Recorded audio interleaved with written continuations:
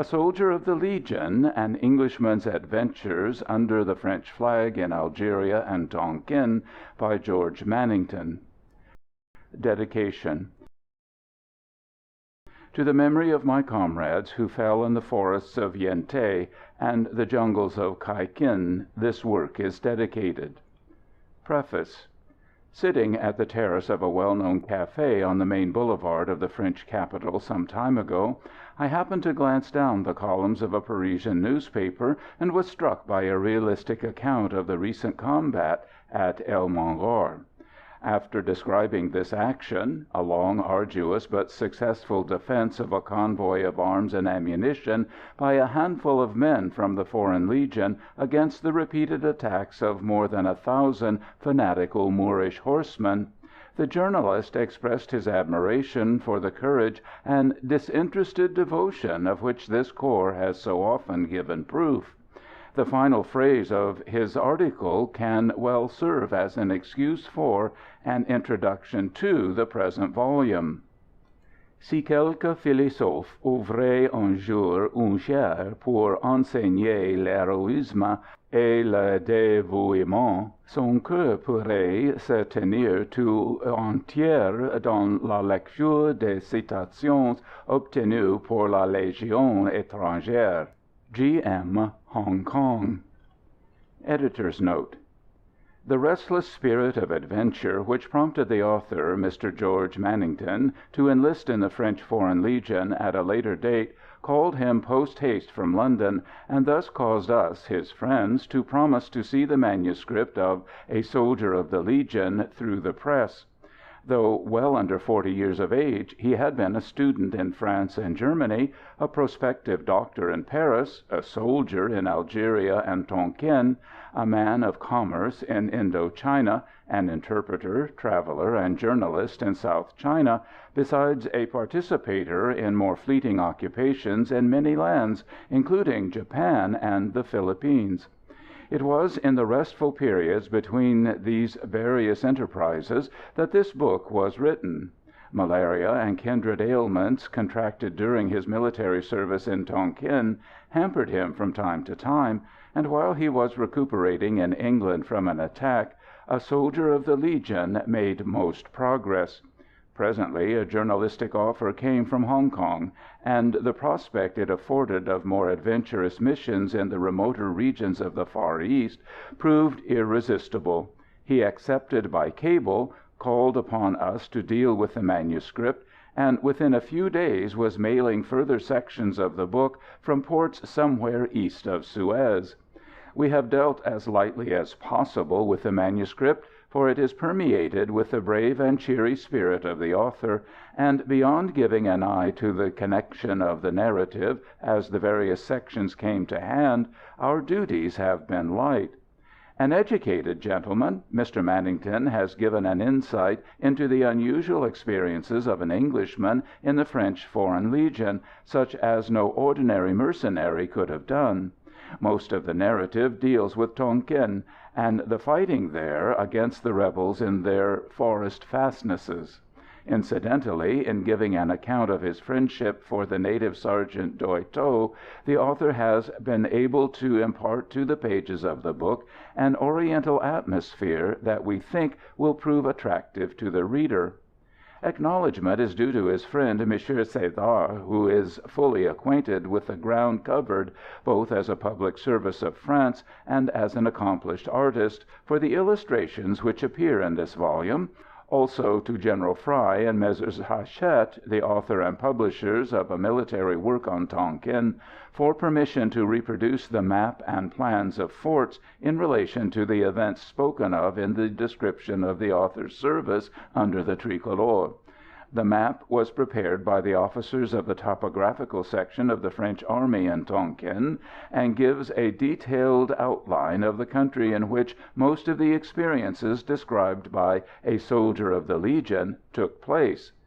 WBS, AJS, London, June, 1907. End of dedication, preface, and editor's note. Chapter 1. The Ministère de la Guerre, the Recruiting Office, would-be warriors, the commandant, a repulse, enlisted, something about the Legion, Marseilles, the Abd el-Kedar, Oran, Sidi bel Abbas, in camp, snow in Africa, another Briton, instruction of recruits, an American, the 3rd Battalion, barracks room pranks, route marching. Most Englishmen whose knowledge of the gay city of Paris is in the slightest degree superior to that of the ordinary summer tripper are acquainted with the fine red stone building on the Boulevard Saint-Germain, which is known as the Ministère de la Guerre. Therefore it is unnecessary to give a lengthy description of this imposing edifice. Above all, as its connection with the present history is of the shortest, it must, however, be explained why I, on the morning of the 26th February, 1890, after pushing aside a big swing door, found myself in the vestibule of this home of the supreme direction of one of the largest standing armies in the world, whose glorious traditions began in the field of Ivry, and amongst whose galaxy of leaders figure the personalities of Condé, Turenne, Carnot, Hoche, Bonaparte, Canrobert, and MacMahon. I chanced one evening, after I had been living for the past 2 years in the French capital, whilst in the company of several army officers, to meet an Austrian gentleman, of old lineage and great wealth, who entertained us with the recital of his experiences during the Tonkin campaign of 1883–85. Owing to an affaire de coeur, he had enlisted in the Foreign Legion, had risen to the rank of sergeant major, was twice wounded, and had been decorated with the médaille militaire for bravery in action. This narrative so excited my imagination and desire for adventure that I fell into slumber that night only after having decided on taking a similar course, in the hope of warring in strange lands and seeing life out of the rut. I should here say, before going further, that owing to the action so suddenly decided upon, I was often in the future to undergo suffering and privation, yet never once during the 5 years of my service did I regret the step taken and wish it retraced. The next morning I put my project into execution, and, as aforesaid, went to the fountainhead for information. Perhaps the officials may have had serious doubts as to whether I was in my right mind, and there was some excuse for them, for it is not every day that an individual comes to the Ministère, and in a matter-of-fact manner asks to enlist, in just such a way as one might ask for a room at an hotel. Whatever their thoughts may have been, they were exceedingly obliging, and informed me that I must go to the Rue Saint-Dominique, the central recruiting office, and obtain all the necessary information. Somewhat disappointed at the delay, I started off at once for the destination they had indicated to me, which is near to the famous Hôtel des Invalides, and half an hour later found myself in a room which bore a strong resemblance to the booking office of a London railway station. There were wooden benches round 3 sides of it, and 5 wickets in the wall on the 4th. Facing the entrance, and in the corner of the room, was a door, on which was painted in white letters, "Bureau du Commandant de Recrutement," and in the other corner, on the same side, was another exit, leading to the room where, as I afterwards learnt, the medical examination of future recruits took place. Upon the whitewashed walls were several notices, all bearing the same heading, "République Française, Liberté, Égalité, Fraternité," and containing instructions to conscripts as to the time and place at which they must present themselves for enlistment. It is hardly necessary to state that military service is compulsory in France. There were about 30 men in the room, some sitting alone or in pairs on the benches, others standing in groups. They were of all classes of society, if one could judge by their costumes, and the conversations which were going on were little above a whisper. A sort of timid expectancy seemed to reign supreme. Little or no attention was paid to my entrance, so I had time to take things in. Espying over one of the wickets the words "Engagement volontaire," I walked up to it, and attracted the attention of a sergeant of the line who was in the office writing in a big ledger. When I had stated my object, he stared very hard at me, and having taken my name, told me to wait until called for. I went over and sat on one of the benches, from which could be seen all that was going on in the room, and amused myself by examining the different types present, speculating meanwhile on the social status of each, and the wherefore of their presence. There were many who were mere lads, the eldest of whom could not have been more than 19. From scraps of their conversation which reached me, it was evident that they were volunteers who came to offer their services before the time had arrived for their incorporation, which is generally between the ages of 20 and 21 years. They were drawn from all classes, and were attired in anything from the silk hat and blue velvet-collared sac coat of the well-to-do bourgeois to the dark cotton blouse and casquette so popular on the Boulevard Extérieur. Seated in one corner were two young men who bore the outward stamp of respectability. These, I afterwards learned, were in quest of the medical certificate which would allow them to enter the military academy of St Cyr, which, like our college at Sandhurst, is a school for army officers. My attention was next drawn to a group of 6 or 7 individuals who were standing in a circle round one whose rotund face and short red hair could be seen above their heads. They were all men of from 20 to 30 years of age. Several of them were neat and clean in appearance, and seemed to be of the artisan class, but there were others in a decidedly down-at-heel condition. The red-headed man was evidently a wit in his way, if one could judge by the smiles and low laughter which greeted his frequent sallies; and I was regretting that I could not catch the meaning of his words, being too far away for that, when by chance our eyes met, and after making his way out of the group he came across the room, sat beside me, and opened the conversation with a polite "Bonjour, monsieur," to which I responded with equal urbanity.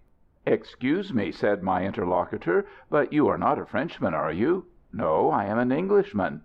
Then, desirous no doubt of excusing his seeming indiscretion, he continued: "I asked you that question because I am myself a stranger, a Swiss, and from your appearance I thought you might be here with a similar intention to my own, that of enlisting in the Foreign Legion. Am I right?"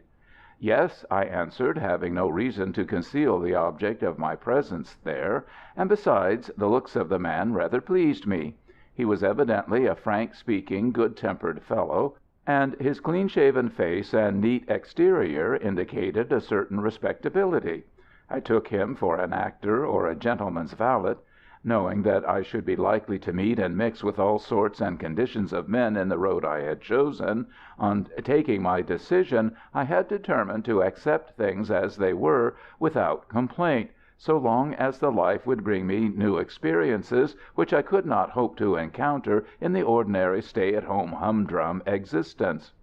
"Well," he continued, "it appears that we have both chosen the same route. I hope we shall be in the same regiment." "The same regiment!" I exclaimed in surprise. "I thought there was only one Legion."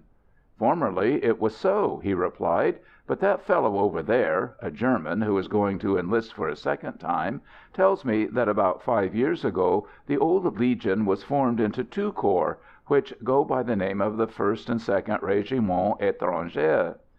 I looked in the direction he indicated, and saw a tall man of about 30, whose stalwart form and straight shoulders betokened the soldier. He was reading one of the bills on the walls. This information interested me immensely, and I was just thinking of how I could best approach this individual with the view of obtaining fresh details, when the door of the commandant's office opened suddenly, and a non-commissioned officer appeared, and to my consternation shouted out my name. Instinctively I rose and answered "Present," just as if I were answering to a call-over at school, all the other occupants of the room eyeing me curiously as I did so. In response to a gesture from the sergeant, I stepped across, entered the office, and found myself in the presence of a gentleman in the uniform of a major of the line, who was seated at a big table covered with papers and textbooks. He was a red-faced man of about 40, with short-cropped grey hair and a heavy moustache of the same tint. The eyes that looked into mine had a kindly light in them, which belied the somewhat brusque manner of their owner. I uncovered as I entered the room, and saluted him with the stereotyped "Bonjour, monsieur," to which he nodded a response, and without further preamble said, "So you are desirous of enlisting in one of the régiments étrangers?"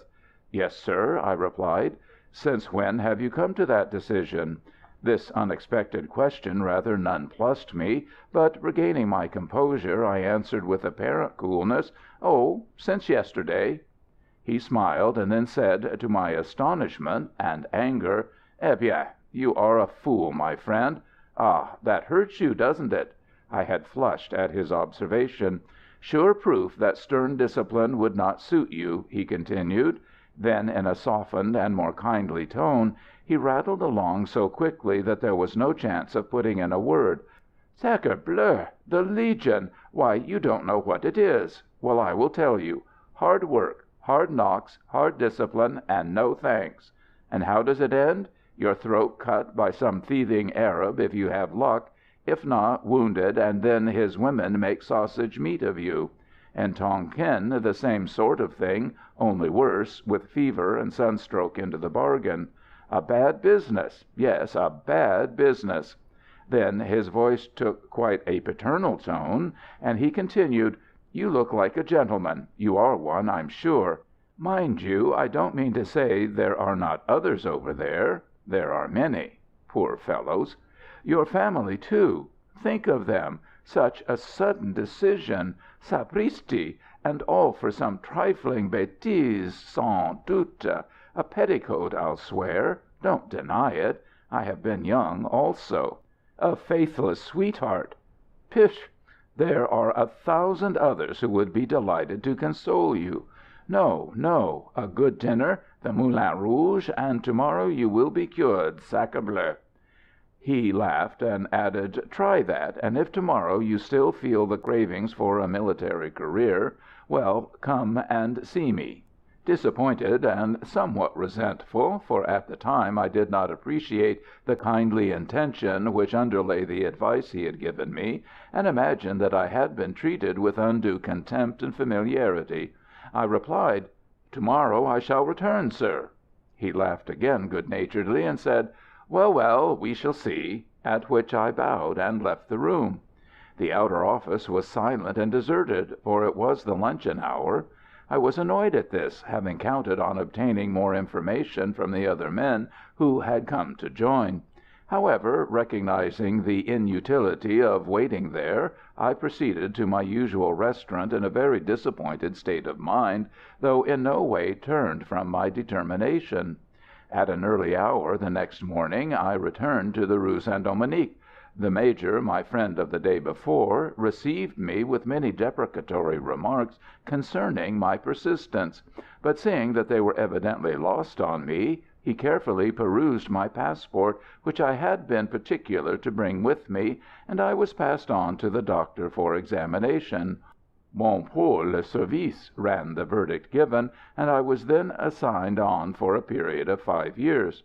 After much waiting à feuille de route, a railway requisition for Marseilles, and the sum of 3 francs for expenses, were given me. The sergeant major who handed them to me was kind enough to mention that should I fail to put in an appearance at my destination within the next 48 hours, I would be considered a deserter and treated as such.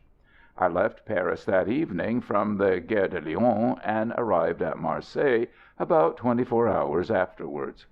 At this stage of my story it is right to give a short historical description of the corps in which I had enlisted, and concerning which so many errors have been written and so many delusions exist.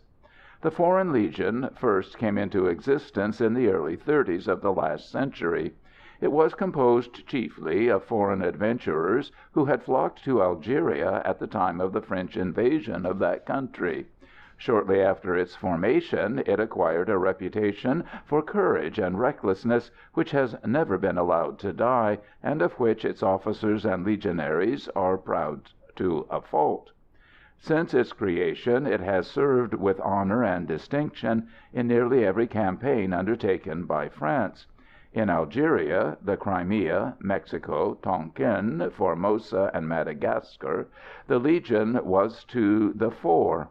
The Legionaries, led by their Colonel MacMahon, the future Marshal and President of the Republic, were the first to scale the breach and enter the city of Constantine on the 12th October, 1837, after an hour's bloody hand-to-hand conflict, during which half of their effective were blown sky-high by a mine.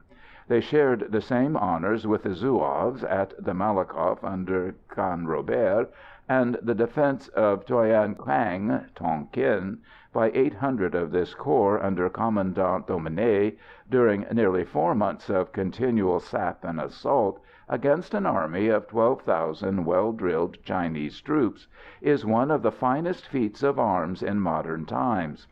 In France, the blood of this fine corps has flowed like water. In the winter of 1870, when it was decided by France's generals that Orléans should be evacuated, 2 battalions of the Legion, which had just arrived from Africa, were entrusted with the defense of the suburbs of the town, thereby covering the retreat of the main army. During 6 hours they held back the Prussian forces, and were practically annihilated, for they lost 75% of their total strength in killed or wounded, and it was never possible for them to figure again as a corps of any importance in the campaign which followed. But they saved the Army of the Loire, for the Prussians suffered such terrible losses and were so completely exhausted by their repeated efforts that all immediate pursuit was out of the question. The corps also holds a record for having had as officers men who eventually became some of the most famous commanders of modern France: MacMahon, Canrobert, Chanzy, Denegri, Servière, and the ill-advised but brave and romantic Villebois de Mareuil were among the number. Originally, in addition to the many adventurers whom military instincts, hopes of plunder, and desire for excitement had led to enlist, there were certainly a good many scalawags, perhaps criminals. But today there are few, if any. Police methods have changed considerably since the beginning of the last century, and a fugitive from justice would be a fool indeed if he thought he could evade punishment by joining the ranks of a régiment étranger, for by so doing he would be thrusting his head into the noose, even had he been able to procure papers affording him a change of identity to enlist with, for nearly everyone at one time or another has had their photograph taken, and it is no easy matter to cheat the camera, neither is it possible to evade the searching tests of the anthropometric system. The Legion, or rather the 2 foreign régiments of today, are composed of deserters from other armies. Of these the Germans are in the majority. Men out of work who don't wish to starve, and who can't beg. Scallywags, i.e., those men who have gambled or squandered their money and can't work. Officers who have been forced to resign, owing to some private scandal, and the 100 other culprits and victims of the social conventions of today, the description of whose grievances, or the peccadilloes which brought about their presence in the corps, would require a volume in itself. Besides all these, strange as it may seem to the calm, well-balanced mind of the properly educated majority of respectable society, there is a comparatively great number of seekers after adventure who enlist, some of whom actually possess an income of their own, and are often too generous with it, for, much to the annoyance of the sergeant for the week, who controls the peregrinations of the men punished with pack drill, wine is cheap and good in Algeria. Be they what they may when they join, deserter, unemployed, ex-officer, gambler, defrocked priest, member of a reigning family, for I knew of 2 such during my service, taken collectively they are all legionaries and bons camarades, once under the flag, for with few exceptions they possess at least one, and sometimes many, good traits of character, and together they form one of the smartest and bravest infantry corps in the world. The Legion originally possessed its own artillery and engineers, but these were abolished in the '50s, and it became exclusively an infantry corps. In 1885 it was formed into 2 regiments of 4 battalions each, and in 1895 the effective of each corps was increased by a battalion. I arrived in Marseilles about 9 o'clock in the evening, and having addressed myself to a non-commissioned officer who was on the platform, I was conducted by him to the depot, known as the Incurable, and lodged for the night. This was my first experience of a military bed and barracks, and it must be confessed that I was not favourably impressed by their cleanliness, or rather their want of it. Here I met again my friend of the recruiting office, and 6 other volunteers for the foreign regiments, and learnt from him that his name was Baldwin, and that, like myself, he had been placed in the first of these 2 corps. He had arrived the day before, and told me that we should leave for Oran on the morrow by the steamer Abd el-Kader.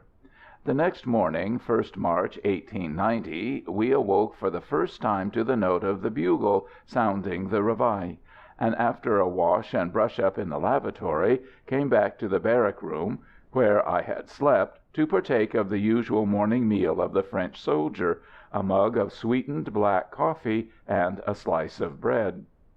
The room in which we had passed the night was, together with the furniture it contained, of the regulation type, to be met with in the barracks of most continental armies. It was about 75 feet long and 20 broad. There was a door in the middle of each of the longest sides, and 3 windows at either end. It contained 24 cots, 6 on either side of the doors. These beds consist of 2 iron trestles, with 3 pine planks laid over them. A straw mattress, a bolster, a brown blanket, and 2 coarse sheets complete the outfit. Along both sides of the room is a shelf upon which each French soldier arranges his neatly folded kit, which must be placed just above the bed he is occupying. From several hooks fixed underneath the shelf are suspended the water bottles, belts, cartridge cases, bayonets, and canvas wallets of the men. These must, of course, be arranged in a similar and regulation manner by each one. In the middle of the room, between the 2 doors, is the gun rack, in which all the rifles of the occupants are placed. Between the rack and the window, at either end of the room, is a plain wooden table with benches. It is at this that the meals are taken.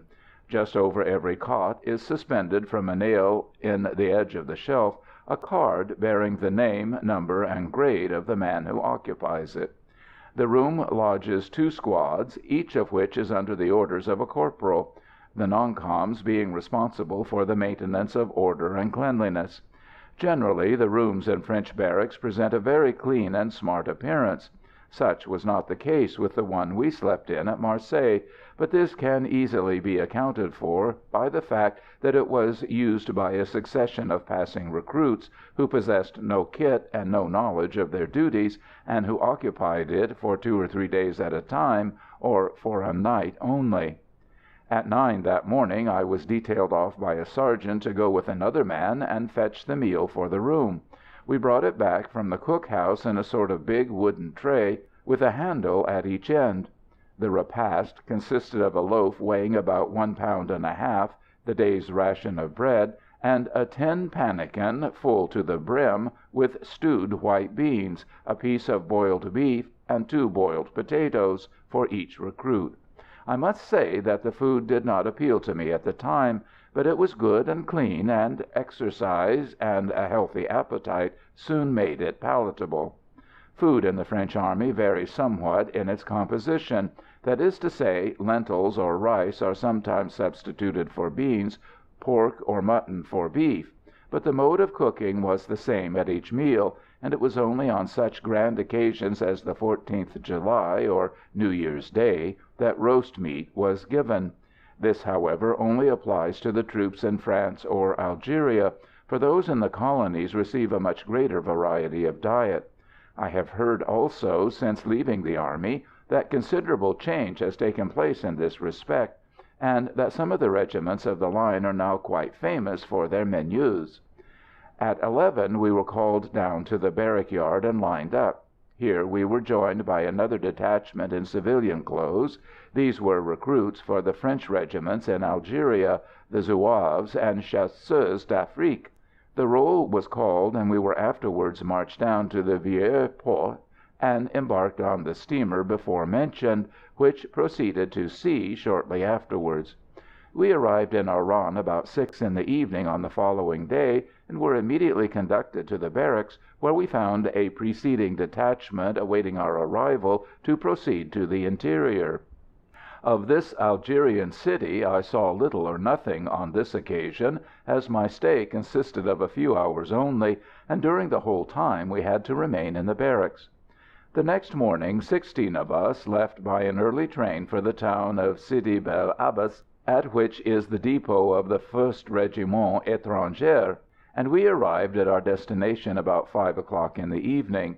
I felt some emotion as I marched with my companions through the gates into the barrack yard, whilst the sentry and the men on duty standing about outside the guard room eyed us with evident curiosity, and some of the latter made audibly rude remarks concerning our unsoldier-like appearance and the amount of licking into shape we would require. The quadrangle, which was about 100 yards long by 80 broad, was surrounded on 3 sides by 2-storied buildings.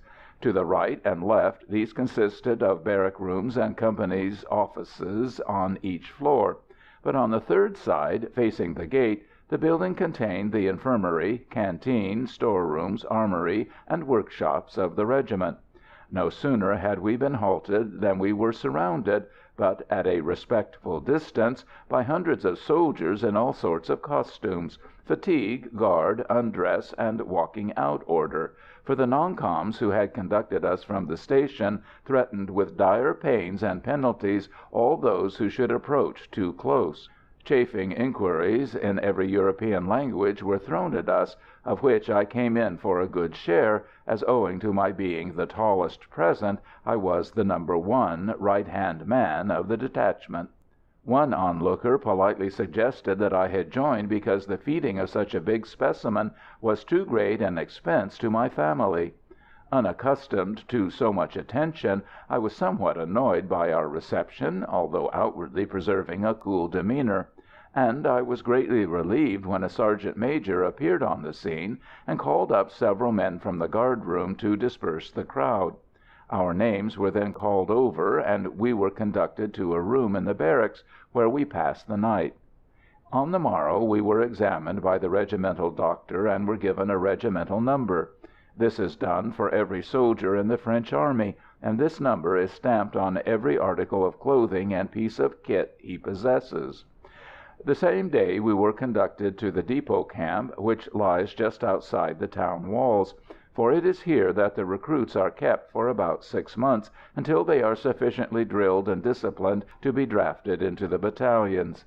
At this time the 1st and 2nd battalions of the regiment were in Tonkin, and the 3rd and 4th at Bel Abbas, with detachments at Mecheria, Ain Sefra, and in other smaller garrisons towards the south. Here I was taken to the squad in which I had been placed, and handed over to the corporal who commanded it.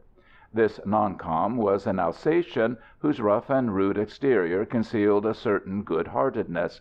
Judging by appearances, I thought I had fallen into the hands of a brute, but soon discovered that, notwithstanding the invectives and threats with which his mouth was forever full, he was not a bad sort, his bark being worse than his bite.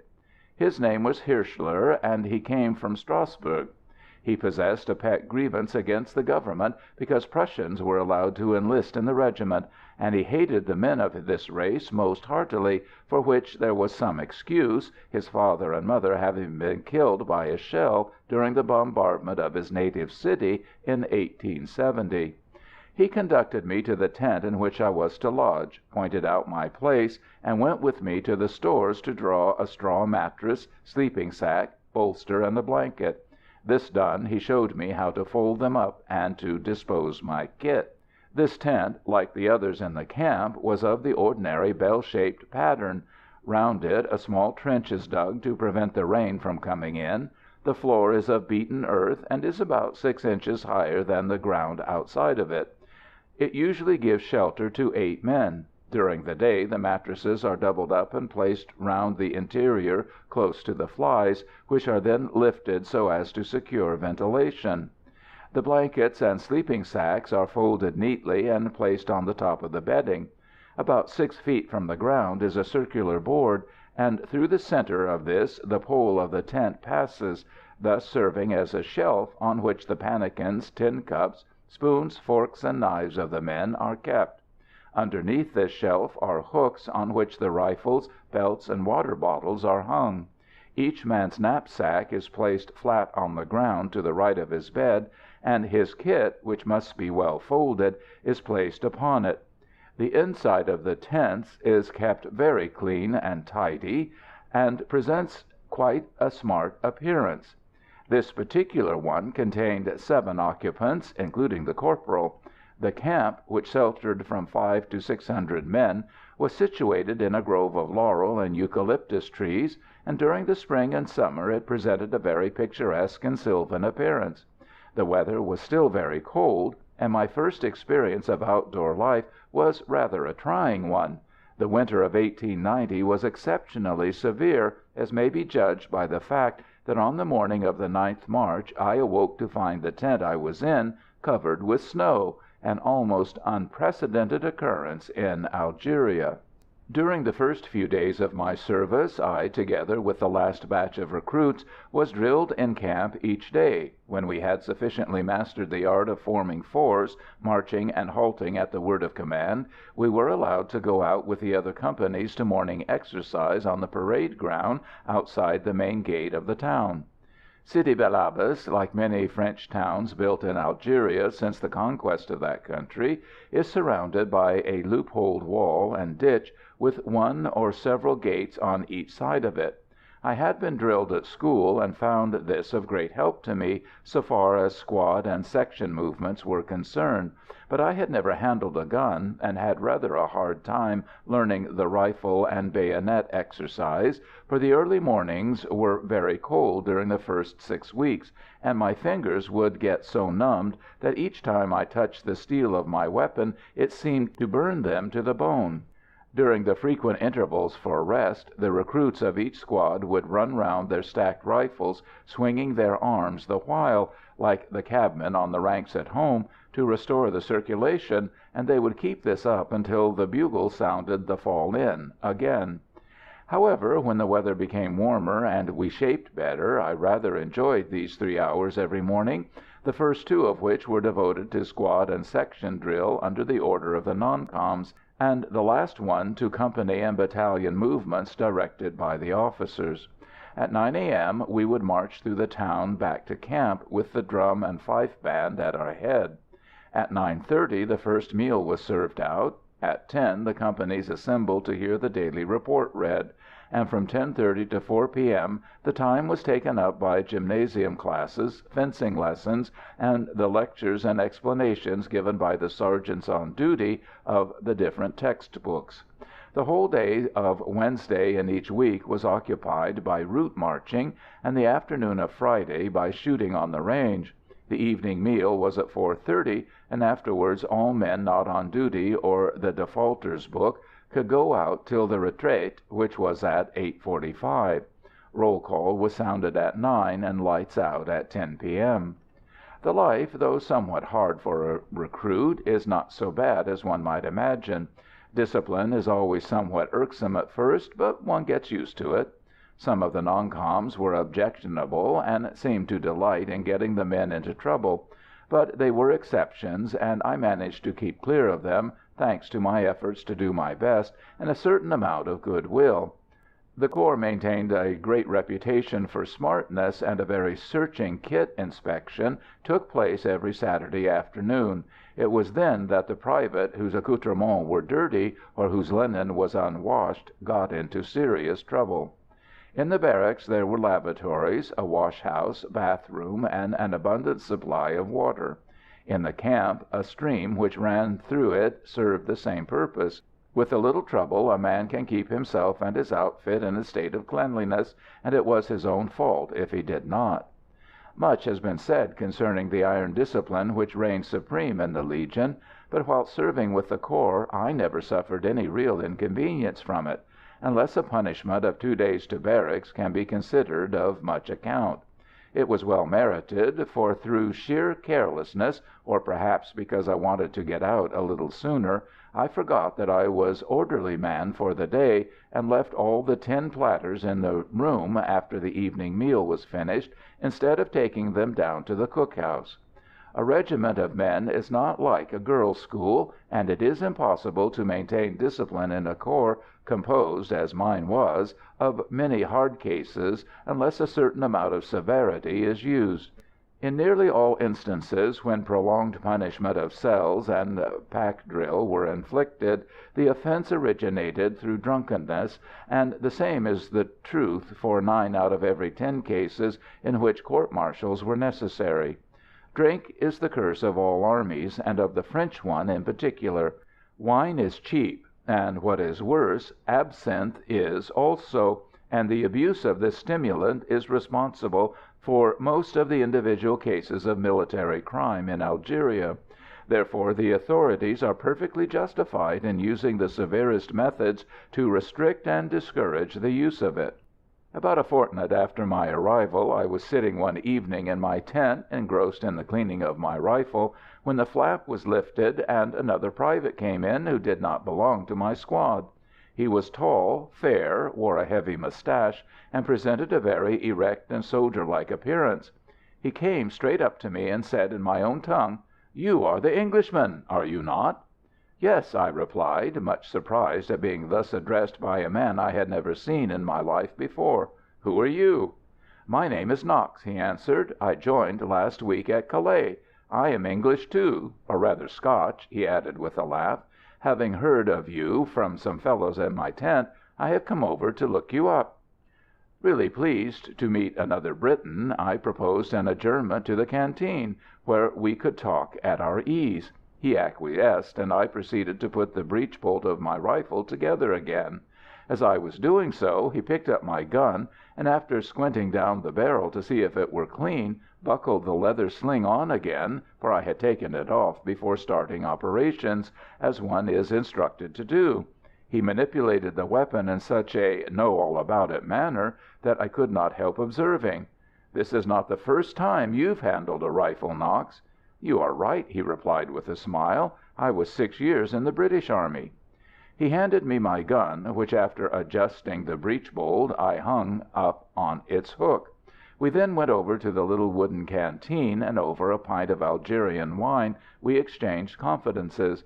He told me that he was from Edinburgh, had failed to get into Sandhurst, and listed as a private in an infantry regiment.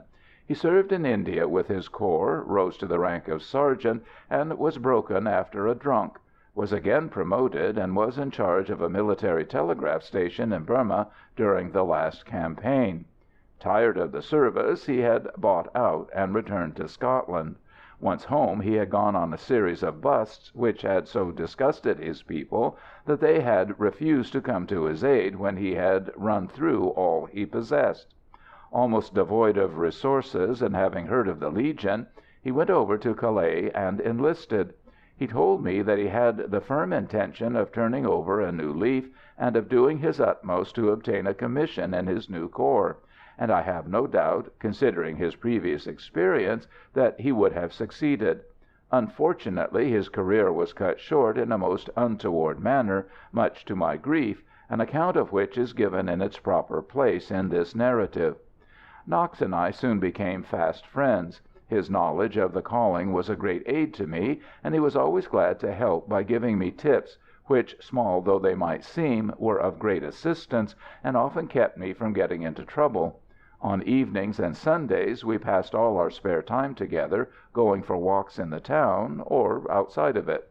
We often visited the Arab quarter, which is the great curiosity of all Algerian towns. Together we would enjoy a dish of couscous, a slice of braised mutton, or a plateful of fresh dates, in a Moorish tavern, or sit over small cups of thick coffee and listen to a native story-teller, or watch the Mukirs dance in the Arab café.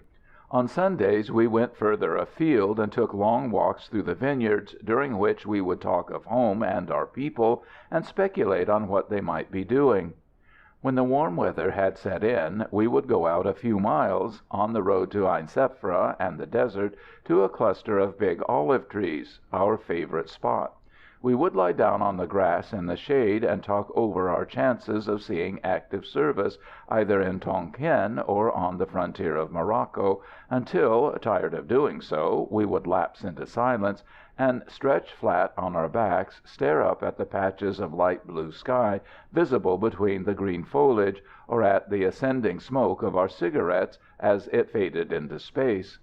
Sometimes the soft warmth of the Algerian spring, the drone of the bees, and the monotonous chirp of the big grasshoppers would seduce us into a siesta, from which we awoke to watch with lazy eyes, which blinked at the strong sunlight, the veiled women coming from a spring near by, as with easy and graceful carriage they balanced on their heads the big earthenware pitchers full to the brim with water; or a long line of camels, laden with fresh dates and figs, striding along in their ungainly way towards the town, the silence broken only by the dull shuffling sound made by their hoofs in the dust, or an occasional arrah from their white-clad Arab conductors. During the month of May we made the acquaintance of a private whose name was Daly. He was an American, and an artist of no mean talent. He had studied painting in Paris, and was for some time, I believe, in the studio of Gérôme. Daly was a man of about 25, under the average height, and of refined and pleasant manners. He had joined, he told me, after a run of very bad luck at Monte Carlo, where he had lost all the money allowed him by his father to defray his expenses during his period of study in France. Although he had already been more than a year in the regiment when I met him, he had never handled a rifle. Since he had joined he had done nothing but paint the portraits and decorate the quarters of the officers. He willingly accompanied Knox and myself in our excursions, and shared our small pleasures, and we found him a most entertaining companion. He possessed the smallest feet I have ever seen on a man, and we would often chaff him about this trait, which was the despair of the regimental corporal shoemaker, who was forced to make special boots for him, for the stores contained no fit for such diminutive extremities. I lost touch with him when I left Algeria, and have never heard of him since. I trust, however, that he continued an artist till the end of his military career, and that he is now enjoying the success his talent deserves somewhere in God's country, as he used to call his native land. Although I have only spoken of my intimates, Knox and Daly, I was soon on good terms with all the other men in my company whom I came in contact with, and the fact that I could converse in the language most in use was of great help to me in maintaining good relations with them. About 60% of the Legionnaires belong to Latin or French-speaking races. Of these, the Belgians, Swiss, and the majority of the Alsatians use that language, and the Italians and Spaniards very soon acquire it. But it was the rapidity with which the German and Austrian recruits gained a colloquial knowledge of it that surprised me. I attribute this to the fact that their education was generally of a higher standard than that possessed by the men of other nationalities. About the middle of July, together with a batch of other recruits whose primary training had been found satisfactory by a board of examining officers, I was drafted into the 1st Company of the 3rd Battalion, which was lodged in the barracks. On our arrival in our new quarters we were subjected to the usual series of practical jokes invented for the special benefit of Johnny Raw, or Le Bleu, as Dumanet calls the recruit. These pranks are of various descriptions, one of the most favorite being that of arranging a man's cot in such a manner that by pulling on the supports at the foot of it, it collapses and its occupant slides out with all his bedding and kit on top of him. Mock courts-martial by candlelight are also held on offenders who have broken the unwritten law of the barrack-room. The culprit is always found guilty, but generally escapes with a fine, consisting of a few litres of cheap wine, which is drunk by his room-mates, and of which he is invited to partake. I never saw any real malice brought to bear in these jokes, and anyone possessing a reasonable amount of good humor can pass the ordeal, and even laugh at one's own occasional discomfiture. The military education of the men in the battalion is a very serious matter, and is carried much further than at the depot. Particular care is given, and a considerable amount of time devoted to perfecting the men in shooting and in training them for route marching. Good shots are encouraged by the distribution of badges placed on the sleeves, silver chains to be worn across the tunic, and watches of the same metal. When I was drafted into the battalion, the troops were still using the rifle, model 1874, better known as the fusil gras, the caliber and trajectory of which closely resembled those of the old Martini of the British Army. This weapon was on the side-bolt principle, and its mechanism was so strong and simple that, in the event of it becoming hard to manipulate owing to constant firing, the breech bolt could be slipped out and cleansed of black powder grit in a few seconds by washing it in a puddle or by pouring a little water over it. I have seen this done on several occasions in Tonkin when there had been hard shooting, for during the first year I was out there we still retained this weapon. When using the rifle, however, one had to be careful not to shoot with a loose shoulder, for its kick was tremendous, and I have sometimes seen a black eye or a bleeding nose the reward of those who neglected these precautions. The bayonet of this arm was of the sword pattern, with a blade about 2 feet long. The system of training the infantrymen to perform long marches is an excellent one in the French Army, and I have read the opinions of English military experts who declared that they are second to none in speed and endurance. Each Wednesday was devoted to this useful branch of military art.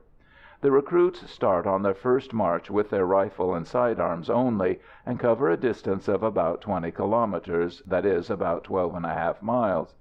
This distance is gradually increased, as is also the weight carried, until a man loaded with all his kit, rifle, and bayonet, reserve food for 2 days, a blanket, an entrenching tool, and 120 rounds of ammunition, which represent a total weight of about 50 pounds, can perform a march of 45 kilometers, that is, about 28 miles, in 10 hours with ease.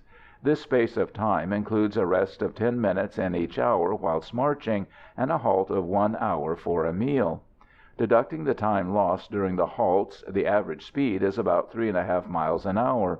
In many cases, during forced marches, much better work is done, but the results given above are what the French infantryman who has been 9 months with the colours can do with ease, and he maintains this standard during the remainder of his service, thanks to the continual training he undergoes. The men in each battalion of the Legion are very proud of the capabilities of their unit in this respect, and when called upon by their officers will make every effort to break records of forced marches made by other corps. On the return to barracks after the march, the non-commissioned officers of each company inspect the men's feet and instruct their subordinates in the proper manner of treating blisters or chafes. I have myself been an example when the results of this excellent system of training to resist fatigue has been of most signal service. As this incident is described in detail in a later chapter, I may simply mention that in January 1892, a small relief column, of which I was a unit, performed a forced march of about 52 kilometers, or 32 miles, in 8 hours. This may not seem an extraordinary performance for Europe, but it must be borne in mind that it was done in the tropics, and that the road, if a path about a foot wide can be so called, ran through dense jungle and forest or over slippery rocks, and that part of the distance was covered at night. In England the men are trained to route march during the summer and autumn only, which is due, no doubt, to the inclement weather of our winter and spring months, but in France and Algeria the troops are thus exercised right through the year. Whilst marching outside the towns, the troops are allowed to smoke and sing. All these military ditties, some of which date back in their origin to the early part of the 18th century, possess a swinging chorus, which is taken up by the whole column, with a surprisingly encouraging effect on the dust-stained, tired men, who towards the end of a long day's tramp are swallowing the last kilometre with weary legs and aching loins. It is of interest to note that the majority of French soldiers wear no socks when route marching. This is owing to the fact that they generally chafe the feet of the walker.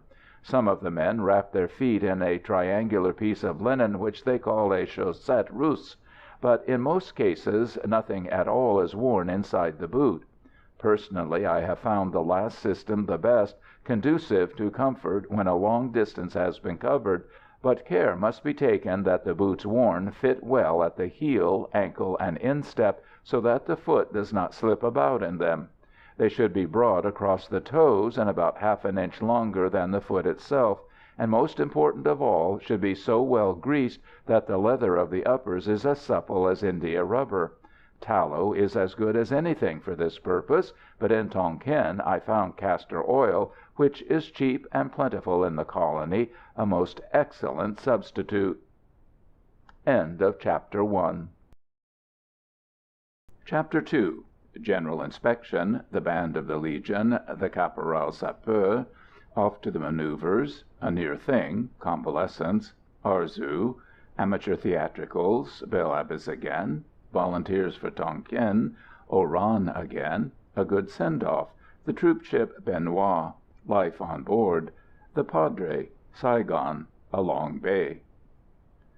Time flies apace when one is engrossed in mastering a new profession or calling, and I could with difficulty realize that only 6 short months separated me from my old life, and complete ignorance of all things military, as on one bright hot morning in August I stood at ease as the front rank man in No. 2 file of my company, which had mustered with all the strength of the regiment, and glanced at the serried ranks of the men of my corps, formed up on 3 sides of a square round the barrack yard.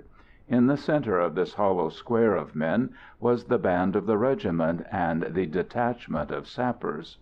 A few paces behind these were the colours, carried by a subaltern, and flanked by their guard with bayonets fixed.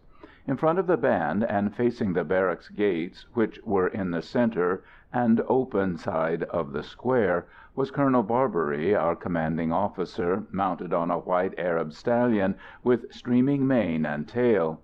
Our chief, if one could judge by the anxious glances he threw at his men, and the repeated tugs he gave to his heavy white moustache, was impatient and a little nervous, for the corps was about to undergo the searching inspection of the general commanding the 9th Corps d'Armée, of which our regiment was a unit. Only those who have assisted as an actor in an ordeal of this kind can fully appreciate the nervous tension produced on all present by the last few minutes of waiting prior to the event. The previous day, and indeed part of the night, has been spent in preparations.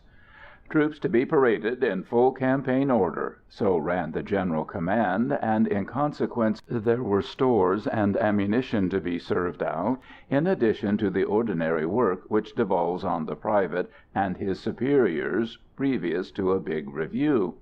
Into the preceding 24 hours has been crammed as much hustling, rushing, brushing, scrubbing, polishing as the men and their officers can be expected to support. And now that the activity has been suddenly succeeded by a dead calm, and the query has arisen in the minds of all present as to whether everything necessary to the upholding of the good traditions of the corps has been done, the 3,000 rank and file present and their chief can be reasonably excused the feeling of nervous tension which pervades them, and which owes its origin to the brusque reaction of the change from febrile activity to silent and immobile expectancy. At such moments the most trivial incidents, which at ordinary times would pass unnoticed, will produce a general impression, even as a tiny twig falling into a well will create a ripple on the surface of its water. Impressed perhaps by the silence of the motionless men around him, the colonel's charger arches its beautiful neck, paws the stone pavement, and whinnies. The mounts of the majors and company commanders take up and echo his shrill cry, break into little impatient movements, and are at once curbed by their riders. The incident, if so it can be called, is over in less time than it takes to describe. But even this banality has sufficed to provoke a grin which passes on from face to face, until a wave of still and nervous mirth ripples across the features of all. Someone's steel-shod rifle butt, breaking the tense silence, clangs on the stones, and one can almost feel the passing of the silent curses which, quicker than thought, go out from each to the comrade for his carelessness. Then in the distance there is a sound, at first a murmur, which as it approaches gains volume, until the noise of trotting hoofs and the occasional clink of steel can be distinguished. All eyes are at once turned to the barrack railings and the gate with its flanking guard-house. Beyond this, on the opposite pavement, can be seen the expectant crowd, composed of a big element of French and Spanish colonists in ordinary European attire, many stately Arabs clad in long white burnous and headdress of the same color, which is secured with the usual cord of camel's hair. A sprinkling of Algerian Jews in baggy knickerbockers and gaudy-hued embroidered jackets, and here and there a few native women of the lower classes, most of whom wear the haik or long veil which conceals their hair and all their features save the eyes, unless they be of Cabul blood, and expose their small and comely traits. The faces of the crowd are all turned in one direction, their hands raised, shading their eyes from the glare of the African sun, which brings out, with almost painful vividness, the bright dashes of color in their costumes, as they gaze eagerly towards the approaching cavalcade, the sound of which is now so near that it mingles with the sharp words of command and the rattle of the rifles of the guard at the gate as they come to the salute. The colonel draws his sword and spurs his charger forward a few paces. From the adjutant major comes the sharp order, "Gardez à vous!" and there is a rustle along the ranks as the men stiffen up to attention. Then "Bayonets au canon!" a sharp rattle, and the lines are tipped with steel. Suddenly through the iron railings can be seen a rush of bright colors, and the general and his escort are in view. Coming along, almost at a gallop, he turns sharply and enters the gate, and as he does so, the colonel, who then faces him, brings his sword up to the salute, and the command rings out, "Portez armes!" "Présentez armes!" each order being followed by the short, crisp crash of 3,000 smartly handled rifles. From the men in the crowd outside come cries of "Vive la France!" "Vive la Légion!" and the native women join in the din with their repeated yells of "Au! Au! Au!" The flag is unfurled and floats out proudly on the light breeze. There is a glare of polished brass as 40 bugles are brought up with a jerk to as many mouths, and they blare out the salute to the flag, "Au drapeau!" The general, who has drawn up his charger with a jerk, and sits with his right hand brought up to the peak of his white-plumed cocked hat, is in the full uniform of a commander of a corps d'armée, and his escort of Arab cavalry, in red cloaks and blue and white turbans, which has halted just inside the gates, after wheeling smartly into line, forms a most picturesque background which shuts out from sight the eager shouting throngs in the street. The general, and indeed all the officers and troops present, remains at the salute until the last notes from the bugles die away, and then comes the order, "Portez armes!" a rattle, and all is still again. The detailed inspection of the troops and their quarters terminated, the regiment is marched out to the parade ground, where manoeuvres are gone through, the duration of which depends entirely on the whim of the Inspector General. However, these rarely last more than 2 hours, and then the corps marches back to barracks through the town, much to the delight of the Arab population, who are a warlike people and thoroughly enjoy a military pageant. Also, the Legion presents a pleasing sight to a soldier's eyes, as, with bayonets fixed, the men swing by, each battalion, company, and file at its proper distance. The tramp of feet resounds with clockwork regularity, in union with the musical rhythm of the band, and the blare of the bugles, crashing out the regimental march with its rattling chorus, the words seeming to hover over the lips of all the men. Tiens, voilà du boudin, voilà du boudin, voilà du boudin. Pour les Alsaciens, les Suisses et les Lorraines, pour les Belges, il n'y en a point. Pour les Belges, il n'y en a point.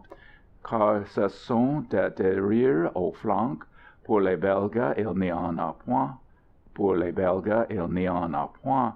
Car ce sont les tireurs aux flancs. No other regiment in France can approach the Legion for smartness at drill and on parade. The men are proud of the reputation, and make every effort to maintain it. The bands of the 1st and 2nd Régiments Étrangers are of the best. That of the 1st of the Corps is particularly good, and it possesses a weird and barbaric sort of musical instrument, if so it can be called, which was captured in an engagement with the troops of the famous Arab chief Abd el-Kader some 60 years ago. It consists of a haft of polished hard wood about 5 feet long. At the top of this is a big silver crescent, and below, at intervals of about 6 inches one from the other, and on either side, are 5 metal brackets, the ends of which are decorated with long streamers of horsehair dyed a bright red. From these are suspended a multitude of small silver bells, producing a gay and exhilarating sound when shaken in cadence with the music.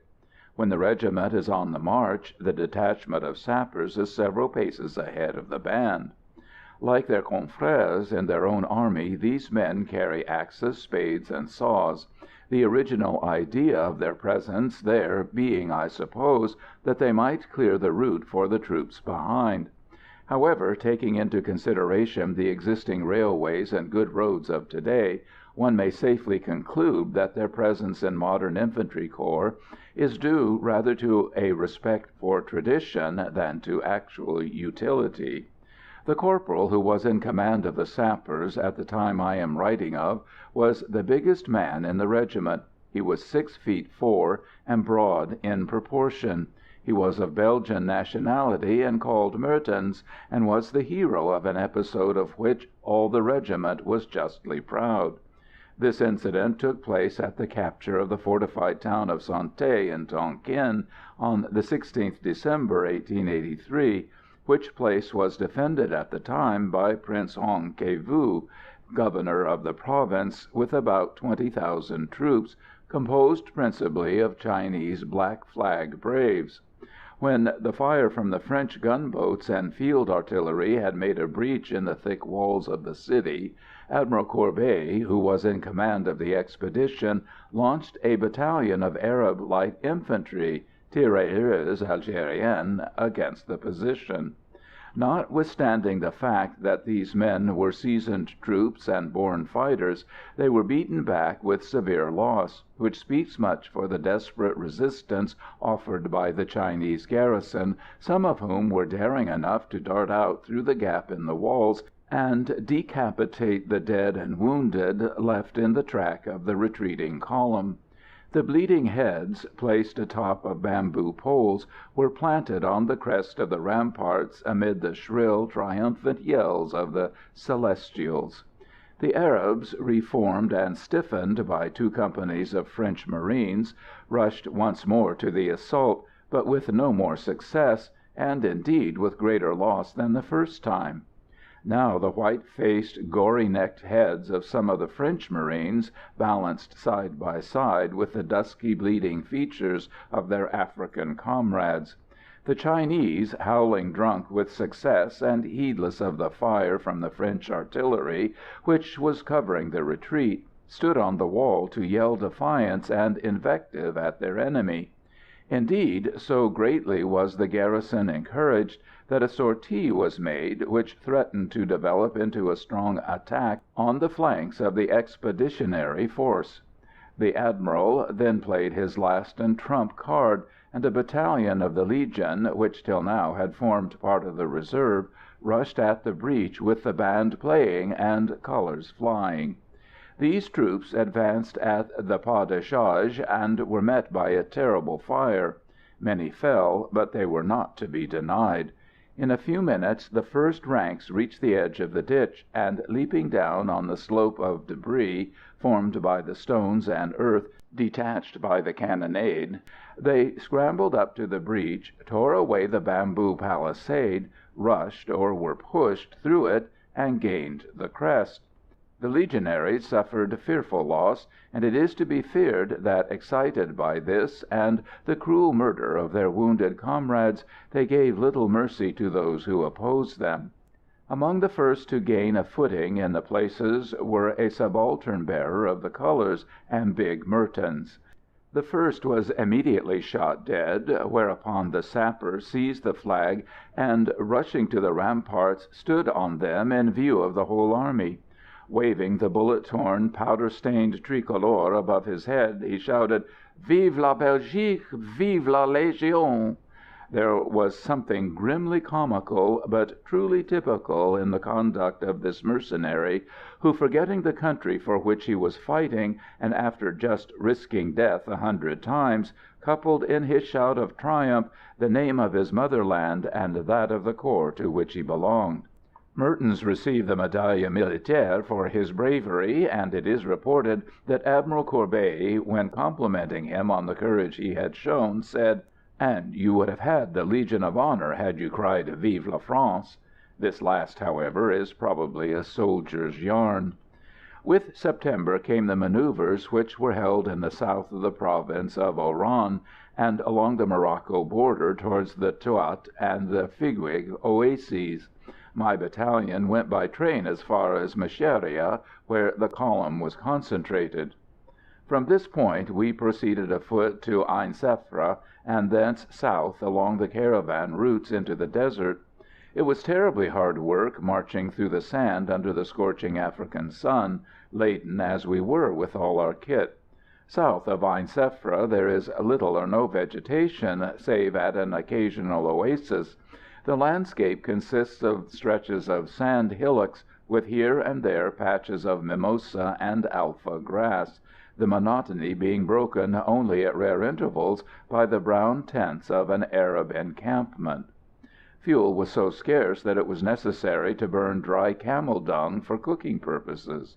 We had been out about 10 days when I fell ill with typhoid fever, and was sent back to Sidi Bel Abbas. The convoy of sick, of which I was a unit, travelled part of the way by camel or mule cacolet, and the remainder by rail. It was a terrible journey, and the sufferings I endured will never be erased from my memory. Indeed, even to-day it is a source of wonder to me that I pulled through it, for I was in a sorry state when carried eventually into the military hospital of our garrison town. During the latter part of my stay in the hospital, I learnt from fellow patients that a violent epidemic of typhoid had swept through the corps, and I was terribly grieved when, on my return to the barracks, I was told that my friend Knox had been among the first to be carried off by the scourge. I remained for a long time under the sad impression which his loss had caused me. He was a true friend and a good soldier, and had he lived, would have carved out a place for himself in the regiment. On rejoining my corps, I was examined by our battalion surgeon, Dr. Aragon, a kind and really clever medical officer, who liked mes legionnaires, as he called us, but who was unsparing to malingerers who shammed sickness to shirk work. He declared that I could not possibly go back to my duties for several weeks, and so, on his recommendation, I was sent off to Arzew, a small and charming little seaport town situated on the coast about 100 miles west of Oran. This city was the Arsenaria of the Roman Empire. It possesses a fine natural harbour, and the ancients used to put in there with their vessels to escape from the westerly gales so prevalent on this coast. A chain of hills, varying from 1,000 to 2,000 feet high, encompass the town landwards, and on these, facing the sea, are several forts. One of these works of defence served as a sanatorium for the weak and convalescent men of the Legion who had returned from Tonkin, or who, like myself, were recovering from diseases contracted in Algeria. The fort was splendidly situated on the crest of one of the hills, 1,200 feet above the sea, which washed its base. A pine wood extended from the beach right up to the edge of the moat, and from the other side of the hill one could look right down into the town and count the red-tiled roofs or the people in the market-place. I stayed here during 3 months, and recovered all my old strength and vigour, thanks to the pure air and rest I enjoyed during that period.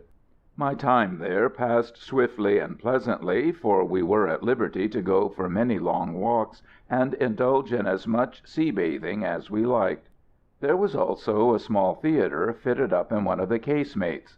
The sergeant who was in charge of this, a most enthusiastic amateur, decided, though I could never explain his reason for so doing, that I possessed a latent talent for the stage, and he pressed me into the troupe to perform minor parts. At first reluctant, I soon found that there was a great deal of amusement to be got out of the rehearsals and performances. I did not shine in men's rôles which it was my lot to fill, but when I appeared as the Alsatian maid of all work in La Consigne de Ronfleur, my success was unmistakable. I am close on 6 feet, and the skirt and bodice, which, an hour before the performance began, were given me to wear, had probably been made for a lady about 5 feet 4. When attired, my dress reached a little below my knees, the sleeves finished just above my elbows, and a blonde wig, surmounted by a big silk bow, added another good 2 inches to my height.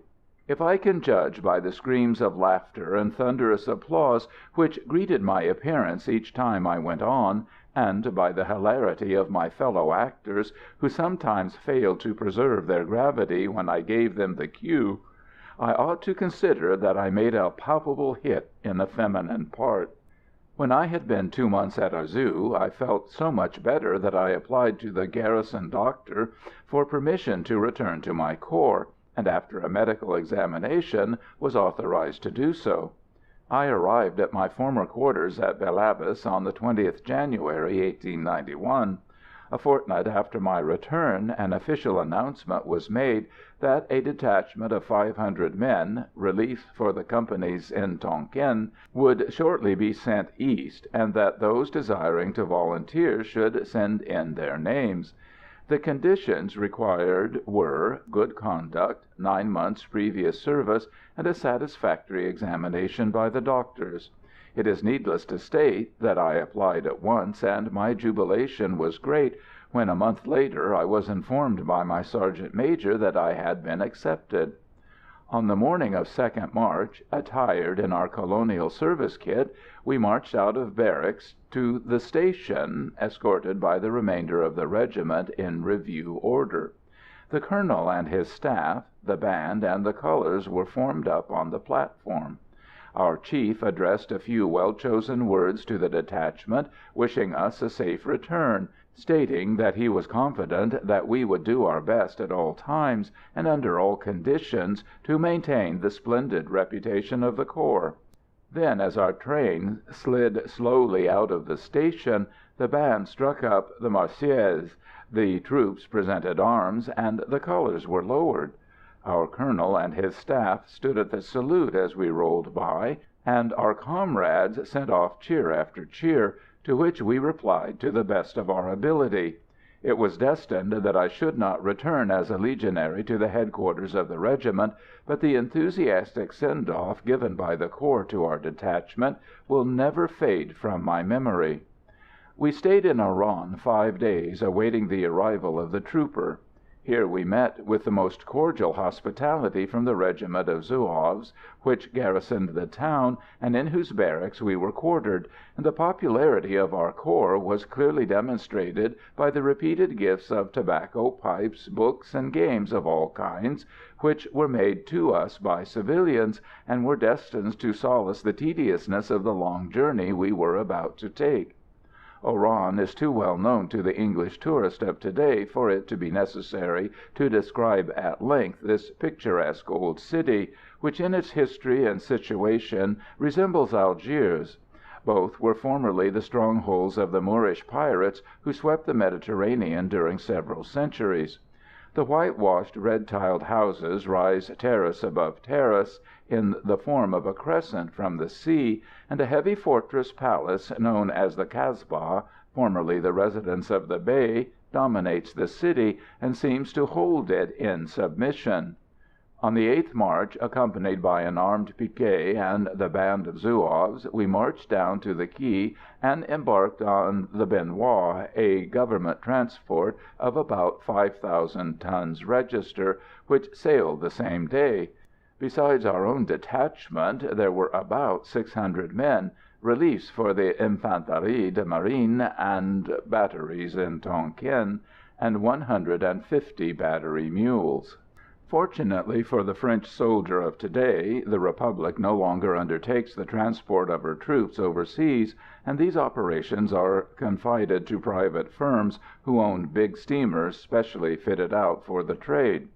The advantages of this system are considerable, both from the point of view of economy to the government and of comfort to the passengers. On board the Benoît, the troops were submitted to the same discipline as the crew. We were divided into messes and watches, and had to take a turn at scrubbing the decks in the morning, hauling in and slacking the lead ropes at sail drill, and aiding in the several other duties of the ship, which a landsman can safely do without imperiling life and limb. We grumbled a great deal, for that is a soldier's prerogative, and were grumbled at still more for our clumsiness. But the work kept us fit, and was an excellent cure for those disposed to seasickness. Frequent parades and kit inspections were also held by our own officers, and these did away with the tendency to slackness and loss of discipline which are the consequent results of the tedium and inaction of a long voyage. The food was good and plentiful. Fresh meat, vegetables, and bread were served out 4 days in each week. Salt beef or pork, dried beans or lentils, and ship's biscuits formed the menu of 2 days' meals, and Friday being a fast day, for at that time the French Navy still retained many Catholic institutions, meat was replaced by sardines and cheese. There was an abundance of good coffee and pure water at the disposal of thirsty men, and each private drew a daily ration of a pint of red wine. Defaulters, however, were deprived of this wine during the term of the disciplinary punishment they had incurred. All the military passengers, from the sergeants downwards, slept in hammocks slung in the 'tween decks, and judging by my own experience, it is certain that many of us found this mode of accommodation far from comfortable during the first week or so. However, we all seemed to become reconciled to it in the long run, although even towards the end of the voyage I would have preferred to sleep on the deck, and I know there were many more of the same mind. But this was strictly forbidden. There is certainly, if one can depend on what the sailors say, and they ought to know, a way of obtaining as much rest in a hammock as in a bed, if one only knows how. But I am convinced from experience that to gain that knowledge one must serve a long apprenticeship and begin it when young. Some very good concerts were organized on board, and these, together with the exciting games of draughts, dominoes, or lotto, were of great help in assisting us to pass the time when we were not at drill on duty or undergoing inspection. The aumônier, or chaplain of the ship, was a great favorite with all. This kindly cleric was a fine specimen of manhood, who stood over 6 feet. His erect mien and the grey beard which fell on his black soutane gave him a most apostolic and benevolent exterior, which was justified by the really good, gentle, and merry soul it contained. He would often go out of his way to intercede with the commander in favour of a punished man, and have the guilty one sent to his cabin, where, by simple, straight-spoken homilies, of which he knew the secret, he would appeal to the pride and manhood of his hearer. More often than not he succeeded in moving the men to real emotion, and few were such fools as to be bold enough to interrogate the abashed and sometimes red-eyed delinquent who might be returning from a half-hour with the padre. Neither did he confine his special attention to the souls of the few black sheep of his flock, for at the close of his admonitions he would often comfort the body of the repentant and affected sinner by administering a glass of Malaga taken from his own special bottle, which would be accompanied by more paternal advice concerning the future conduct of his cher garçon. More than once did I remark this excellent man, when after one of these interviews he would come from his cabin, and leaning on the rail gaze out at the expanse of blue water dancing in the tropical sunlight, and note on his benevolent features the gentle, contented smile which bespoke indulgence for the faults of others and the satisfaction of a duty accomplished. Our journey was a long one, for the ship, though a very seaworthy craft, could not steam more than 12 knots at her best. The engines broke down on 2 occasions, once in the Red Sea, when we were delayed for 2 days, and again in the Indian Ocean, where the trooper lay like a log for 70 hours before the necessary repairs could be effected. For coaling purposes we touched at Colombo and Singapore, but remained only a few hours in these ports. The Benoit arrived at Saigon on 13th April, and stayed there for 4 days, during which we were quartered in the barracks of the 11th Regiment of the Infanterie de Marine. Here we were able to stretch our legs a little by going out and visiting the town, which is a fine one, and possesses a splendid botanical garden and zoological collection. Most of us were specially delighted at being able to sleep for a few nights in a cot again. We sailed early in the morning of the 18th, and anchored at a long bay, Tonkin, on the evening of the 21st April. Here we saw for the first time the land we had all been so impatient to reach, and from which many of us were destined never to return, and speculations were rife concerning the military operations going on. We were all agreeably surprised to find, after our experience of the damp, depressing heat of Saigon, that the climate here was quite supportable, and resembled somewhat that of a warm spring day in Europe. However, we were soon to make acquaintance with the tropical summer of Tonkin, which usually sets in about the middle of May, that is to say, as soon as the southwest monsoon is well established, when the terrible intensity of its heat is all the more appreciable owing to the suddenness of its arrival. End of Chapter 2. Chapter 3, Part 1. Some information concerning Tonkin, Haiphong, Phulang Tuong, the 2nd Battalion, the Yen Thé Rebellion, General Godin's column, a surprise at Cao Thuong, Colonel Fry's column, Nha Nam, the building of a fort, reconnaissance, night attacks, native troops. France possesses an empire of no small importance in the East, the total area of which, some 256,000 square miles, is more than 3 times greater than her home territory. French Indochina, which includes Cochin China, Cambodia, the Laos country, Annam, and Tonkin, consists, roughly speaking, of the basins of the 2 great rivers, the Mekong and the Song Khoi, the Red River, and is situated between 8 degrees 30 minutes and 23 degrees 23 minutes north latitude, and 97 degrees 40 minutes and 108 degrees 30 minutes east longitude. The total population is about 24 million. Tonkin forms the northeastern extremity of French Indochina.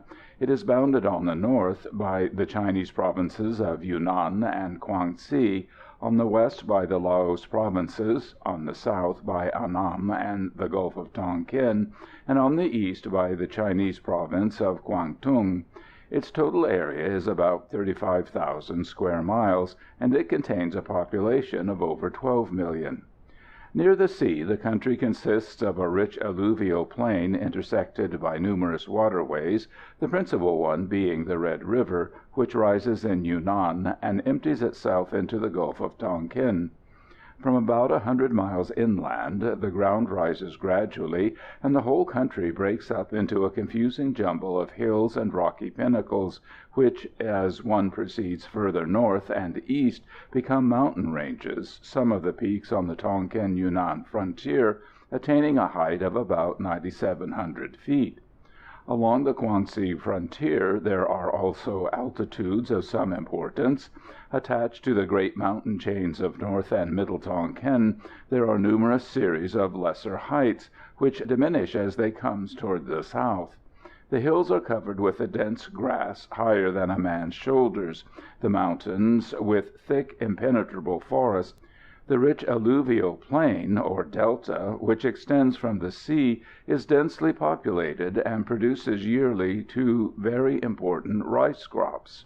The country was originally inhabited by a race known as the Khmers, who, if one can judge by the rare specimens of their architecture which exists along the coast of Annam, attained a comparatively high standard of civilization. At an epoch which it is impossible to designate with any exactitude, but which can be placed with some probability about 2500 B.C., the Khmers were overwhelmed by an Annamese invasion and almost exterminated. The survivors fled northwards towards the mountains and high tablelands difficult of access, leaving the rich delta plains in the hands of their conquerors. The numerous mountain tribes of today, known as the Muongs, Mans, and Tos, which are to be found in the highlands of Annam and Tonkin, are most probably the descendants of the former owners of the country. As a race they are superior both in physique and courage to the Annamese, although they do not possess the cunning and craftiness of this race. It was probably owing to a want of cohesion and organization, or to the fact that the invaders possessed better weapons and superior methods of warfare, that they were driven from their homes. In speech, appearance, dress, and customs, these aborigines bear a striking resemblance to the mountain tribes who inhabit the interior of the islands of Hainan and Formosa, and it is probable that they belong to a once powerful race which existed at a distant period along the littoral of eastern Asia. Their skin is of a very light yellow tint. Some of the women are almost white. Their features are small and regular, and they do not possess the narrow eyes, flat noses, prominent cheekbones, and enormous mouths of the Annamese. They are also taller, stronger, and present a much healthier appearance. Their costume consists of a cotton blouse and short trousers reaching just below the knee, the uniform color being a deep blue. These people wear their hair very long, and it is wound round the top of the head and enclosed in a turban of similar color and texture to their costume. Like some of the natives of the Laos provinces and the Yunnan, the Mongs always wear a sort of puttee made of blue cotton cloth, which is wound round the leg from ankle to knee. They are expert mountaineers and hunters, and will not hesitate in attacking a tiger or panther with no better weapons than poisoned arrows or a matchlock gun. The origin of the Annamese or Tonkinese, for they are one and the same race, is very obscure, since they possess no reliable records going back for more than 8 centuries, which is considerably posterior to the epoch at which their ancestors must have invaded Indo-China. Some writers declare them to be of Mongolian origin, though this is hardly probable, for if one can judge by the territory the race actually occupies, they probably came from the southwest. Others have declared them to be a branch of the Malay family. In physique they resemble the Siamese and are not so sturdy as the Malay. Their skin is of a deep copper color. They are very small, their average height being about 4 feet 10 inches. Their lower members are strong and well formed, but the bust is long, thin, and weak. The everyday costume of the men consists of a kind of jacket and trousers of cotton cloth reaching almost to the ankles, the color of which is generally a dark brown. The garments of the women are somewhat similar, but over those already mentioned they wear a sort of long stole, which falls almost to the feet. Both sexes wear their hair very long. It is rolled up in a strip of silk or cotton cloth and wound round the head like a turban. Their features are far from pleasing. Indeed, one might qualify them as almost repulsive: flat noses with distended nostrils, high receding foreheads, prominent cheekbones, narrow eyes, and an enormous mouth being their principal traits. Their character also presents few good points. That they are intelligent and possess a wonderful power of assimilation there can be no doubt. But these good traits are negatively qualified by the enormous amount of vanity, laziness, cruelty, and cunning with which they are gifted.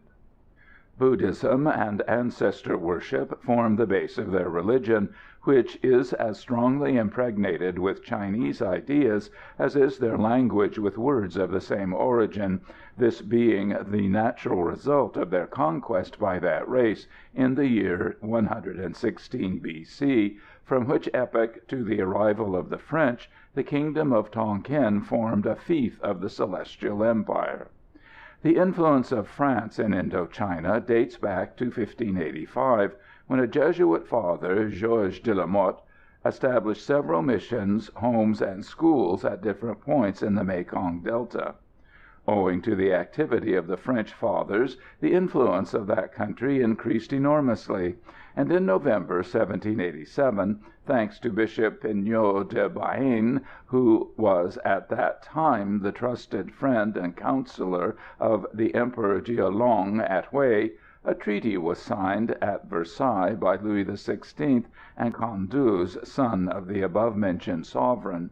By this treaty the French king placed at the disposal of his eastern ally a naval squadron composed of 20 men of war, 5 European regiments, and 2 native ones; also a sum of $1 million, of which 500,000 were in specie, and the remainder in arms and munitions of war. In return for these favors, the Emperor of Annam made territorial concessions in the island of Poula Condor and at Touraine to the French nation. On his death in 1820, Jialong was succeeded by his son Tu Duc, who detested the Europeans. The French settlers were driven from their concessions, and the missionaries persecuted and massacred. Being at this epoch engrossed by the political situation in Europe, it was not until the end of 1858 that the French government was able to undertake active measures for the protection of her interests. In that year the port of Touraine was captured, and in February 1859 Saigon, the capital of Cochin China, was also taken. From the occupation of these 2 ports may be said to begin the era of French conquest in Indochina, of which the principal events are the following: 1867, capture of Phin Lag, Sa Dec, Choc Do, and Hatien, Cochin China; 1873, capture of Hanoi, capital of Tonkin, by Francis Garnier; 1879, Cochin China declared a French colony, with Saigon as the capital; 1883, insurrection of the Black Flags in Tonkin, which was secretly encouraged by the Emperor Tu Duc; massacre of Francis Garnier and Commandant Rivière near Hanoi; death of Tu Duc; treaty signed at Hué by the Regent Hep Hua, acknowledging the French protectorate over Annam and Tonkin; 1884, defeat of the Black Flags by Admiral Courbet at Nam Dinh, Bac Ninh, and Son Tay; rupture with China, who refused to renounce her feudal rights; 1885, signature of the treaty with China by which that country renounced all sovereignty over Tonkin; rebellion at Hué, suppressed by the General de Courrier; capture of the young Emperor Ham Nghi, who was exiled to Algeria, the French government placing his half-brother Tan Thai on the throne. In 1886 M. Paul Bert was appointed first governor of Indochina. The kingdom of Annam and the Tonkin Delta were placed under the administration of residents with a civil staff. From this it must not be imagined that the pacification of the country was complete. The Treaty of 1885, which secured the evacuation by the Chinese army of the provinces of Lao Kay, Haidian, Cao Bang, and Lang Son, had put a stop to any organized warfare, and the exile of the young Emperor Hamni to Algeria in the same year had crushed the open resistance of the court of Hué. However, thousands of black flag soldiers and Hunan braves had remained in Tonkin, and these occupied the mountainous regions in the north and east of that country, from which they descended at intervals to prey on the rich villages and towns in the plains, and to harass or capture the outlying French garrisons. In Hué, also, there were many mandarins who, though they openly professed friendship to France and acknowledged the sovereignty of Than Thai, were partisans of the exiled monarch, and secretly subventioned and organized insurrections in the provinces of Than Hoa, Annam, Son Tay, Bac Ninh, Thaï Nguyen, and Kinh Tay (Tonkin). These officials were also in communication with the Chinese bands, three of whose principal leaders, Ban Ki, Luang Tam Ki, and Lu Ki, were former lieutenants of the Black Flag General Dieu Van Huoc. In 1891, when I arrived in Tonkin, the political situation of the colony was little better than in 1885, as far as the question of general pacification was concerned. The Delta provinces had accepted the French rule, and the principal towns were growing in importance and prosperity under a wise system of administration, but the neighboring provinces were rampant with brigandage and open revolt. Organized resistance to the new order of things existed within a few miles of Hanoi, the capital, and Haiphong, the seaport of the colony. Indeed, as late as in 1892, the suburbs of the first mentioned were on several occasions attacked, looted, and partially burnt, and in 1891 the Chinese bands who occupied the mountainous region known as the Bao Dai would raid the villages on the left bank of the Qua Cam, and out of sheer bravado fire a volley or two over the river into Haiphong. Military columns were sent out each winter, but with small results. Before these forces the bands would retire to their rocky highland fortresses, and to reach them the troops had to pass through many miles of most difficult country, covered with dense forest and jungle, and traverse by few paths, the whereabouts of which were kept secret by the enemy. Information was most difficult to obtain, the fear of the Chinese being so great that even their victims refused to give the officers any aid in the matter, knowing full well that reprisals would follow. Frequently disasters would occur, and a reconnoitering party would be cut up in a narrow defile, or a convoy ambuscaded and captured. From 1887 to 1891, each successive general commanding the troops in the colony had urged on the government the necessity of undertaking operations on a more extensive scale than heretofore, and had these officers been allowed a free hand in the matter, there is little doubt that this chronic state of insurrection and anarchy would have been brought to a speedy end. But the ministry in Paris would not hear of such a thing.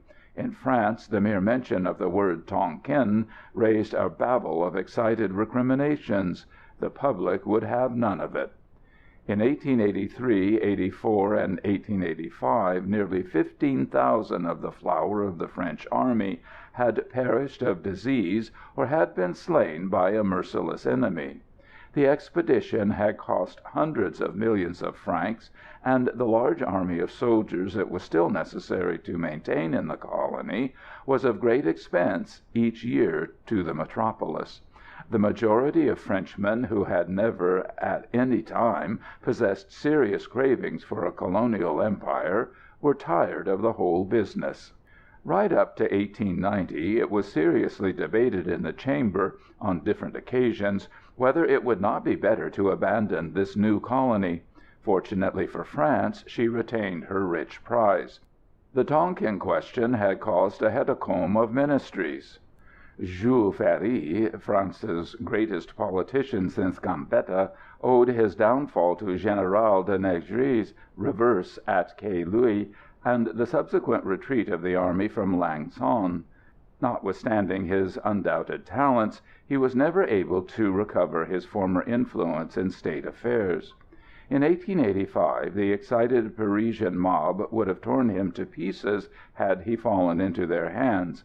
"À bas Ferry! À bas le Tonkinois!" was their cry. Today every serious Frenchman acknowledges his respect for this great statesman, who was undoubtedly the founder of the splendid colonial empire his country possesses. From 1887 to 1891, owing to the state of public opinion, it became absolutely necessary for succeeding ministers who had any respect for the stability of their portfolios to adopt a special line of conduct in regard to Tonkin, which might be defined as a policy of mild procrastination. Instructions were given to the governors of the unhappy colony which might be summed up as: don't ask for more men, don't ask for more money, do the best you can with what you have, and make no noise over it. In consequence, the governors were obliged to repress the legitimate aspirations of the military officers, and refuse to sanction operations on an extensive scale, which, though necessary, would most probably attract public attention in France. The natural result of this situation was that during the whole of this period the relations between the civil and military powers in the colony were of the worst. In the French Chamber the ministry would announce from time to time that the work of pacification was making rapid strides, that organized resistance was at an end, and that the occasional depredations which occurred, the importance of which, they stated, was magnified by the sensational press of the metropolis, were the acts of a few stray Chinese brigands, voleurs de vaches, whom the local militia and gendarmes were quite able to bring to order. In the meanwhile the bands aforementioned, secure in the comparative inactivity of the French, continued to plunder the villages and capture the native authorities, who were liberated after payment of a ransom. In 1889 the famous Louis Quy succeeded in carrying off 3 French colonists, the 2 brothers Roch and Baptiste Costa. They were surprised whilst on a shooting expedition a few miles from Haiphong. They remained prisoners of the band for upwards of 2 months, and suffered every possible indignity and great privations. They were finally liberated on the payment of $80,000. Encouraged by the success of their compatriots, the Chinese soldiers who garrisoned the blockhouses and forts along the Guangxi and Guangtung frontiers would leave their uniforms behind them and pass into the provinces of Lang Son and Cao Bang, where they would raid the rich valleys, burn the villages, drive away the cattle, slaughter the male inhabitants, and carry back the women into captivity. In the Yingtai, the partisans of Ham Nghi, who were secretly encouraged by the mandarins in Hui, had raised the standard of revolt. They occupied strong and well-fortified positions, possessed an abundance of arms and ammunition, and were ably generalled by Da Nam, a former military mandarin of the exiled emperor, who received tribute in money or rice from the majority of the rich villages in the upper Delta, the inhabitants of which undoubtedly sympathized with the rebels and aided them by every means in their power. Such was the position of affairs in the Tonkin in April 1891. On the morning of the 22nd April, our detachment was taken on board one of the small but well-built river steamers, which resemble in form the boats running on the Mississippi. These vessels are of very light draught, owing to the numerous shallows which exist in the upper reaches of the Tonkin rivers. After dodging around for more than an hour among the innumerable high stalactite rocks, covered with dwarfed vegetation, which tend to make Along Bay one of the most curious and picturesque spots in the world, our steamer entered one of the numerous estuaries by which the Song Thuong and Song Cau rivers empty themselves into the sea. The banks on either side were of soft mud, covered as far as the eye could reach with mangroves. The water, which in the bay had been of a green tint, was now of a dark red-brown, and presented a consistency of good pea soup. Far away to the northeast could be discerned the high spurs of the mountain range, increasing in altitude, and extending towards the Kwangsi and Kwangtung frontiers. But the sight of these was soon lost, as from one estuary we passed into another, and the landscape became one monotonous stretch of mangrove swamp, over which the damp atmosphere seemed to dance in the bright sunlight. At last, after rounding a sudden curve, we caught our first glimpse of Haïphong, which, owing probably to the continued and depressing vista we had just been subjected to, had the appearance of quite a big town. At the time of which I am writing, this city had emerged from its chrysalis state of a town built of mud upon mud, and a considerable transformation was taking place. Whatever may have been the errors made by France with regard to the economical and political administration of her colonies in the past, she was, and still is, undoubtedly our superior as a builder of towns, and the case in point may well serve as a demonstration of the fact. In 1884, Haïphong, a Sino-Tonkinese seaport, was an agglomeration of miserable dwellings constructed for the most part of mud, bamboo, and matting, inhabited by natives, with here and there a few decent brick buildings occupied by a small number of Europeans and Chinese merchants. It was situated in a swamp, and certain quarters of the town were invaded by the high tides several times each month. During the summer the blazing tropical sun converted the place into a cesspool. It reeked with disease, and cholera and malaria were ever rampant. 7 years later, when I first saw the city, it presented the appearance of a well-built European centre, possessed floating wharves, well laid-out streets, fine boulevards, and good roads. An excellent system of surface drainage was being laid down, and the thoroughfares and many of the buildings were already lighted by electricity. Since 1891, Haïphong has steadily increased in area and importance, and is now an up-to-date progressive city. Our steamer only stayed here about an hour, the time required to draw a day's rations for the detachment. We now learnt that our destination was Phulang Thuong, an important town situated on the Song Thuong, about 65 miles inland from Haïphong, at which place the depot of the 2nd Battalion of our regiment was stationed. We were soon off again, and to our relief the aspect of the surrounding country became a more hospitable one. The flat expanse of slime, mud, and mangroves had disappeared. Now the river ran in between high artificial embankments. Beyond these, on either side, could be seen a well-cultivated plain, whose only limit was the horizon, and which was divided up by low banks of earth into holdings of every shape and size. It had the appearance of an enormous, fantastic chessboard, on which none of the divisions were of the same dimensions, and few of them rectangles. All of them, however, were of the same color, green. Not green of a uniform shade, for each field seemed to possess a different nuance of that color, from the light, nearly yellow tint of the freshly planted rice to the dark, almost brown hue of the tobacco plant.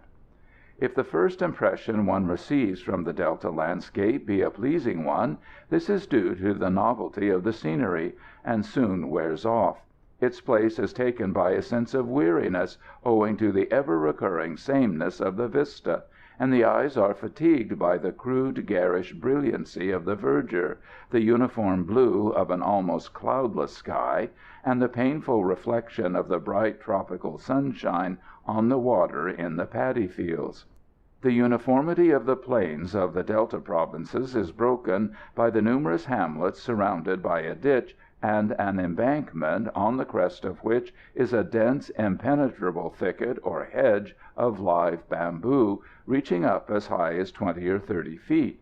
In the interior of these villages each hut possesses a garden or plantation, which is a tangled mass of luxuriant tropical vegetation, and through this from outside one can catch but faint glimpses of the brown thatched roofs of the dwellings. Plantains, guava, persimmon, and custard apple trees abound here. Coming straight out of this wealth of foliage are clumps of tall, stately areca palms, which, as they tower above the homesteads, seem to gaze out into the plain like sentries, whose duties it might be to warn the villagers of the approach of the yak (pirates). Close by the majority of these hamlets, situated generally on a slight eminence and in the shade of one or more ancient banyan trees, are fine pagodas with quaintly sloping red-tiled roofs and curved eaves, the crests of these being ornamented with gruesome-looking dragons and griffins. When the village is rich, the temple is surrounded by a whitewashed wall, the upper portion of which is a kind of open trellis work in brick, with a doorway flanked by tall, curiously shaped columns, each surmounted by a many-hued, hideous plaster genie. It was easy to see that the population was very dense in this part of the Delta. Hard at work in the fields were many natives, the majority of whom were women. There were others winding their way along the narrow paths which topped the small banks separating each holding, or on the rough roads along the summit of the embankments which accompany the sinuosities of the river. These were in batches of from 10 to 30 individuals, each carrying upon his or her shoulder a light bamboo 4 feet long. Suspended from both extremities was a basket containing rice, vegetables, or some other local product which they were conveying to the nearest market for sale. These natives moved at a sort of jog-trot, which gives a spring to the bamboo pole they carry, thus relieving them in a measure of the weight suspended at either end.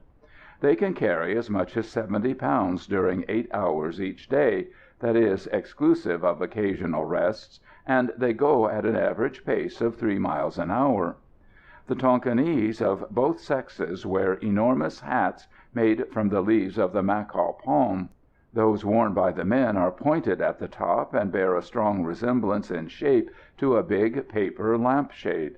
The weaker sex possesses a headgear circular in form and flat on the top, around the edge of which is an inverted brim which shields the face and neck of the wearer from the horizontal rays of the sun. These hats have often a diameter of as much as 30 inches. 4 hours after we left Haïphong, the aspect of the country underwent a decided change, and low hills were frequent. They increased in number and height as we went on, and the river soon wound its way between the first spurs of the Bao De range. This is a group of hills known as the 99 Summits, which vary considerably in height from an altitude of 600 to 1,800 feet. All of them are covered with long grass, affording an excellent pasture for the cattle belonging to the numerous villages established in the valleys. Although it was almost dusk, the view from our little steamer was a varied and pleasing one, as the river twisted and turned between these almost cone-shaped elevations. Sometimes it seemed as if a big hill had slipped right into the river and blocked the way, but the stream would narrow and go right round its base, and as we swept by we could look straight up the side of the slope. At such times we could not refrain from thinking of what might happen if a few enterprising rebels took up a position on the side of such a hill. They could have fired volleys on to our crowded decks, and from such an angle that we could not have replied with a machine gun fixed on the roof forward. However, fortunately for us, nothing of the kind did happen. We arrived at Phulang Thuong at 9 o'clock in the evening, and having disembarked were quartered in an enormous pagoda which could easily have accommodated another 500 men. Each soldier was provided with a straw mattress and a blanket, and it was not long before silence and sleep reigned supreme. The piquet and guard were supplied from the garrison, for we were as yet unarmed. During the next day, rifles, ammunition, and a khaki campaigning kit were served out to us. At this time puttees were not worn in the French army. They have, however, been adopted since the 1900-1901 campaign in China. Each man made his own cloth leggings or gaiters, which reached about halfway up the calf of the leg, and were buttoned at the side. I should here remark that the French infantryman, whilst in the colonies, wears a white sun helmet, similar in shape to the one served out to our own troops, and, like the latter, it has a removable cover of khaki cloth. The rifles we received were of the 74 Gras model. These, however, were replaced by 86 Lavelle model in May of the following year. The latter is a small caliber smokeless powder repeating weapon. I was included in a batch of 60 men who were to reinforce the 1st Company of the 2nd Battalion, quartered at Nha Nam, about 20 miles to the north of Phulang Thuong. There is a good road between these two posts, which is constructed on an embankment 4 feet above the level of the surrounding paddy fields. It has probably been in existence for several centuries, and it is certainly one of the old Mandarin routes which were made throughout Lower Tonkin by order of the Emperor Le Vang Tong, who reigned during the latter part of the 16th century. On the morning of the 24th of April, our detachment crossed the Song Thuong River by the ferry, and stepped out briskly towards our new garrison. We were under the orders of a sergeant major, who, owing probably to the instructions he had received, organized the little column in a strictly regulation manner, with vanguard, rearguard, and flankers. These precautions led to speculations among us as to whether we should get through our first day of service in the colony without smelling powder. The majority would certainly have hailed with delight any chance of a scrimmage, but we were destined to be disappointed in that respect, for the time being, at all events. We reached the Cao Thuong about midday, at which place we partook of a meal cooked by ourselves. On the 6th November, 1890, an important engagement had taken place here between the rebels, who occupied a strongly fortified position, and a French column of about 1,200 men. This combat, which may be considered the first blow struck at the partisans of the exiled Emperor Ham Nghi, was the opening engagement in a lengthy struggle lasting nearly 3 years, and which transformed large, well-cultivated, densely populated plains into desolate tracts of country overgrown with jungle, dotted here and there with the charred and blackened ruins of once flourishing villages. That part of Tonkin known as the Yen Thé region is bordered on the south and west by the Song Cau River, and on the east by the Song Thuong, and on the north by a chain of rocky heights running from Thaï Nguyen to Van Linh, which is situated a little to the north of the new railway from Phulang Thuong to Lang Son. The southern part of it, which is generally designated as the Lower Yen Thé, is an immense plain rising gradually to the north, and studded here and there with small isolated groups of hills, none of which exceed 500 feet in height. It is traversed by numerous streams, all running into the Song Thuong and Song Cai rivers, and to these the district owes its wonderful fertility. The soil of this region is composed of a dull red clay, containing innumerable small round pebbles. It does not produce such fine rice as the black alluvial mud plains of the Delta, but it is better adapted than these for the growing of yams, tobacco, the mulberry tree, and castor oil plant. About 20 miles north of Phulang Thuong this plain terminates, and it is succeeded by a mass of hills, which here and there enclose small marshy plains. The country is overrun by dense forests, into which a few paths, made by charcoal burners, offer the only means of penetration. It would need a master pen to produce an adequate description of the savage wildness of this region, which teems with game. Tigers, panthers, bears, many kinds of deer, wild pigs, and boars abound. Peacocks, silver pheasants, partridge, and snipe are very numerous. For centuries past, the Tonkinese have associated the upper Yentei with the mysterious and the supernatural.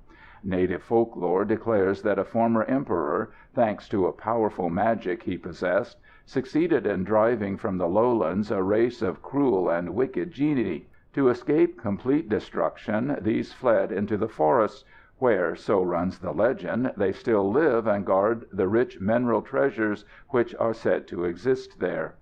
The native of the Delta possesses a real dread of this part of the country, for not only is the Tonkinese the most superstitious of humans, but the lowlander who comes into these regions is speedily attacked by a virulent form of paludo-hematuric fever, which in most cases terminates fatally. It was owing principally to these reasons that the native troops, with the exception of a few companies recruited from the Muong tribes, were of small service during the operations which took place there. In this maze of hills, covered by virgin forests, rank swamp, and deep jungle, De Nam established his headquarters in 1887. He was no commonplace individual, this Asiatic. Indeed, when one considers his subsequent career, it is impossible to repress a sentiment of admiration for this man, who during the 4 years he led the rebellion proved himself to be a capable administrator, a talented military engineer, and a clever and a daring general. He belonged to the literati, or educated class, and was born near Dap Cau, a town on the Song Cau River, in 1836. Like his father, he became a mandarin, and filled successively several important posts in the civil administration of his country.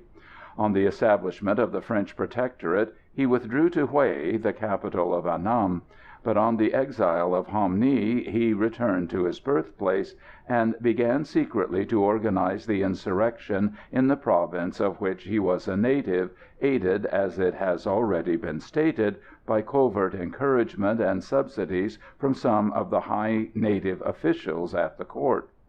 His choice of the Yentei as a center of resistance to the French was in itself no small proof of the acumen the man possessed. Apart from the difficulties which the surface configuration of the region offered to the movements of European troops, the natives were stronger and more courageous than those of the Delta, and it was from them that the greater part of the old army of Tu Duc was recruited. After the capture of the citadels of Son Tay and Bac Ninh by the French, these troops, abandoned by their Black Flag allies, returned to their homes, concealed their arms, and with the suppleness innate in the Asiatic, became for the time being peaceful cultivators of their native soil. Their minds were, however, deeply imbued with the delights of their past career, the satisfaction based on a sense of swaggering superiority over their unarmed compatriots, and the consequent facilities which had existed for plundering them. The long siestas, slack discipline, and numerous pipes of opium were still causes for keen regret, and they hated the monotony and hard work attached to the pursuit of agriculture. It is, therefore, easy to imagine with what eager joy these former warriors received the whispered appeal of secret propaganda, an appeal combining the glamour of patriotism with the promise of rapine, plunder, and the other joys so dear to the majority of Orientals, and the mysterious manner in which the message was communicated to them was in itself a fascination, owing to their belief in the supernatural. In 1888 the majority of the population of the Yentei were fervent partisans of De Nam, and but few villages had refused to throw in their lot with the insurgents. All the hamlets that abstained from joining the revolt were Catholic centers, for numerous missions of the Roman Church had been established in the district for more than a century. It was at this time that the leader of the insurrection decided on building a fortified stronghold towards the northeast of Nha Nam. A strong fort, rectangular in shape, with flanking bastions at each corner, was constructed. Within it were placed substantial native buildings capable of accommodating from 600 to 800 men. The position chosen was in a dense forest, of which just the necessary area to be covered by the defensive work was cleared. Two narrow paths only led to it, and these approaches could be raked by crossfires from the walls and bastions. The surrounding vegetation was so thick that it was impossible to make headway outside of the two tracks, and owing to its density and to the fact that the position was situated in a slight hollow, there were no means of obtaining a glimpse of the fortifications until the first palisade, which enclosed them at a distance of about 25 feet, was reached. There were 3 of these palisades, and in the grass-covered space between them were planted numerous pointed bamboo stakes, the whole forming a most serious agglomeration of auxiliary defences. The preceding details may apply to the numerous other defensive works subsequently erected by the rebels, all being on the same plan and occupying similar sites. End of Chapter 3, Part 1. Chapter 3, Part 2. From Hou Thué, for this was the name given by the natives to the citadel, De Nam administered the whole of the province in the name of the exiled Emperor. The villages paid taxes into his treasury, and furnished rice and other requisites for his army, which at this time consisted of about 2,500 men, 1,500 of whom were armed with breech-loading rifles. The unfortunate hamlets which refused their support were mercilessly pillaged and burnt, and their inhabitants massacred, as an example to other recalcitrants. It must, however, be stated, in justice to the rebel chief, that he protected those who were faithful to his rule, for on several occasions in 1889-90 he defeated detachments of native militia sent by the Resident in Bac Ninh to collect taxes from the peasants. During this period the attention of the French authorities was so actively engrossed by the movements of the Chinese bands in the provinces of Lang Son and Cao Bang on the Song Khoi and Black Rivers that action in the Yen Thé was put off until the end of 1890. As a natural result of this policy of tergiversation, the power and prestige of De Nam increased considerably, and so great was his confidence in the ultimate success of the insurrection that he established a strong fortified position at Cao Thuong, in which he placed a garrison under the orders of De Tam, the most trusted and capable of his lieutenants. This subordinate not only administered the surrounding country and levied toll in the name of his chief, but by night he often crossed the Song Thuong and raided the rich villages along Phulang Thuong, the inhabitants of which had been living in security and growing rich, thanks to the close proximity of the French troops garrisoned in that town. It was frequently the lot of the unhappy resident to watch, through the night, from his veranda, the burning houses of these unfortunates. Patrols would be sent out, but their departure was at once signaled, and they would arrive on the scene only to find that the raiders had decamped with their spoil, and sometimes these detachments, being at a disadvantage in the gathering darkness, would be ambuscaded by the rear guard of the enemy and suffer severe loss.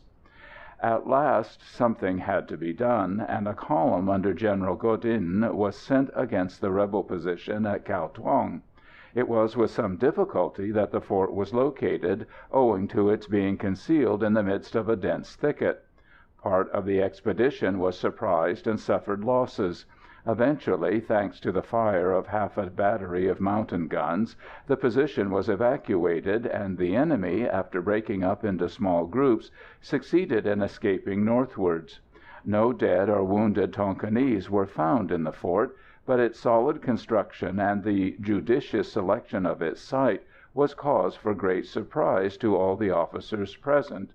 There can be no doubt that in this, and also during the subsequent operations against Hou Thué, the French considerably underrated the strength and military capabilities of the enemy. It would not, however, be wise for us to criticize too severely, since we have committed similar errors in most of our own colonial expeditions. A fine village close to the enemy's fort was found to be abandoned and was burned. With this the operations terminated, which fact demonstrates the ignorance of the French officials concerning the extent of the rising, for they now concluded, somewhat hastily, that the center of resistance had been destroyed. In reality the garrison of a small outpost only had been dislodged, and the enemy returned to the position as soon as the troops had gone.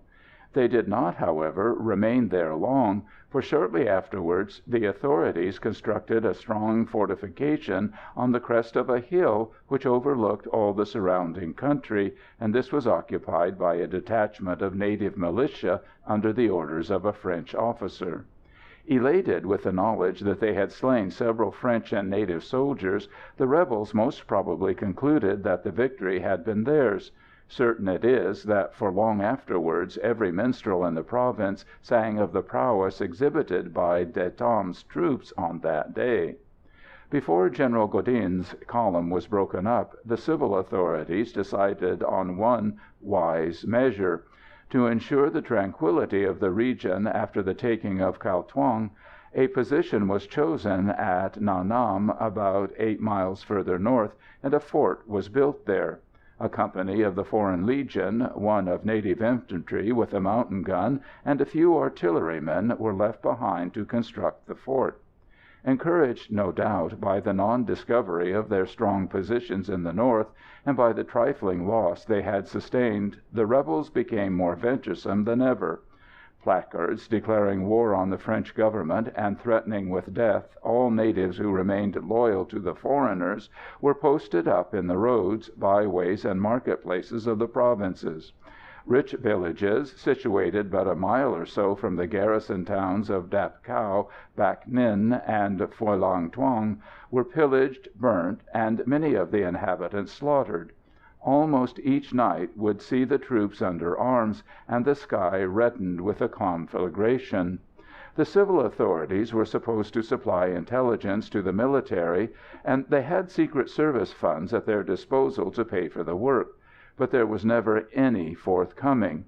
The enemy, however, were better served, and not an ambuscade could be planned or a patrol sent out but they were immediately informed of the fact. Towards the end of November a perfect state of anarchy, a veritable reign of terror, existed throughout the province, and as a last resort the Yen Thé was placed under martial law, and the administration of the district entrusted to the Brigadier General in command of the 2nd Brigade at Bac Ninh. To such as are cognizant with the French method of recruiting the personnel of that country's colonial civil service, there is little cause for surprise at the maladministration of Tonkin at this period of its history. To have a parent in the ministry, a relation who was a deputy or an electioneering agent, or to possess a friend with political influence, these were the surest means of obtaining a soft, well-paid billet under the tropics. Few, if any, of the candidates nominated knew anything about the country, its people, their customs, or language prior to their arrival in it, and even today, when some apology for a competitive examination has become necessary, though this is not always the case, not 1 in 50 of France's public servants in Indo-China possess a sound knowledge of the vernacular. Very shortly after matters had been taken in hand by the military authorities, things began to take a turn for the better, thanks to sterner measures and a better organized system of espionage. When information had been obtained disclosing the existence of a strong main position at Hou Thué, a reconnaissance was sent out from Nha Nam on the 9th December to locate the route. This action led to a vague knowledge of the whereabouts of the enemy being obtained, and a small column under Major Fane marched against the rebels on the 11th. After a good deal of skirmishing and groping about in the dense forest, the detachment, which had blundered blindly on the fortifications, was very severely handled and forced to retreat. A new expedition, 1,000 strong, under the command of Lieutenant Colonel Winkelmeyer, attacked the rebels on the 22nd December. An attempt was made to assault the stronghold. Owing to the fact that the enemy's works were only visible at a distance of a few yards, and also to the impracticability of clearing a road for the guns through the trees and undergrowth, it was found impossible to aid the attack by a preparatory action by the artillery. For a similar reason, the assaulting party were obliged to move in Indian file along two narrow paths, exposed all the time to a severe crossfire. Under such conditions, the impetus so necessary to success was impossible, progress was slow, and casualties numerous. The foliage was so dense that the few rays of the sun which pierced through it produced an effect of dim twilight. Through this semi-obscurity, which was intensified by the clouds of powder smoke which clung to the damp vegetation, could be distinguished the countless red flashes from the enemy's rifles. The continuous rattle of the musketry, the crashing clatter of the branches and twigs severed by the hail of lead, the insulting yells of the rebels, the monotonous boom of their war drum, the complaints of the wounded and dying, produced a sensation of fearsome nightmare. The European troops behaved splendidly. Those who escaped the zone of fire on the paths tried their best to break through the first bamboo fence, but were shot down almost as soon as they reached it. At one point a hole was made in the enclosure, and 2 Legionaries got through. They made a rush for the second palisade, but before they could reach it, one of them fell, and his thigh was pierced by a pointed stake. Fortunately, his comrade succeeded in carrying him back the way they had come, and escaped himself without a scratch. Unable to stand the continued strain, a company of native troops, tirailleurs Tonkinois, retreated in disorder. Some of them actually threw away their arms, and with turbans gone, their long hair falling in confusion over their faces and shoulders, fled shrieking and panic-stricken. Seeing that success was not possible under the circumstances, the commander of the expedition wisely ordered a retreat. The engagement had lasted barely an hour, and over 100 of the rank and file had been killed or wounded. When the troops retired, a good many of the slain, together with their arms and ammunition, fell into the hands of the rebels. The column withdrew to Nha Nam, and reinforcements of men, guns, and mortars were sent from Bac Ninh. Colonel Fry, who commanded the brigade, arrived, and took over the direction of the operations, which lasted from the 30th of December to the 11th January, 1891. Trenches were opened, but progress was very slow. Eventually a position was reached about 100 yards from the first palisade, from which a glimpse of the interior of the fort could be obtained. A battery composed of 2 mountain guns and as many small mortars was established, and the shells thrown from them soon caused serious loss to the enemy, and set fire to one of the thatched roofs of the numerous buildings it contained. Most of these constructions were built of bamboo and plaster, so that the conflagration spread rapidly, and towards evening the interior of the citadel was a mass of flames. The rebels displayed striking courage, for they clung to the walls and fired incessant volleys at the guns until late into the night. Profiting by the darkness, they then evacuated the fort, after burying their dead, and retired with their wounded to positions a few miles further north. These positions were stronger than at Hou Thué, and consisted of a big entrenched village, the approaches being covered by several forts and numerous rifle pits, the importance of which was unknown to the French, so well had the secret of their construction been guarded. On the following morning an assaulting column found the position at Hou Thué empty, and the defences were partially destroyed by dynamite. After a few reconnoitering parties had been sent out and no traces of the enemy discovered, the civil authorities concluded that the rebellion had been squashed, and the governor gave orders for the column to be broken up. A most excellent and detailed account of the operations against Hou Thué is to be found in Pirates et Rebelles au Tonkin by General Frey, published in 1892 by Messrs. Hachette et Cie, Paris. The maps of the region and sketches of the position are reproduced from that work by the kind permission of the author and publishers.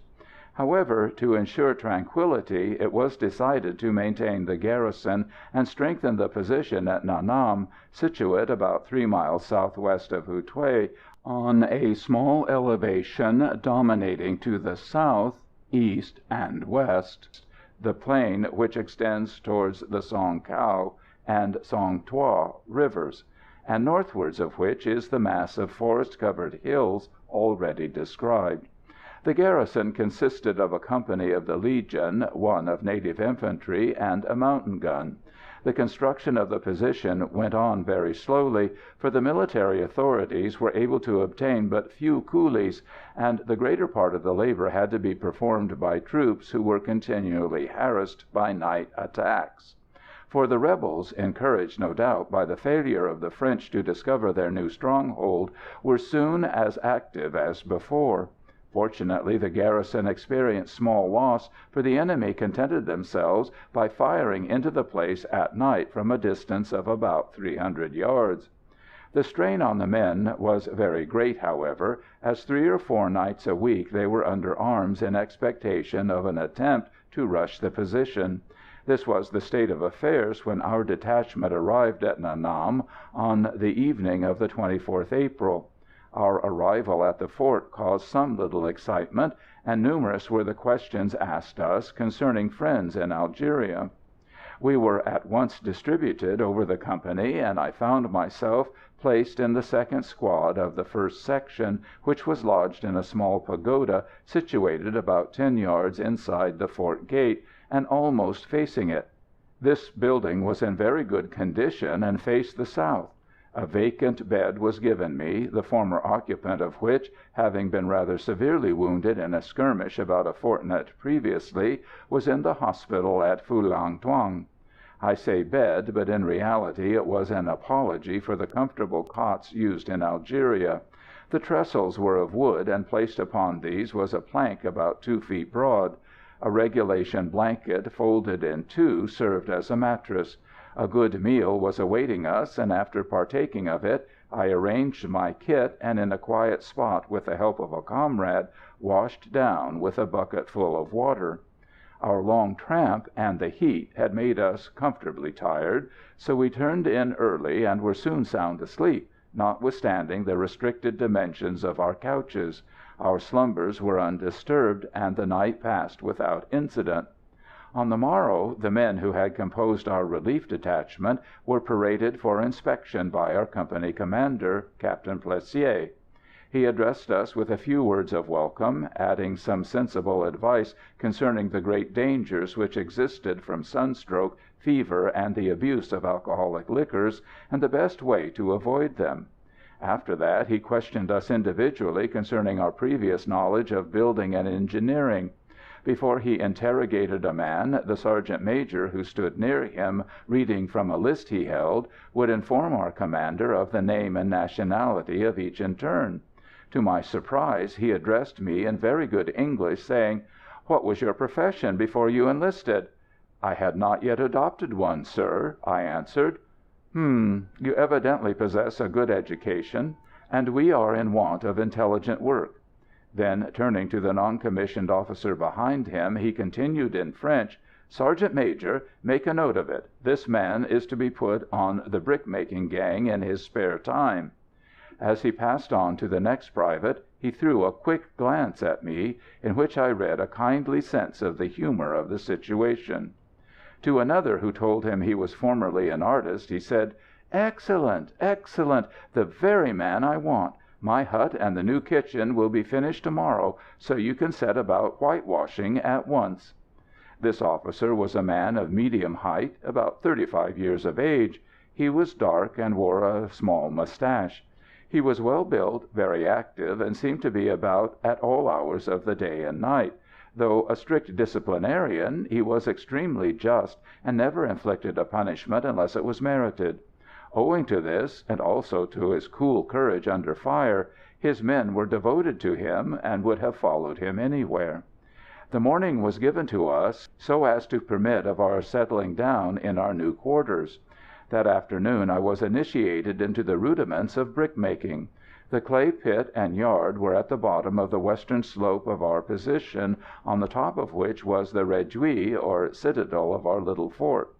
8 Legionaries were employed at modelling the bricks and stacking them in the kiln (I was one of the gang), and 10 native tirailleurs brought water from the well, chopped up the rice straw, and brought in wood for the fire.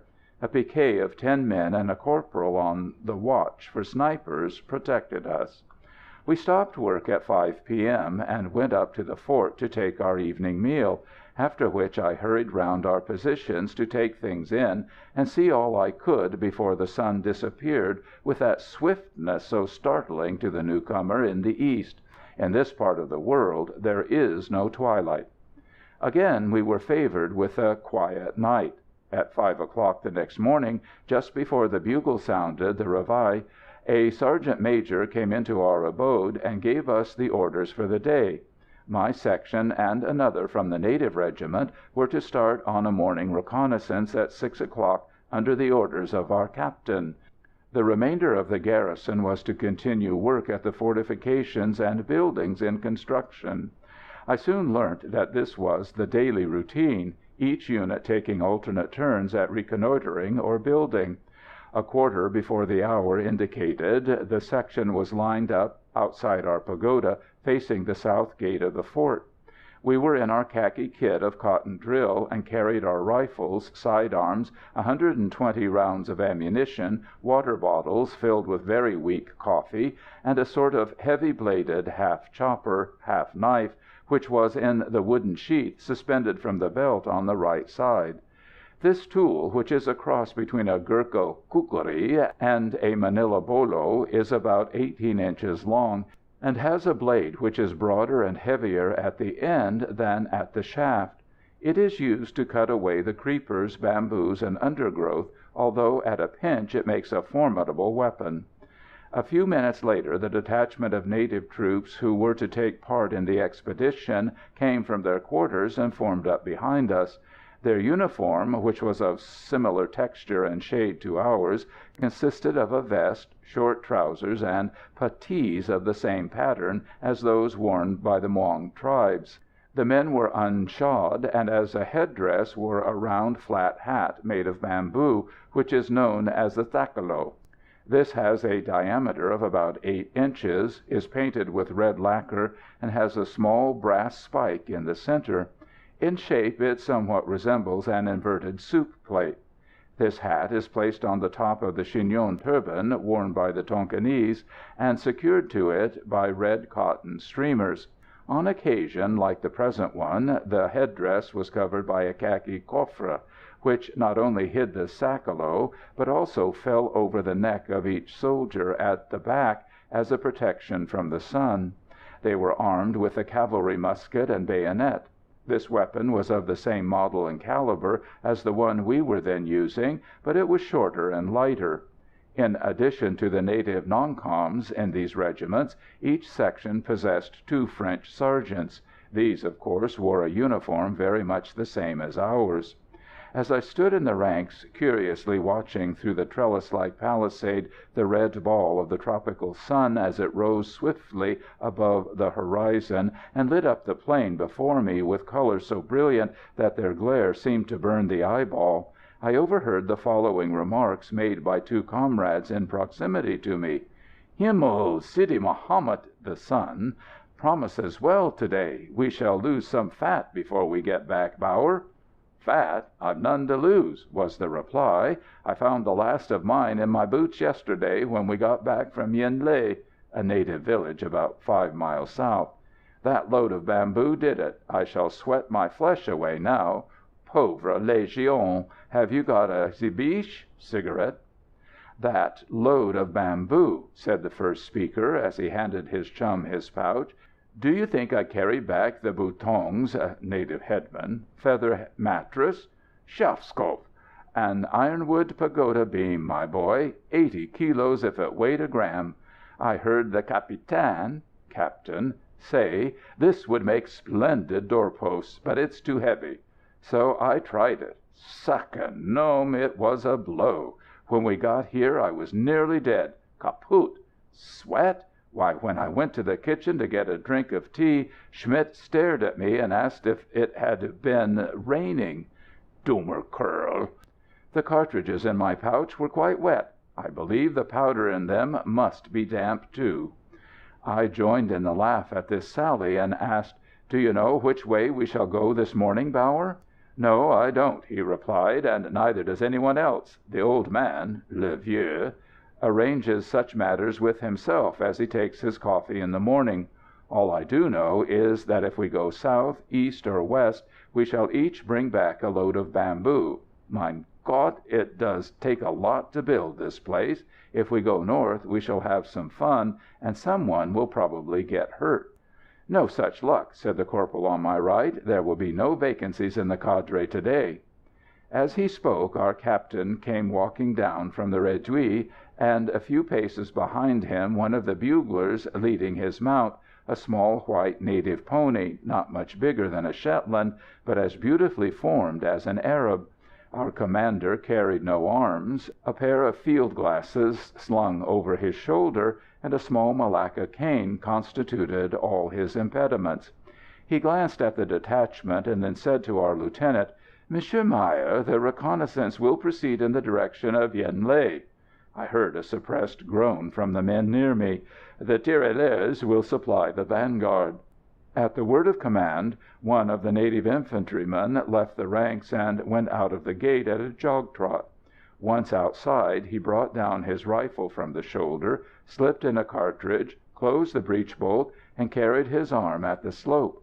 This man was what is known as the point of the column. When he had proceeded about 40 yards, the cover point, composed of a corporal and 4 men, followed, and behind these, at an equal distance, came the vanguard, which in this case consisted of half a section under the orders of a sergeant. When another interval of 40 yards had been established, the remainder of the column proceeded, with the exception of a small rear guard of 10 men and a corporal, who followed about 100 yards behind us. As we went through the gate, Bauer said to me, "We can be thankful the demoiselles," he meant the native troops, "are in front to day. We shan't have to stretch our skittles legs." Once outside the fort, we slung our rifles and marched at ease. Our road was on a narrow embankment which wound snake-like over the rice fields, and we could only proceed in Indian file. The country here was very much like that of the Delta, which I have already described. A well-cultivated plain studded over with villages hidden in clumps of verdure, and surrounded by tall, graceful bamboos, which bent and creaked, and whose delicate foliage rustled under the slightest breeze. The only difference was that here and there were small hills, some covered with long grass, others with a dense and luxuriant vegetation, the pleasant aspect of which broke the monotony of the landscape. Many of the villages were occupied, and from some of them, as our little column passed by, the notabilities would come out and make obeisance and offer refreshments to our commander. They had accepted the protection of the French authorities, and paid taxes into the treasury at Phulang Thuong. But the mere fact that their village was not a mass of charred ruins was the best proof that they must also have been paying toll to De Nam, and most probably supplying him with rice. Others of these hamlets openly gave proof of their hostility by barring the gates before we arrived. An order would be given, and a few men would make a rush for the entrance, pull back the heavy beams placed one above the other, the ends of which fitted in slots cut in 2 massive posts, and break in the ironwood doors beyond. No one was found in the place, all the inhabitants having escaped through some exit at the back of the village, generally leading into a dense jungle, where they hid with all the cattle they had time to drive before them. The defence of these hamlets are much stronger and more elaborate than those of the Delta provinces. A double and sometimes triple embankment and bamboo hedge surrounds them. Between the first 2 of these are numerous deep ponds of stagnant water.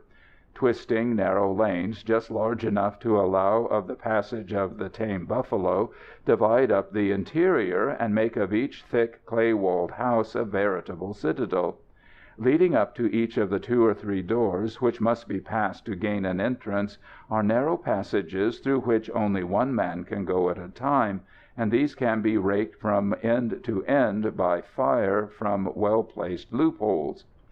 I was greatly interested by what I saw that morning, and by the really clever system of defence adopted for their houses by these Asiatics. It is certain that had they offered us any serious resistance we would have suffered severe loss. That they did not, I attribute to the fact that they were fully cognizant that in such a case a gun could be brought from Nha Nam, against which their fortifications would have stood but a poor chance. As Bauer had predicted, we ended up our morning by bringing back from Yen Lé a load of bamboo. This we cut from the hedge of that village, which was not inhabited, for it had been burnt about 2 months previously, because its occupants had fired upon a passing detachment of troops. The task of carrying our load back to Nha Nam was no light one, and much bad language was used by the way. We reached our position about midday. Had it been possible to obtain sufficient coolies, the troops would have been spared this labour. However, it did none of us any harm, for we were well fed, and drew a daily ration of a pint of good wine and a lot of rum, so that we could stand a little extra work. Owing to the extreme heat, unless there was urgent need of their services, the troops were kept under cover each day from 10 a.m. to 2 p.m.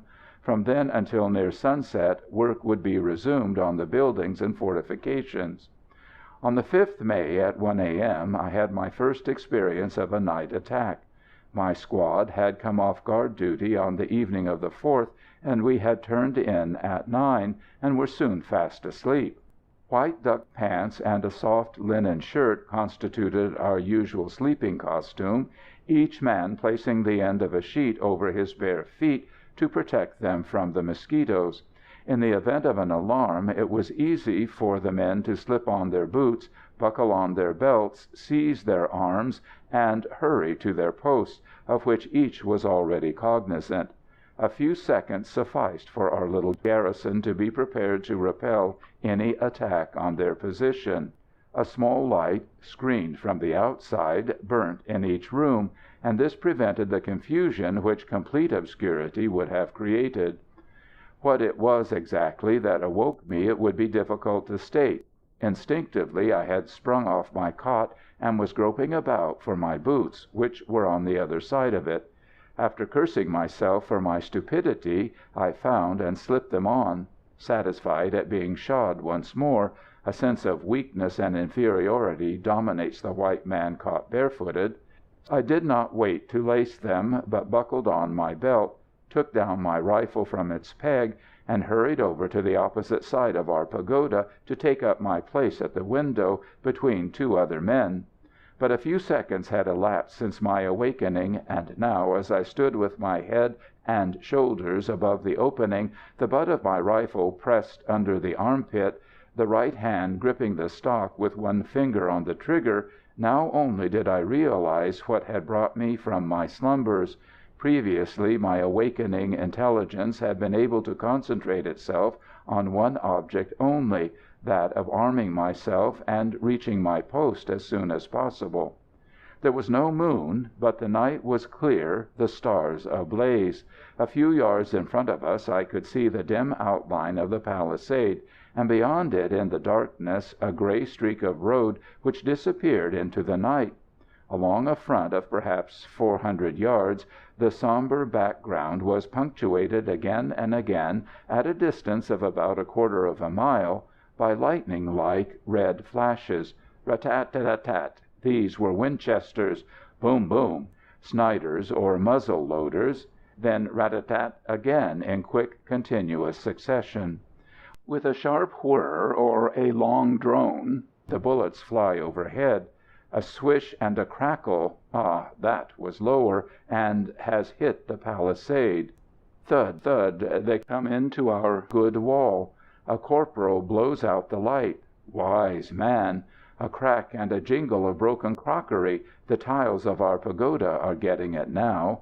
Flop! A leaden messenger has come through a window and flattened itself against the opposite wall. In our room all is silent. Each man stands with his finger on the trigger. A corporal is behind each squad. We are waiting for orders. In the trenches on the crest of the slope behind us, and in the brick buildings scattered over our position, our comrades, like us, are expectant, ready, and confident. The enemy's fire increases, and we hear it break out on the left. The flashes from their rifles come closer and closer. Some of them are now not more than 100 yards away. A good many bullets are finding their way into our building. A tin pannikin with a hole drilled through it falls with a clatter from the shelf, and an earthenware jar which contained cold tea is smashed. We can hear the soft trickle of the liquid over the tiled floor. We take all the cover we can as we peep out into the darkness. No one has been hurt, but it begins to be trying to the nerves. A ball flicks the window ledge and fills our eyes and nostrils with brick dust. "Schweine!" exclaims my neighbor, rubbing his eyes. "Silence!" says the corporal, who stands just behind. I have a growing desire to say something to somebody, and feel terribly lonely. Next, I swear mentally that after counting 10 I will open fire, and stand all chances. I count 10, then do nothing, and keep on waiting. It seems for hours. The whole thing lasts about 30 minutes. At last! We hear footsteps coming down the hill, and Lieutenant Meyer appears walking at a quick pace, a bugler behind him. He comes into our quarters and looks around in the obscurity to see that all are present. Just then some more of our tiles go to glory with a smash. He laughs lightly and says, "Ça chauffe, mes enfants," and a titter runs through the room. Then, turning to a non-com, "Schmidt, go over to the guard-house," a few paces away to our left, "and tell the corporal that when the bugle sounds he will open a fire of 6 cartridges from the loopholes. You can remain there and join in." Then to us, "Attention for independent firing at 100 meters." Every man present braces himself and jubilates. The bugler, at a sign from our officer, steps forward to the doorway and sounds the "open fire." In a second we are all at it. Crash! Bang! Bang! The sentry at the gate also joins in, and we can see the flash and hear the report of his weapon as he fires from behind his shelter of sods. All my nervous impatience is gone, and I no longer growl at fate and speculate on my chances of being shot in the dark. I am hitting back now, and feel joyful at it. Also, I seem to possess 2 distinct individualities, one watching the other, and the one knows that the other will be pleased if I do not hurry, as I slip another cartridge into the breech and close the bolt with a snap. So I effect the operation in the regulation manner, though I am craving to rush through it with lightning speed, and would do so were not my invisible double watching me so attentively. My rifle is as light as a feather as I bring it up to the shoulder. Then I peep along the barrel and wait a second for a flash from the enemy. It is too dark to see the top sight, so when the flash comes, with a steady pull I loose off at it. Now the bugle brays the "cease fire," and the rattling din ceases suddenly. Within our room all is still again, except for an occasional cough, for we are breathing powder smoke. The place is full of it, and it hangs around like a fog. The enemy's fire on our front is almost extinct. The little there is comes from a long way off, 500 or 600 yards perhaps, an occasional twinkle and a following pop, and then it ceases altogether. On the right of our position they are still keeping it up, till we hear the quick successive crashes of 2 volleys fired by our comrades from the trenches, after which it dies away and is soon finished. So ends the night alarm. Awaiting orders, we remained under arms until our captain came round, accompanied by Monsieur Joly, our surgeon, to inquire if there were any casualties. On our lieutenant replying in the negative, we heard our commanding officer laughingly inform him that the only patient for the doctor was the sergeant major's dog, which had been shot clean through the body. Strange to say, this animal, a liver-colored pointer, recovered completely from its wound. At about 1:45 the dismiss was sounded, and we returned to rest again. For the next few weeks the work of building went on apace, and by the end of May all the garrison was comfortably lodged and the defences completed. The tirailleurs laboured with us at this task, and it was whilst watching them at work that I was struck by the diversity of uses to which these natives are capable of adapting the bamboo. They use it for almost everything. Roof beams, doorposts, window frames, and rafters were obtained from it for building purposes, and also beds, tables, chairs, matting, and blinds. The whole of our position was surrounded by 2 barriers of bamboo, and in the space between them, about 20 feet, thousands of small pointed stakes of the same wood boiled in castor oil to harden them were planted in the ground. The native troops were undoubtedly cunning workmen, and were of great assistance in the construction of the fort. They are, however, held in small respect by the Legionaries, whose opinion of them as fighters is of the poorest. The majority of these troops, recruited in the Delta provinces, the population of which are good agriculturists but possess no military virtues, are of small value as a fighting unit. The few companies formed of Thos and Muongs, mountain tribes of the Tonkin, have, however, rendered great service to the army, and their courage and morale is of the best. Unfortunately, only about 1/5 of the total strength of each regiment is composed of these Highlanders. At the beginning of 1891 the colony possessed 3 regiments of tirailleurs Tonkinois. Each of these corps was composed of 4 battalions of 1,000 men. In June 1895 a 4th regiment of 3 battalions was raised, and in 1902 a 5th of similar composition was added to the strength of the army in Tonkin. Each corps possesses a cadre of French officers and non-coms composed as follows: a colonel and an adjutant major for each regiment, a major to each battalion, and a captain, 2 lieutenants, and 12 sergeants to each company. There exists, however, a great defect in the organization of these native corps, of important significance to those acquainted with the admirable system adopted for our Indian army, for not 2% of the Frenchmen who compose the cadres of the tirailleurs regiments can speak the vernacular. The disadvantages consequent on this state of things are too evident to require explanation. End of Chapter 3, Part 2. Chapter 4, Part 1. The difficulties of obtaining military intelligence, native spies, ambuscades, life at Nha Nam, Doi To, Delipte, a tropical storm, the capture of Linh Nhai, Monsieur de la Nassau, French colonial administration.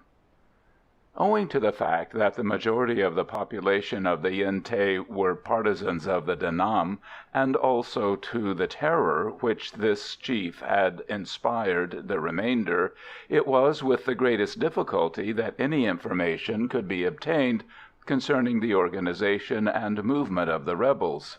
Notwithstanding the proverbial cupidity of the natives, and that all intelligence was well paid for, a special secret service fund being devoted to this purpose, the military authorities found it almost impossible to learn what was going on, or what might be expected to happen.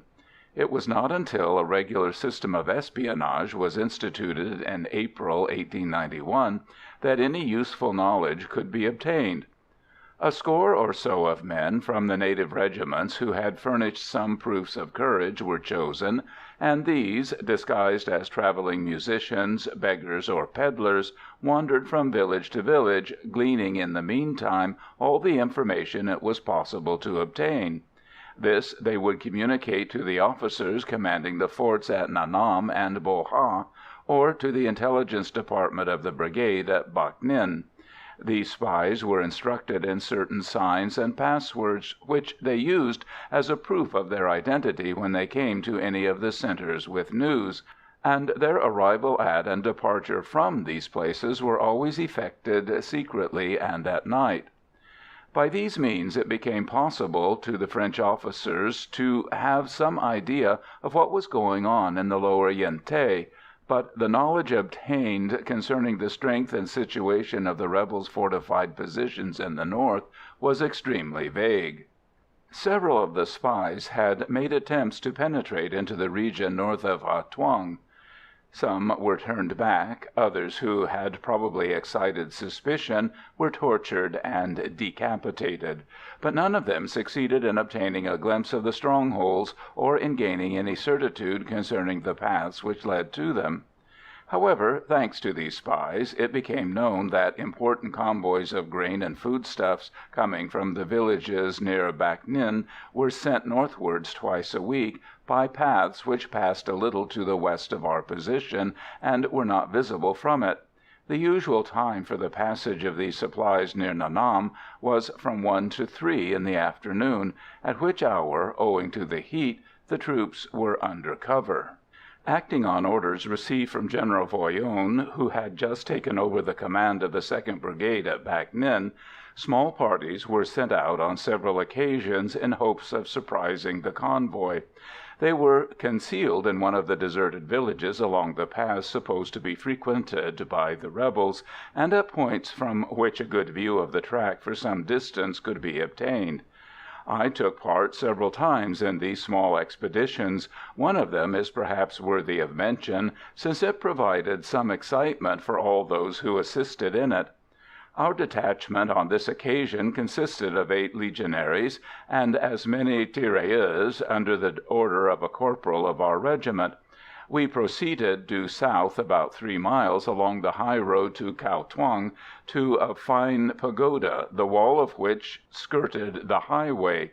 Just facing the entrance to the building, and at right angles to the main road which it joined, was a small path that ran across the fields to the west and was visible for about 400 yards, afterwards turning off sharp to the left behind a range of small hillocks covered with long grass. At the apex of the angle formed by the junction of this path and the main road was a big banyan tree with a clump of bushes at its base. It was here that our ambuscade was placed, after a scouting party had gone through a big empty village situated just behind the pagoda, and it was certain that there existed no sign of occupation or trace of a recent passage of the enemy. 6 Legionaries, 2 natives, and the corporal remained behind the pagoda wall, and through the open brickwork in the top part of it they could see across the fields. Together with 4 tirailleurs, I was posted on the opposite side of the road. We were a little to the right of the others, our backs towards them, behind the clump of bushes at the foot of the banyan. Perched up on one of the branches of this tree and concealed by its dense foliage was a Legionary who, from the position he occupied, obtained a fine view to the south and west, these being the only directions from which our position could be approached, since the bamboo hedge of the village behind us skirted the road to the east for at least 500 yards, and nothing could come from the north without being seen by our sentries at Nha Nam, who had received orders to keep a sharp lookout. It was 10 in the morning before we had settled down. Our instructions were to reserve our fire, and if possible capture one of the enemy alive. The heat was terrible. This was in the 2nd week in June, and the rains had not broken, and although, thanks to the shade from the tree above me, I could doff my helmet and profit by the occasional light puffs of breeze, just sufficient to move the airy foliage of the bamboo, it required all my energy to fight against the invading drowsiness. From time to time I would question the man in the tree in the hope that he would announce the advent of a troop, but he disappointed me each time with a reply in the negative. My attention was soon drawn to the 4 natives beside me, for I perceived that they were fast asleep. The natives possess a faculty of dropping into a sound slumber without respect to time or position, and these, though seated, their bodies bolt upright and their legs crossed before them, were snoring. The Tonkinese, like the Arabs, have a proverb which says, "A man is better sitting than standing, better asleep than sitting, and better dead than asleep." However, this was no time to ponder on the ethics of Oriental philosophy, so I applied myself to awakening these weary ones, and after a good deal of vigorous shaking succeeded in doing so. The corporal, who from his hiding-place had taken in the situation, adjured me, in low but energetic tones, to make use of the butt of my rifle to infuse enthusiasm into the unfortunate tirailleuse. Then all was quiet again, and our weary watching was resumed. The time seemed to drag along with painful slowness, and the glare and the heat increased in intensity. Hardly a sound disturbed the drowsy tranquillity, and had it not been for the chirping song of the cicadas and the far-away whistle of a kite, which soared above us and whose shadow flitted occasionally across the open ground in front, one could have imagined that there was nothing living for miles around. The sun began to move westwards, and its rays struck the white wall behind me, only to be reflected with such force that I was obliged to put on my helmet to protect the back of my head. It was nearly 2 in the afternoon when we were startled by a short exclamation from the sentry perched above us. "What is it?" someone inquired. "There is something moving," he replied, "a long way off, 2 kilometers perhaps. 2 men. Ah, there are some who carry baskets. Nakes, peasants. Going to market, I suppose." Then, with growing excitement in his tone, he continued, "I see a glitter. Gott voor Dek!" He was Belgian. "The 2 men in front carry rifles. They are the point. Yes, yes, the point. Further back there are more coolies with baskets and more men with rifles. Now 2 men on ponies." "Where are they?" I tried to speak quietly, but could have shouted with excitement. "On the path which runs behind the hillocks, the path which turns in here. They come from the south and walk very quickly. Whew!" he whistled. "There are quite 60 coolies and as many men with guns. They have a rear guard. The first will be on the path before us in 10 minutes. Prévenez vite le corporal. Nous allons rire." I ran across the road behind us, through the gateway into the pagoda yard, and informed our non-com. Though he was only half awake when I began, for the heat had been too much for him, he was quite alive to the situation before I had said many words, and almost shook hands with me in his joy at the news. "Don't shoot," he said, "unless they are alarmed and run. Then shoot straight. Let them come up on the road here, and we can collar one, mais pour l'amour de Dieu, keep an eye on your demoiselles. I have no faith in them." I went back to my hiding place. Hellinks, the man in the tree, said to me, "Hurry up! The 2 first will be around the corner in a minute or so." I glanced at the tirailleurs. They were kneeling now, and throwing eager glances through the foliage. In a low voice I told them to fix bayonets and load, and noticed that the man next to me trembled like a leaf as he did so. Excitement, I thought, or was it fear? From a deep bronze his skin had changed to a dirty yellow. I should have known and taken away his weapon, but this was my first experience.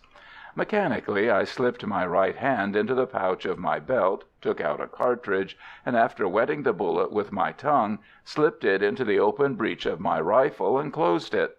Now nothing moved, and the only sounds that struck the ear were the song of the cicalas, the whistle of the kite, and the gentle rustle of the bamboos in the breeze. Suddenly, round the corner of the last hillock came a man. Then, a yard or so behind, another. Though expected, their actual appearance produced an impression of surprise, perhaps because we had waited so long. Both wore a kind of uniform of green cotton cloth and puttees of the same colour. Their long hair was rolled in a silken turban of similar hue. Hanging on his shoulders, suspended by a string which passed round the front of his neck, each man had a big palm-leaf hat. The sun glittered on their brass cartridges, fixed on a belt round the waist, and on the Winchesters which they carried on the shoulder, as a gardener carries his spade, the end of the muzzle in the hand, the butt behind them. On they came at a sort of jog-trot, and we could hear the pad-pad-pad of their naked feet on the hot path. Now they were within 100 yards of us, and I fancied I could perceive a look of relief on the ugly flat features of the first as he glanced towards the pagoda. The first of the long string of bearers with their bamboo and baskets were now visible, coming along at a jerky run. I felt something touch my left elbow, and glanced round to find that Hellincks had come down from his perch and was kneeling beside me. The two armed men were quite near now. We could see a bead of perspiration on the face of the first as it came from his hair and trickled down his forehead. We could hear the regular short pant of his hard breathing, note his half-open mouth, and distinguish his black lacquered teeth. Pad, pad, pad. A soft puff of breeze brought to my nostrils the acrid odour of the perspiring native. Another few seconds, and by thrusting my rifle through the leaves I could have touched his breast with the muzzle. These two will surely be ours. Nothing can save them. Unable to control himself, mastered by excitement or fear, the tirailleur on my right suddenly sprang to his feet and shouted in the vernacular, "Toi! Stop! À Doti! Where go you?"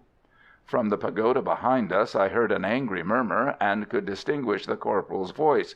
"Kill the swine! Oh, kill him!" Hellincks cursed and groaned like a man struck with fever. I felt that I had stopped sweating, and a big lump rose from my chest into my throat and seemed to choke me. I gave a great sob of disappointment and surprise.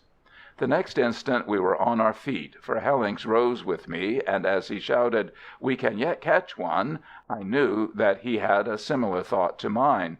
But we had hardly taken the first step forward, prior to forcing our way through the bushes and jumping down into the paddy field, than we were blinded for a second by two bright flashes from a few feet in front of us, and half deafened by the close report of the rebels' Winchesters. The Lin, native soldier, the cause of all the racket, pitched head foremost into the foliage. There was no time to lose, so both of us rushed through the little cloud of smoke, through the bushes, and the next instant we were down in the field. 15, perhaps 20 yards away, I saw the backs of the two green-clad natives who were running for dear life. They were side by side in the field, for the path was littered with the baskets and bamboos of the coolies, who had disappeared as if by magic. "Too late!" I shouted. Hellincks jerked up his rifle and covered the natives on the left. The next instant, acting on his example, I was peeping along my sights and bringing them in line on to the middle of the palm leaf hat, which bumped as it hung on the receding back of the man to the right. Before I could press the trigger, Hellincks had fired, and a cloud of smoke floated across my line of vision. It was gone in a second, and I got my chance. Through the white puff from my rifle I saw a dark figure spring into the air with the pose of a marionette, of which all the strings have been jerked together, and, as I brought down my weapon, jerked out the empty cartridge and reloaded, I saw a dark mass lying motionless on the damp ground amongst the bright green stalks of young rice. "Vite, vite, you fool! Mine is winged, and will escape if you do not hurry!" cried my comrade, as he started off at the double. On we ran for about 30 yards. Then Hellincks stopped, and, pointing to the ground, jerked out, "I told you so!" and I saw a small blotch the size of a man's hand, which, as the bright sunshine played upon it, glittered red like a splendid dark ruby. "These fellows have as many lives as a cat," he continued hurriedly. He was down and up again in a second, limped away across the path into that tall grass on the right, pointing in the direction. "Come, we may yet have him."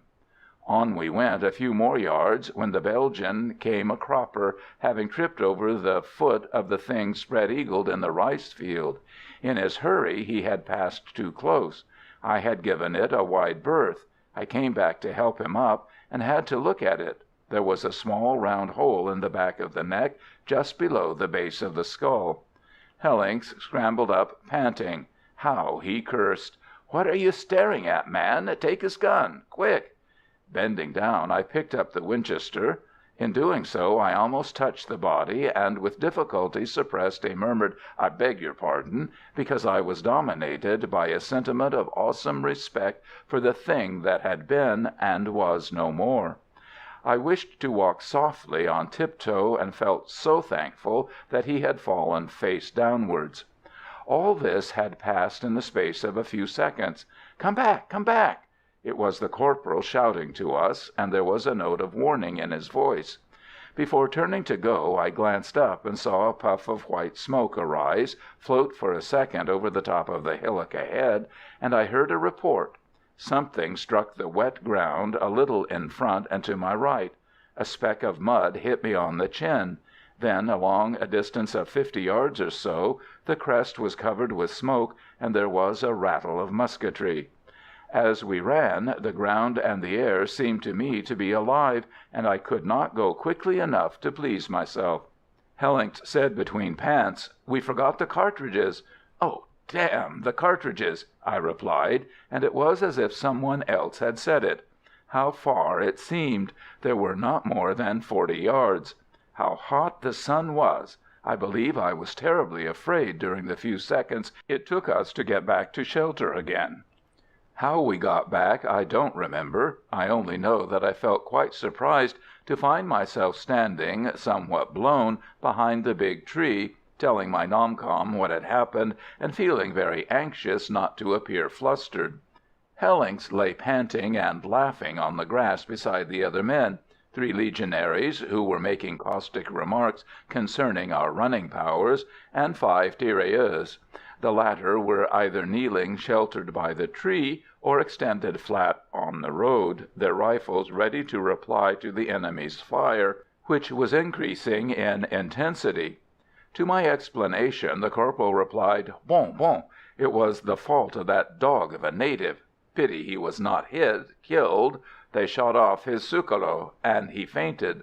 3 of our fellows and 2 tirailleurs are behind the pagoda wall to the right. They can see the enemy's position from there. Go and take command of them. I was an élève caporal, i.e. lance corporal, at this time, and follow up each volley we fire from here by another, distance 300 yards. I went over to my little command, my nerves steadied by the thought of the responsibility which was now mine. I lined the men up, each before an aperture in the open brickwork of the wall, and recommended them to aim carefully, and wait for the word of command before firing. Half sitting, half lying with his head against the wall, was the tirailleur who had been the cause of our abortive ambuscade. The upper half of his face was scorched and blackened, and a little red stream trickled down from forehead to chin. He looked dazed and stupid, and his eyes were half closed. From his lips came a continual moan, which he interrupted every few seconds to murmur, "Tiet, tiet!" Dead, dead. My attention was called from him by the crash of a volley from the corporal's party. As soon as the smoke had risen, the smart rattle of our volley rang out. 3 times I gave the same commands, and each detonation seemed an echo to the one from the rifles of our comrades. Then there was a pause. The enemy's fire had slackened considerably, and the noise of the projectiles as they struck the wall and roof of the pagoda, sang overhead or clattered through the branches of the banyan, was hardly noticeable when compared to the racket they had kept up a few minutes before. From the hillocks before us only occasional puffs of smoke arose, followed by isolated reports from their rifles. At his call I went out to our non-com, who said, "They seem to be sick of it, and certainly show no disposition to rush us. I wish they would try. Sacre bleu! The ground is too open for them. If we could depend on the linhs, but we can't, we might make a dash for the convoy. Without them the odds are too great, so I have decided to withdraw. I will start off with this lot. When we have got away, give them a volley to keep them still, and if they show any signs of moving, a little independent firing. Don't be extravagant, though. You understand?" "Yes," I answered, "but you must take the wounded Lin. He would hamper me." "Of course," he replied. "Sacre bon Dieu! I had forgotten the coward. Can he stand?" "I don't think so." Thereupon he told 2 men off to fetch the poor beggar, and I felt sorry for him when he appeared tottering, though supported by the 2 Legionaries. As already explained, the banyan tree and the bushes masked the pagoda gateway, so that these movements could not be seen by the enemy. "He'll do," said the corporal. "You 2 men hold on to him and help him to keep up. Here, you," this to another tirailleur, "tell him to run his best when we go." This was explained, and he nodded, mumbled, and would have started off alone if he had not been held. He seemed in a hurry to get away, and we all laughed. "Now," said our chief, "the brigade will retire by echelons." Then, with a grin and a bow to me, "You, monsieur, will cover our withdrawal with your battalion. When you hear a volley from us, double out and rejoin with your party. Good luck to you." "Bonne chance," I replied, and went back to my men. A couple of sharp orders, and the others clattered by on the double. The next minute the enemy's fire broke out with renewed vigour. They probably thought that everybody had left, for no bullets came our way. Crash went our volley at them, but they still kept it up. The running white men were too tempting a target. I waited half a minute and ordered independent firing of 4 cartridges per man, and joined in the fun. This calmed them a little, and I got my men outside, sheltered behind the friendly banyan, ready for the run, as it was probable that the others would soon halt. The road went off slightly to the right, and was hidden from view by the corner of the wall. We had not long to wait, for in a few seconds the rattle of the rifles told me it was time to start. So away we went in single file at the run. We found the first detachment sheltered behind a ridge between 2 fields, from whence they had fired 2 volleys to cover our withdrawal. No one had been hit, the only damage done being to the stock of a rifle belonging to a man who had retreated with me, which had been smashed by a rifle bullet. There can be no doubt that the rebels were very poor shots at anything over 100 yards, and it is doubtful if any of them knew how to hit a running object. It was not for us to grumble at this, however. Their fire ceased completely as soon as we had joined forces.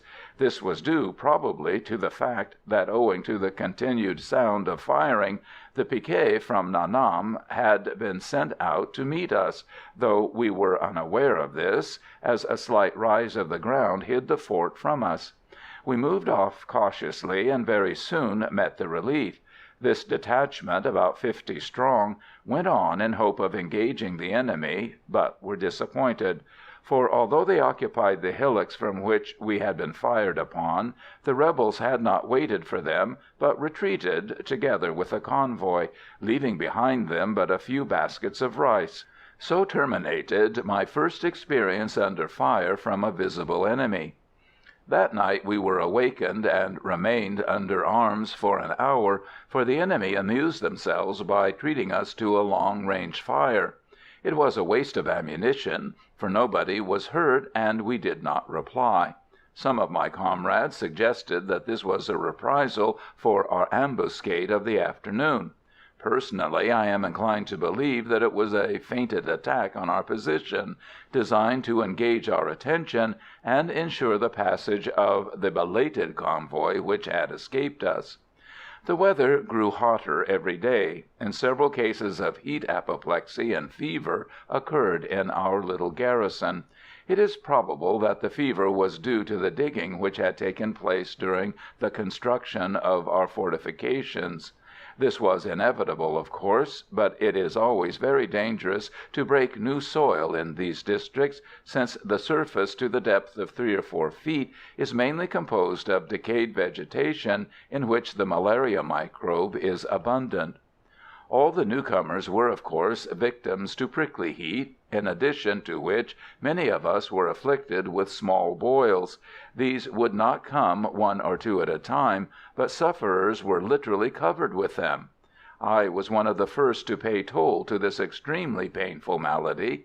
In addition to these unavoidable inconveniences, the whole company suffered from another discomfort, which was a cause of deep complaint on the part of the men, since it was due to the neglect of our commissariat department.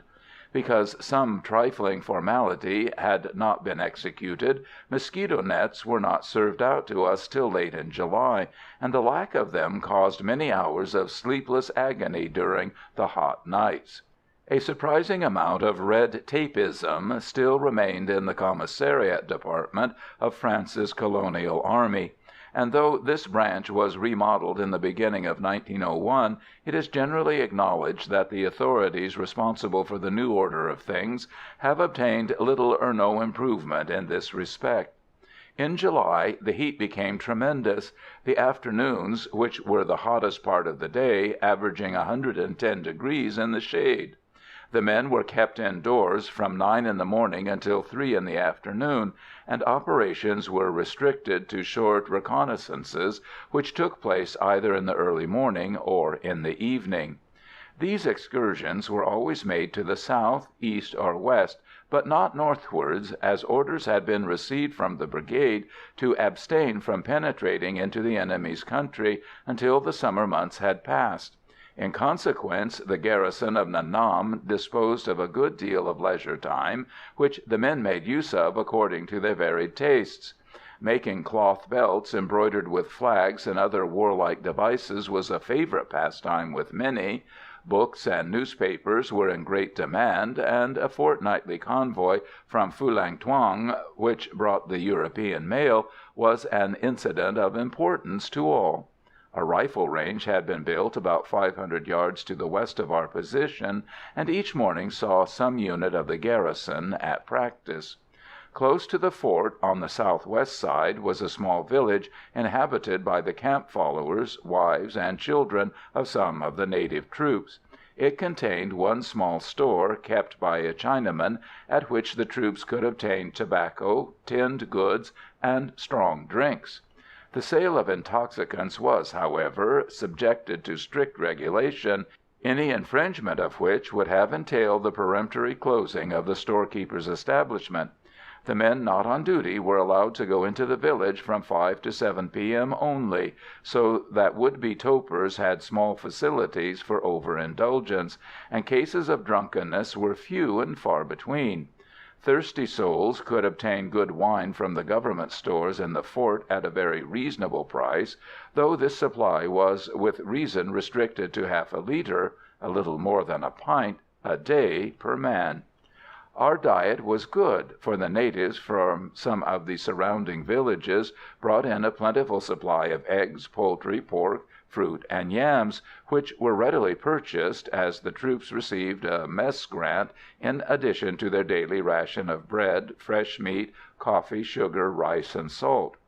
During the period of comparative inaction, and profiting by the leisure at my disposal, I made an attempt at learning the Annamese language. Progress was very slow, for the vernacular, like Chinese, is composed of a multitude of sounds, many of which are so similar to each other that only a well-trained ear can distinguish the difference. Also, there exists neither alphabet nor grammar to aid the student, and success depends entirely on the possession of a good memory and inexhaustible patience. In writing this language, the natives use the Chinese characters, each representing a sound, and the extent of knowledge of their literati class is gauged by the number of these each individual has succeeded in retaining. Thus, a native who has passed examinations which prove that he possesses 5,000 characters is said to be clever, and one who has shown that he can make use of double that quantity is considered to have reached a very high standard of education indeed. As in the Chinese and Japanese languages, many words possess an honorific as well as a common form. Thus, an official, in speaking to an inferior, will refer to himself by using the word tao, I, but in conversing with a superior, this form of pronoun in the first person becomes toi, I. It is needless to state that this peculiarity adds considerably to the difficulties the student has to reckon with. During my search for an insight into the native tongue, I came in contact with one of the native sergeants, known as Doi To.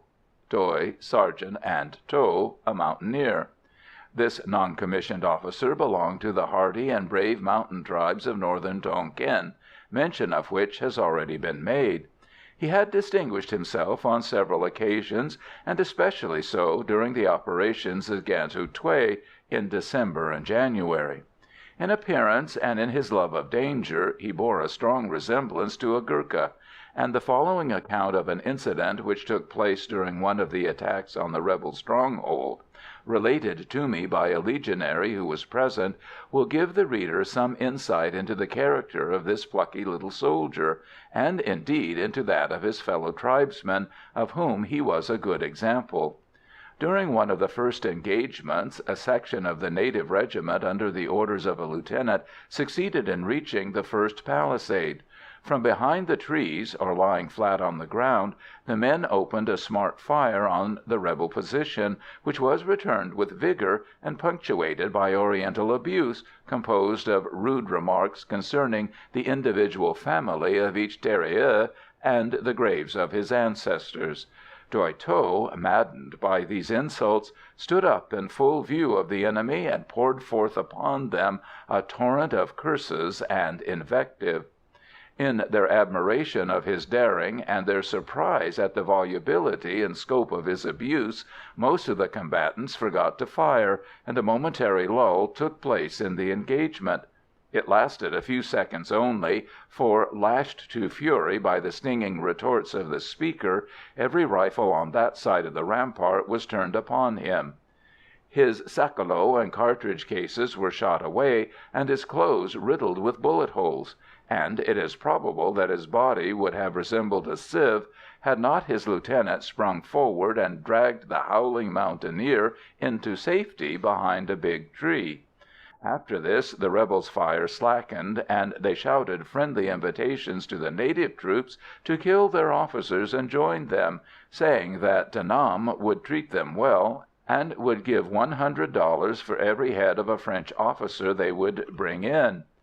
Tho replied with renewed invective from behind the tree, where he had been ordered to remain, and each pause, made through want of breath, he punctuated with a shot from his rifle. When the engagement was over, and the troops were retiring to Nha Nam, the lieutenant aforementioned asked the little sergeant if he thought the promises of the rebels were bona fide ones.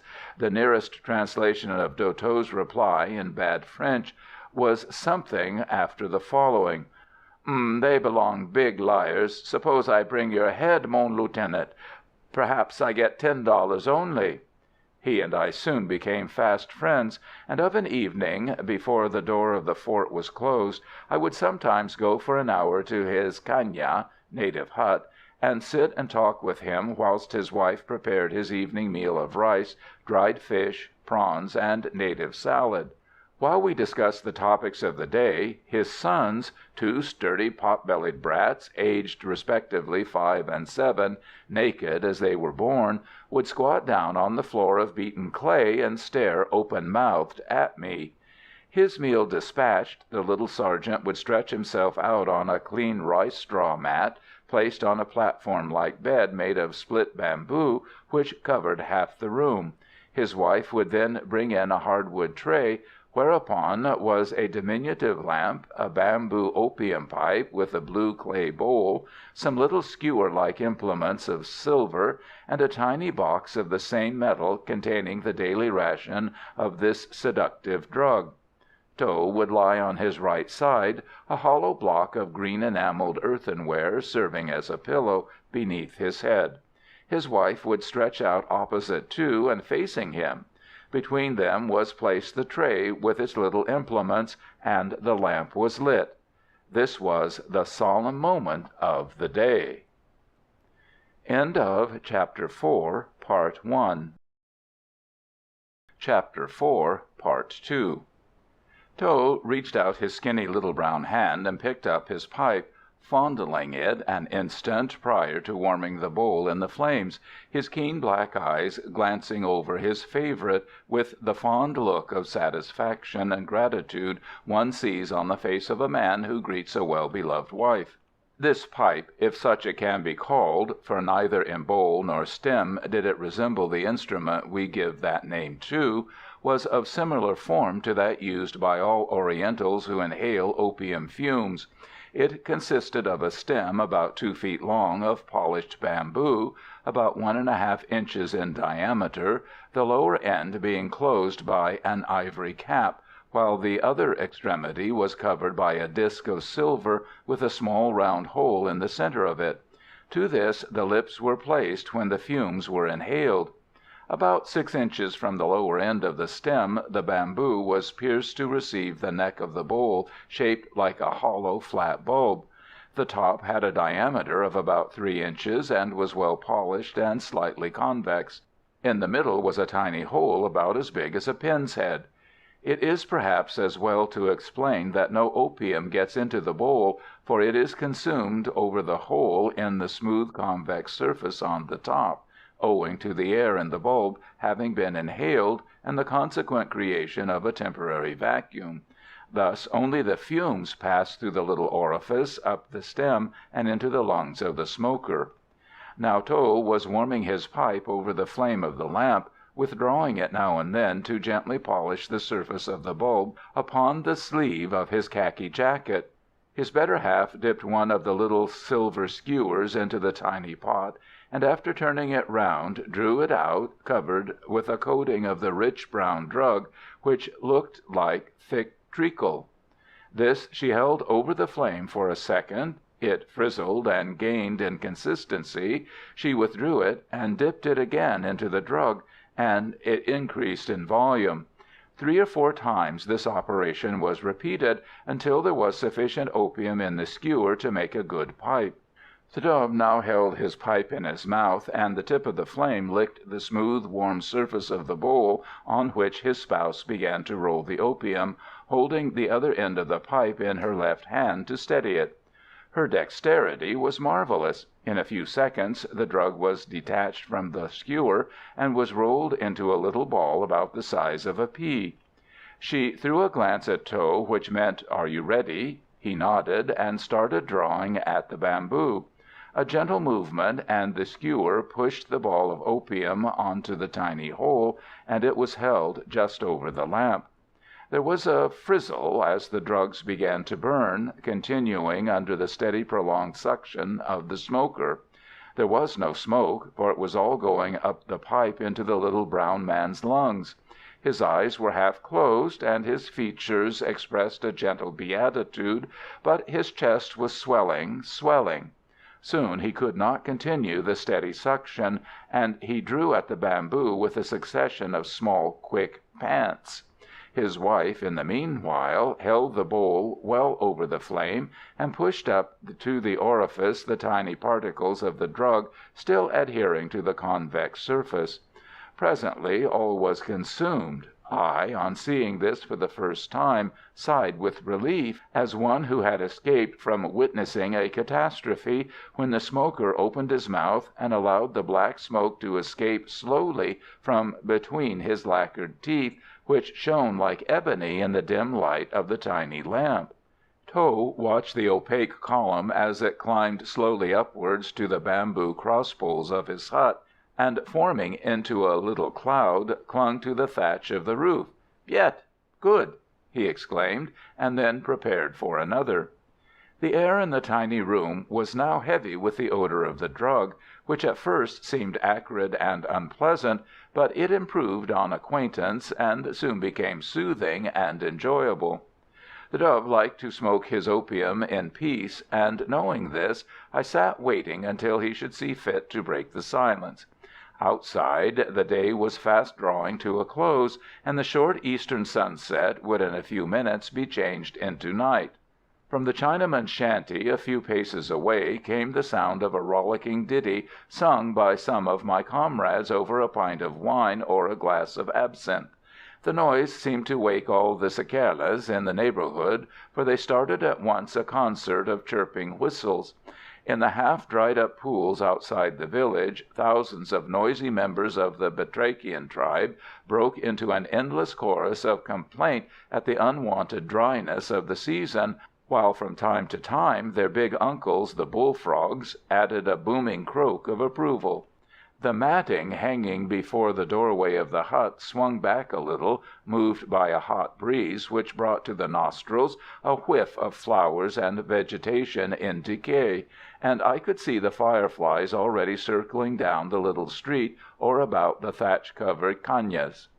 The heat was terrific, and seemed, if possible, less supportable now than it had done during the hours of blinding, scorching sunshine. All the earth seemed to radiate the caloric it had been stoking up during the day. When would the rains break? Those rains the other men who knew had told me of. Rains that chilled you to the bone and made your teeth chatter. The thought that in the past, it seemed years ago, I had somewhere shivered with the cold made me laugh aloud, as after throwing off my light cotton jacket and rolling up my shirt sleeves, I sat mopping the perspiration from my forehead. The veins of my neck seemed to swell, and my breath came in gasps. Thinking that it might be somewhat cooler there, I stepped into the street, and taking out my pouch, tried to roll a cigarette. 3 times the thin paper broke in my sticky, perspiring fingers before I succeeded in obtaining a damp and flabby apology for a smoke. This slight exertion had caused me to perspire from every pore, and it seemed hotter outside than within. My light clothes clung to my limbs like those of a man pulled out of a pond. Disgusted, I returned and sat down again on the edge of the bed, and after endless difficulty succeeded in lighting my damp cigarette with a still damper match. The tiny twinkle of the opium lamp deepened the darkness outside the small circle of its light. To's brownish-yellow features, on which it shone, reminded me of a quaint and clever old Japanese ivory I had once seen, and the dark background of the night was like the black velvet-lined case which had contained it. From where I sat I could see the arm of the sergeant's wife, bare from the elbow, and I watched with a kind of sleepy fascination her small and nimble fingers as they manipulated the drug. The soft light gave to her skin a rich gold tint, and made the arm and hand look graceful and comely. The Rembrandt-like effect of the picture gripped me, and for the moment the heat was forgotten. To's voice brought me from a waking dream, when after laying down his pipe he said, "Patience, comrade, it will come. When the bullfrogs join in the song, the great waters are not far off. Were you on sentry tonight you would hear the dreary note of the rainbird, for I'd stake a week's pay she will be out. Ba, his wife, tells me it sang today before sunrise, but women were ever dreamers." The little woman looked up from her task of cleaning the silver skewer and retorted, "Dreamers? O great slaughterer of men, and dost thou give me time to dream? Is not my life as full of work as our mountain rise is full of fat? Am I not still a To from the Dam To, a group of mountains to the west of Thaï Nguyen? Are not my teeth white, though I have a husband who has blackened his and become a plainsman?" As she smiled at her own wit, I caught a flash of ivory between her red lips, and noticed for the first time the regularity of her small features. The Doy smiled good-naturedly, and replied, "Oh, thou silly one, thou art pretty as an angry parakeet, and talkest faster." Then to me, had I not lacquered my poor teeth, though my ancestors know the grief I suffered from it, how could I have gone, dressed like a pedlar, to spy in the villages for the government? Had I tried so to do, the De Nam would have eaten my liver long since. As it is, some day I shall probably eat his. Ba, get ready another pipe for me." "Nay, nay," she answered, as she lit a small kerosene lamp of German make, and placed it on the bed. "Thou hast eaten 10 times of the drug, and it is thy just ration." She blew out the small light and carried away the tray, saying to me as she did so, "Were I to listen to this man, he would turn all the government dollars he gets into black smoke, and I and my sons would have to go in shame to my father and beg for food." It was very evident that Madame Ba ruled the roost, and it was probably better so. To growled a little and protested to me, "Was ever man burdened with such a wife? She has no respect for me, the senior sergeant in the company. Now, had I married—" Here he was interrupted by the first notes of the bugle calling us back to the fort, and we rose together and hurried out of the hut. It was quite dark outside. To did not speak until we had nearly reached the gate, and then he said, "Camarade, when the time comes, I hope you will find for yourself a white woman with a heart like Ba's. Bonne nuit," and he ran off to his section. Lying on my bed that night, I communicated to my neighbour, Lipti, a Hungarian, the incidents of the evening, and together we laughed over the recital of little To's domestic worries. This roommate of mine had come out with our detachment on the Benoît. On our arrival at Nha Nam we had been given beds next each other, and our acquaintance was fast ripening into a close friendship. Lipti had joined in April of the preceding year. Shortly before this, he held a commission in the Austrian army, which he had resigned. A braver, more loyal and upright nature I have never met. I have never learnt the reason which brought him into the Legion, but am convinced they were honourable, for during the 4 years we were almost continually together, his speech and conduct were always those of a gentleman in the truest sense of the word. He was an adept at military topography, and to while away the time would give me further lessons in this useful art, of which I had already some slight knowledge. This having reached the ears of our captain, we accompanied in turns the occasional reconnoitring parties, and made topos of the route taken. His work was of the first quality, and his draughtsmanship of a very high order. The following morning I came across Tho, who was conducting the sick men of his detachment to the doctor. He halted an instant to ask me if I was coming to see him that evening, and I told him I should be deprived of that pleasure, as my section was on piquet duty at 5 p.m. At this he grinned and said, "Well, then, we shall meet later, for there will be some fun to-night." He then left me and trotted off to rejoin his men. I know it was no good trying to obtain further information from him, for the Doi was like the majority of Orientals, from whom torture will not wring a secret they have decided to keep, so I did not attempt to see him again that day. However, as I knew that he served as interpreter to our commander when spies were interrogated, I inferred from the hint he had given me that some movement was to be made that night. My section assembled and were inspected with the guard that evening, and afterwards we were dismissed, but had to remain dressed and armed in our room in the event of our services being required. I took Lipti into my confidence and told him of the tip I had received. I induced him to do as I did, and fill his water bottle with cold coffee in case of necessity. Fully dressed, with our belt and cartridge cases on, we lay down on our cots to snatch a few hours' rest. At 1 a.m. our squad corporal shook us out of our slumbers, and, together with the other men of our section, we snatched up our rifles and assembled outside as quietly as possible. Here we found a half-section of native troops under the orders of Tho, who nodded to me and grinned as I stepped up and took my place in the ranks. 2 hard-boiled eggs and a slice of bread were served out to each man, which we were told to put in our wallet for future use. A few minutes later Captain Plessier came upon the scene, and noticing that he was not mounted, I surmised that our coming peregrinations were to take place over difficult ground.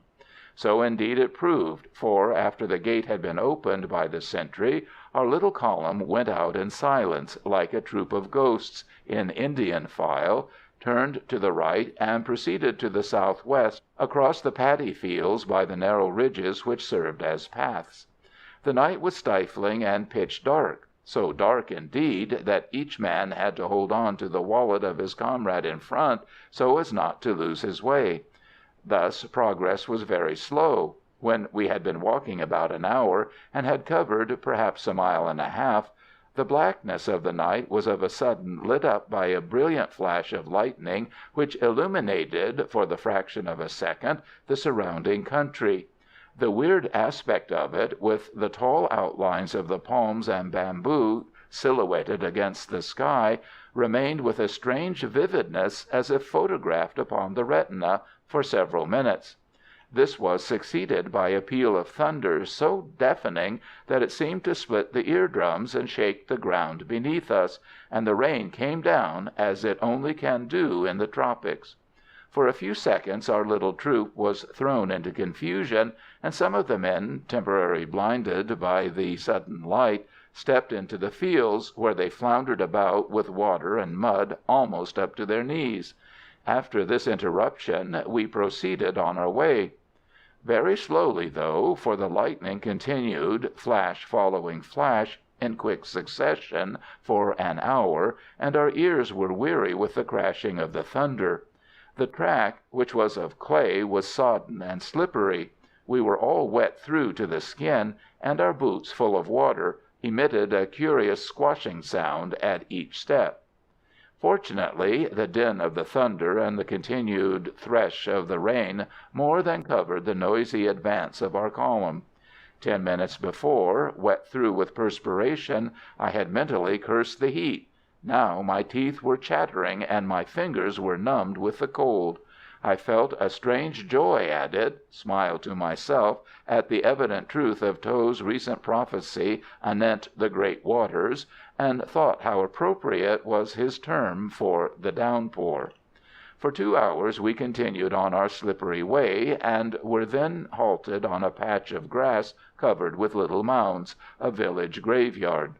Here our expedition was broken up into little parties, the one to which I belonged being composed of 10 legionaries and a sergeant, and as many tirailleurs with To at their head. We proceeded a short distance and were ordered to be down in some long grass behind a clump of cactus and hibiscus shrubs. As we did so I heard the Dove say to our sergeant, "When it will be light we shall see the door of the village from here. The path to it is a little to our left." From this and the movements I could hear on our right and left, I gathered that the remainder of the column was surrounding a village which lay before us, but owing to the darkness and the rain I could distinguish nothing ahead of me. We had been lying on the ground some minutes, and notwithstanding the chill dampness, I was almost falling into a doze, for the walk had tired me, when from the surrounding darkness a figure came noiselessly and crouched beside me. The next instant To's voice whispered in my ear, "I told you so. It has come." "Yes," I shivered, "and I think I have had enough of it." "Nay, say not so. A few more hours and you will grumble at the heat once more, camarade. 'Tis a fool who ever complains. Our land had sore need of the rain. The crops will drink this as the mandarin does his Yunnan tea. When the sun rises all the earth will rejoice. The voice of the tempest has shut the ears of our enemy to the noisy approach of the Linapnaxa European soldier. This time we shall surely surprise the brigands. Therefore we should thank our Lord Buddha for his great mercy." "What village is before us, friend?" "Yen Tru," he answered, "and in it is a Lin Bin sergeant of the De Nam with 20 men. They are collecting the taxes, and were to have left it this morning. But they will never leave it," he added with a low chuckle. "Yesterday the spies came and told the captain. I was there. Last night they surely feasted, drank much chum rice alcohol, and smoked many pipes, for the headman is a great traitor, and in secret a partisan of Ham Nghi." "We shall have much trouble to enter," I ventured, "for we have not brought axes." To chuckled again and said, "Let not that trouble thee. I have devised the Ong Quang Ba, the captain, literally Lord of 3 Stripes, and these fools will open the door themselves, even as I said to him." I turned to chide him for his presumption, but he had glided away silently into the night. The rain had ceased now, almost as suddenly as it had commenced, and the smell of the damp earth and vegetation reeked in the nostrils. Turning, I glanced behind me, and saw that towards the east the sky was grey. In a few minutes the forms of my comrades near by could be dimly distinguished. The nearest, he was barely a yard away, was a boy of 20, an Alsatian. He was fast asleep, his head pillowed on his arm, and dreaming pleasantly, for on his lips, which bore no trace of a moustache, I could discern a smile. Fearing lest the sergeant should find him thus, I awoke him, and he thanked me. It was now so light that a few paces away to the left I recognized our captain, seated on the ground.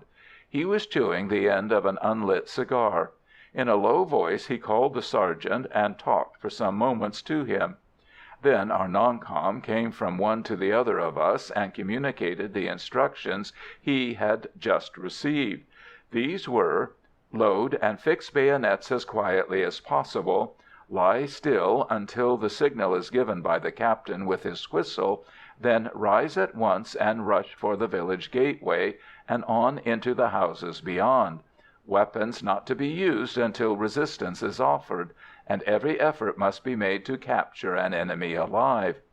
By looking through the foliage before us, we could now see in the yet dim light that we were close to a pond or moat covered with rank duckweed and lotus plants. On the other side of this was a big village, surrounded by the usual embankment and bamboo hedge. Presently we could hear the crowing of cocks, barking of dogs, and other sounds of awakening life. The pond was crossed by a dyke about 6 feet wide, forming a path leading to the heavy gateway of the hamlet. This was yet closed. By this time the eastern sky was a bright red violet, and against it the great leaves of the plantains, the spiky foliage of the macaw palms, and the delicate leafage of the bamboo seemed to be cut out of tinfoil, reminding me of a tropical scene from a drama stage in one of our large London theatres. The birds were out. Troops of white-breasted jays scurried from tree to tree with an uncouth cry.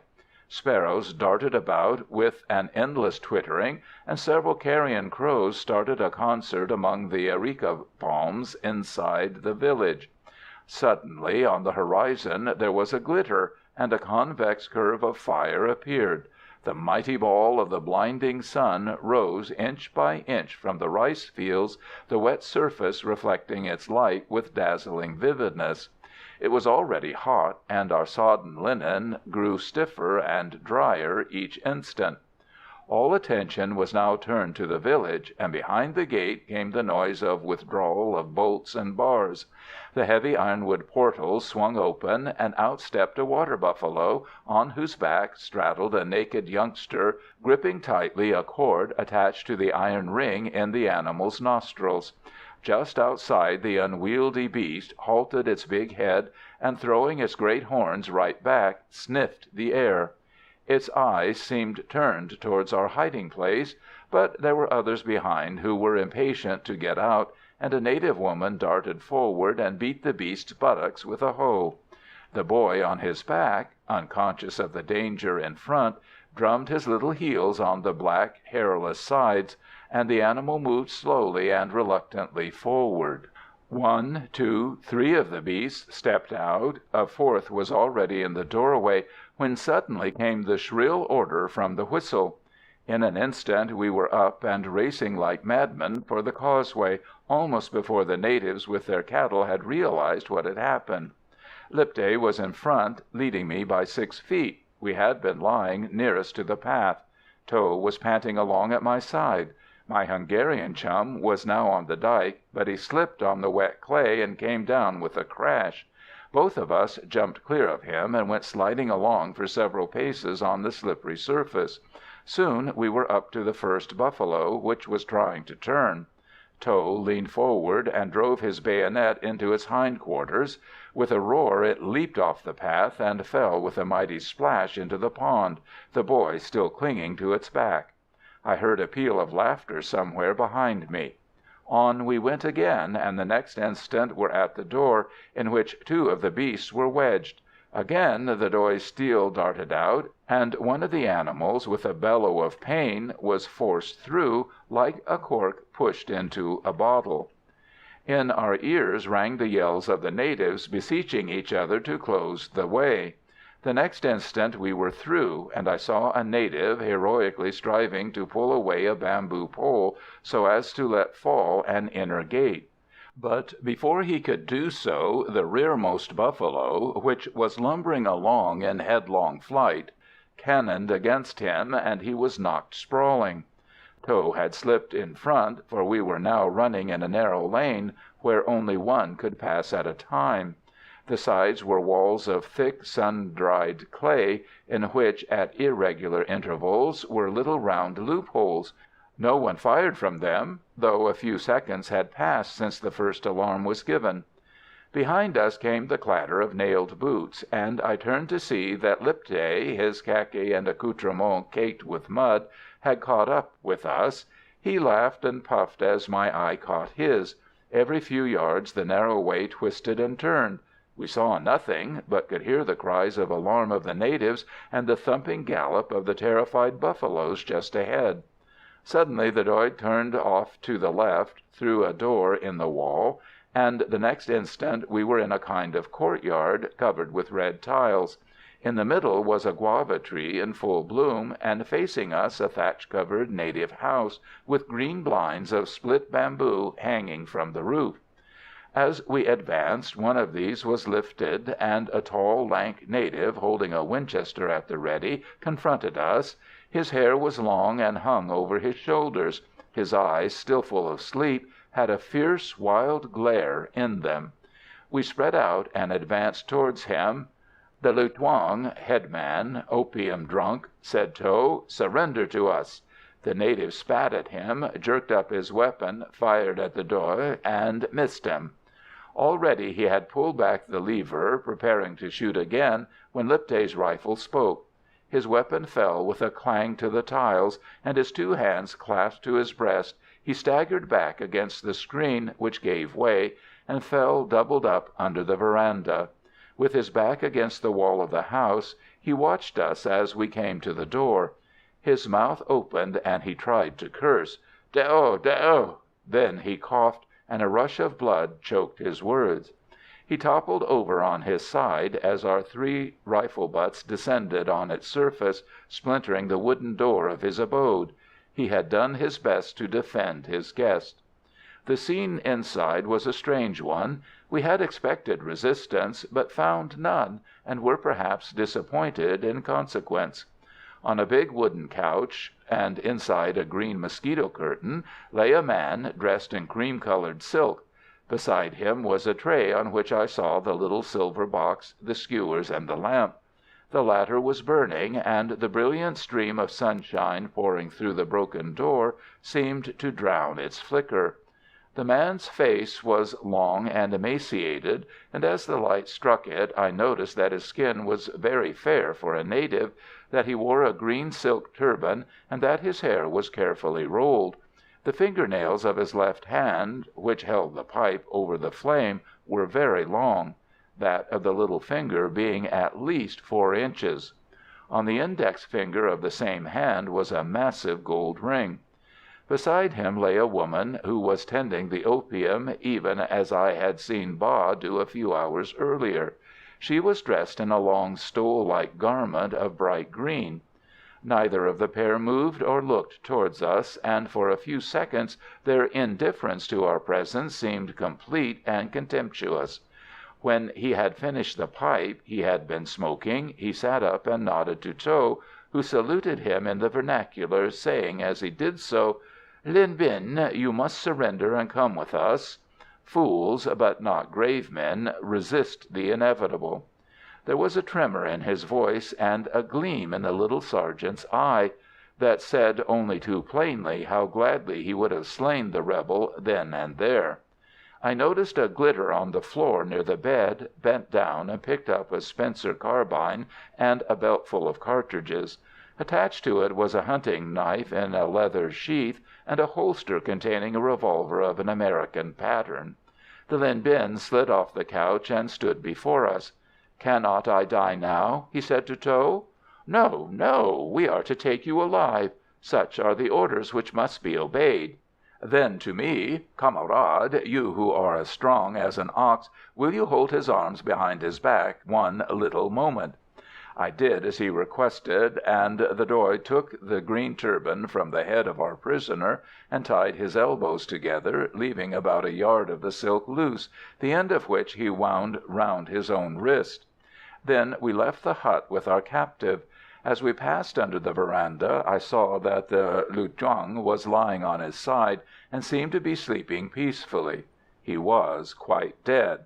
Lipthay picked up the Winchester and walked with me behind Tho, before whom was the prisoner. We noticed that they were talking together in quite a friendly manner. The woman was following us, and I could hear the low sobbing complaint which she kept up as she trotted behind.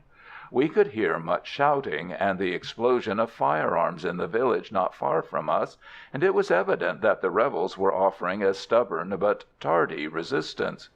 Guessing the importance of our capture, and fearing a rescue, both Lipthay and myself shouted to Tho to hurry on, and we all started off at a trot. Outside we found the captain attended by a bugler. Our commanding officer was seated on a mound watching the gateway and smoking his cigar. When we got up to him, he said, "What have we here?" "A rebel, mon capitaine," answered Lipthay. "De Linh Binh, mon capitaine," I replied. "Linh Nghi, mon capitaine," replied Tho, who had learnt the name of the prisoner. "And 2 rifles and a pretty girl," added the officer with a laugh. Then he continued, "Leave all here in charge of Calvet, the bugler. You, Doy, go back to your section. You 2 men rejoin Sergeant Bevan in the village, and tell him to get his detachment together and rejoin me here." When we reached the sergeant, all resistance had terminated, and the men were foraging in the huts or securing the prisoners. We communicated the orders. The little column assembled outside again, and we learned that 2 of our men had been slightly wounded. We had captured 6 prisoners, taken 9 rifles, and 5 of the enemy had been killed. The surprise had been complete. Although few, if any of us, realized the importance of the capture we had made, it will presently be seen that our morning's work produced results which eventually aided not a little towards the success of the operations on a large scale undertaken against the rebels at the beginning of the following year. We reached Nha Nam at 11 that morning, and an extra ration of wine was served out to us as a compensation for the drenching we had received. Our prisoners were lodged under the veranda of the house occupied by the native troops, where there was a barre de justice, heavy ironwood stocks, in which the right leg of each of the captives was secured. A guard, furnishing 2 sentries, was placed over them.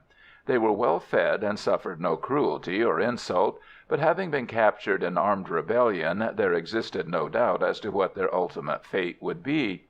It is now necessary to give some details concerning the important changes which were taking place at this time in the administration of the country.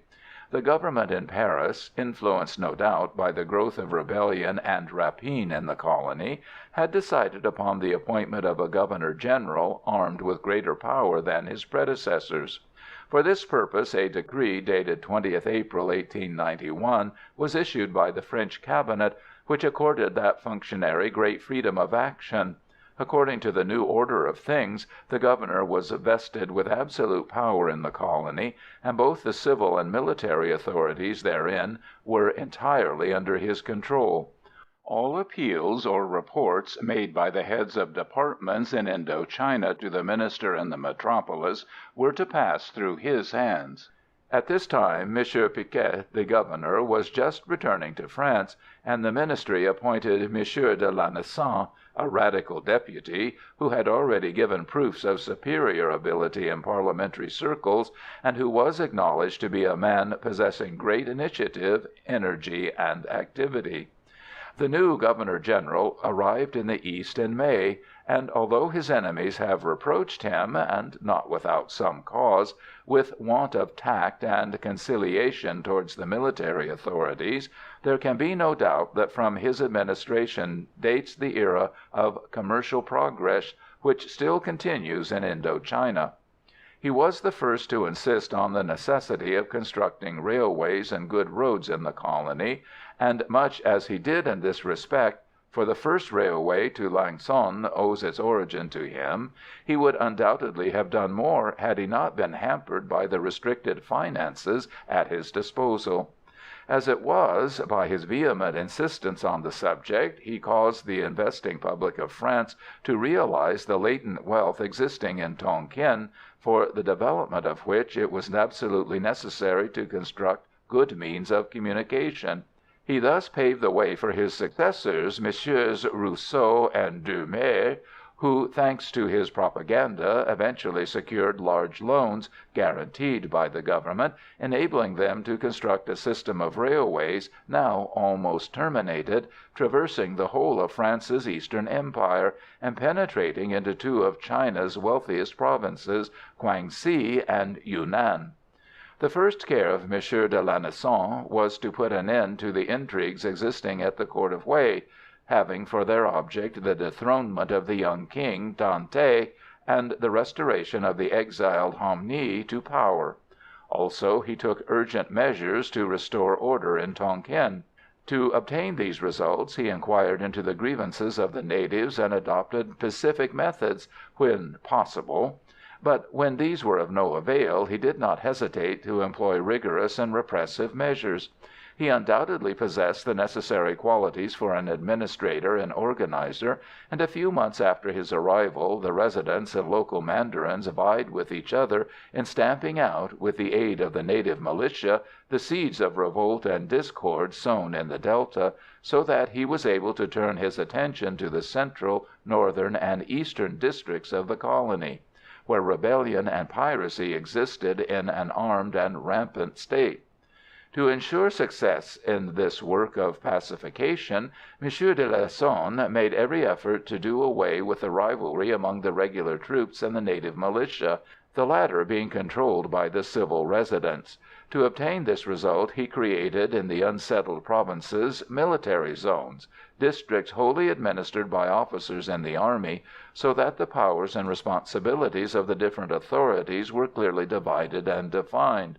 The all-powerful military authorities were alone responsible for all that went on in the region committed to their care, and to the civil authorities was entrusted the administration of the Delta provinces. This system proved such an excellent one that it has been maintained to this day, with few modifications, and at the beginning of 1903 there were in Tonkin 4 military zones divided up into 9 districts, with a total population of about 2,000,000 and a superficial area of 20,000 square miles. Thanks to the system introduced by M. de Lanessan, organized rebellion no longer exists in the colony, and although the provinces bordering on Kwangsi and Kwangtung are occasionally ravaged by the Chinese bands which cross the frontier, the pacification of the country may be said to be complete. That the commercial progress of the colony was a slow one at this period there can be no doubt, but it was owing principally to the want of means of communication with the interior, and also to the prohibitive customs tariff and exorbitant transit rates on goods passing through to China, which had been adopted by the French government. Today things have considerably improved, thanks to the railways already built, and they will go on improving when all the lines are completed. But unless the authorities adopt a broader policy with regard to transit duties on foreign goods imported into Yunnan through Tonkin, reduce the railway freights, and modify the existing scale of duties, the realization of the full value of the country as a speedy and safe route to the central Chinese markets, with the consequent prosperity which would result, will be lost to France, and private enterprise, which as yet has developed but slowly, notwithstanding the undisputed agricultural and mineral wealth of the Tonkin, will be brought to a standstill. End of Chapter 4, Part 2. Chapter 5, Part 1. An execution, a rebel chieftain, a bid for liberty, De Nam's mistake, Lin Nghi speaks, a new road to Tai Nguyen, in the enemy's country, a sharp encounter, Cho Trang, the fever fiend, in the hospital, Quang Yen. The 5 prisoners captured with Lin Nghi were executed the first week in August. They had been tried and condemned by the native mandarins entrusted with the administration of justice. These functionaries had come over on purpose from Bac Ninh in great state, and the execution took place in an open space in front of our fort. We supplied a guard and piquet for the occasion. None of the rebels had given any information, although it was whispered that the native judges had submitted them to torture during their interrogation. We had no means of controlling these rumours, for each morning the prisoners were handed over to the native police, and they were returned at night, and although they slept in the fort, it was forbidden to communicate with them. From their appearance and evident exhaustion, I should be inclined to think they had suffered maltreatment. There would be nothing very surprising in this, for according to the native code of justice, such methods were not only recommended, but were actually indicated. It is certain that the rebels showed no mercy to the loyal natives or French soldiers they captured alive. Fortunately, it was rarely indeed that any of the latter fell into their hands, and subsequently it was destined that I should witness shocking proofs of the terrible cruelty they were capable of employing. It is therefore probable that the native judges made use of all the powers afforded them by the law of the land, and did not employ European methods, for which most likely they possessed supreme contempt. The execution was carried out in a very simple and expeditious manner.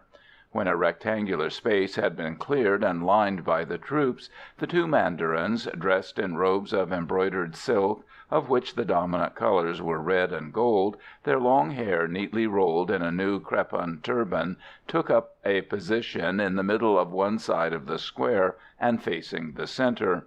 Behind them were massed their retainers. Bannermen carried tattered triangular flags, and coolies bore aloft enormous umbrellas, 2 to each official, whereon were painted in bright colours a quaint design of dragons and griffins. Each mandarin was also accompanied by a sword-bearer, a pipe-bearer, and a domestic, to whose care was confided a black lacquered box containing the areca nut and betel leaf of his master. They formed a dirty, motley crowd, without order or cohesion, clad in shabby, tattered scarlet uniforms, and they laughed, chatted, or squabbled, one with the other, like a pack of old fishwives. They subsided into comparative silence, however, on the appearance of Captain Plessier, our commander, who occupied the place of honour a little in advance of the two judges. The prisoners were now brought into the enclosure under the escort of a few Lindis, soldiers of the Mandarin Guard, whose dirty green uniforms and still dirtier rifles and accoutrements were certain proofs of their slovenly and undisciplined habits. Behind the little procession formed by the condemned men stalked the executioner, a tall native dressed in a red embroidered vest and black silk pantaloons. Upon his shoulder he carried a heavy curved sword, about 3 feet long, and a good deal broader at the end than near the handle. The 5 rebels, their hands tied behind them, walked to their death without any tremor or hesitation. Chatting together merrily, they threw curious glances at their surroundings, and expectorated from time to time, with evident unconcern, the red juice of the betel leaf they were chewing. They were lined up, separated about 4 paces one from the other, on the opposite side of the square, occupied by the authorities, and facing them. As each of the prisoners reached the place assigned to him, a native soldier unbuttoned and turned back the collar of the rebel's vest. Then, one after the other, they knelt upon the grass, taking every care that their position should be as comfortable as the circumstances would allow. The sentence having been read aloud to the assembled natives, the executioner, after thrusting his finger into his mouth, traced a wet line of red betel juice across the back of the neck of the first of his victims, about half an inch above the last big vertebra. Stepping back a pace, he swung aloft his heavy sword with both hands. It poised a second in the air. There was a glitter in the bright sunlight as it descended. Then a swishing sound and a dull thud.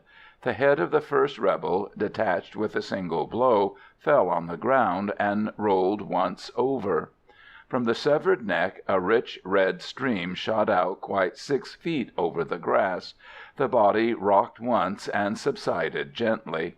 Bending over it, the executioner touched the open arteries and smeared a little of the warm blood over his own lips as a charm against any evil influence from the spirit of the departed. The other prisoners, who had watched the execution of their comrade with evident interest, made flattering remarks concerning the skill of the swordsman. The next to die smiled and prepared himself calmly, stretching his neck as far forward as it was possible for him to do without losing his balance. I felt deadly sick, and could not bring myself to watch the succeeding decapitations, which were carried out with similar skill and expedition. The bodies of the condemned were handed over to their families, but their heads, attached to the top of a tall bamboo pole, were exposed at the entrance of the fort as an example to all rebels. The authorities had decided not to hurry on the trial of Linh Nghi, in the hope that they would eventually succeed in obtaining information from him. He was interrogated during several days by the two mandarins, who failed, however, to extract the slightest indication of the strength of the enemy or the whereabouts of their positions. After the departure of these functionaries, our commander made several attempts, with the aid of Tho as an interpreter, to break through the reserve of the chieftain, but without success. The treatment accorded him was a humane one. His diet was unstinted, and his parents, an aged, white-haired couple, were allowed to visit him as often as they chose during the daytime. His wife, for so the woman whom we had found with him proved to be, remained constantly by him, and attended to all his wants. To one privation only was he submitted, and that was the want of opium. On this point our captain was obdurate, and though Linh Nghi, who was well supplied with money, offered to purchase the drug, his craving was not allowed satisfaction. To all his entreaties the same reply was given: "Speak, tell us what we ask of you, and you shall have opium, the very best, at our expense." Only those who have witnessed the powerful hold the subtle drug takes on its votaries can imagine the torture endured by this native during the hours at which he had accustomed himself to indulge in his passion. These agonies, occurring shortly after the noon and evening meals, would commence by protracted yawnings, and develop into spasmodic, nervous contractions of the body and limbs, which broke into profuse perspiration. Unable to stand the strain, the unhappy victim of the brilliant-hued but treacherous flower, or rather its seed, would entreat his guards to supply him with the smallest particle at no matter what price. Then, finding that his supplications were without avail, he would break into a torrent of invective and malediction, which grew in intensity and filthiness as his increasing and impotent rage neared its climax. Then, speechless and foaming at the mouth, he would fall back on the hard, beaten clay floor of the veranda, with mouth agape and black eyes fixed, staring at the roof above. His face, pale yellow, framed in the thick, tangled mass of long black hair, escaped from his fallen turban. His chest would heave and crack under the short, sharp pants which brought the air through the larynx with a whistling hiss. Thus would he continue for perhaps an hour, until, exhausted by the struggle, he would fall into a sound sleep, from which he would awake refreshed and smiling, to laugh and chat with his guards, his wife or parents, if they happened to be present.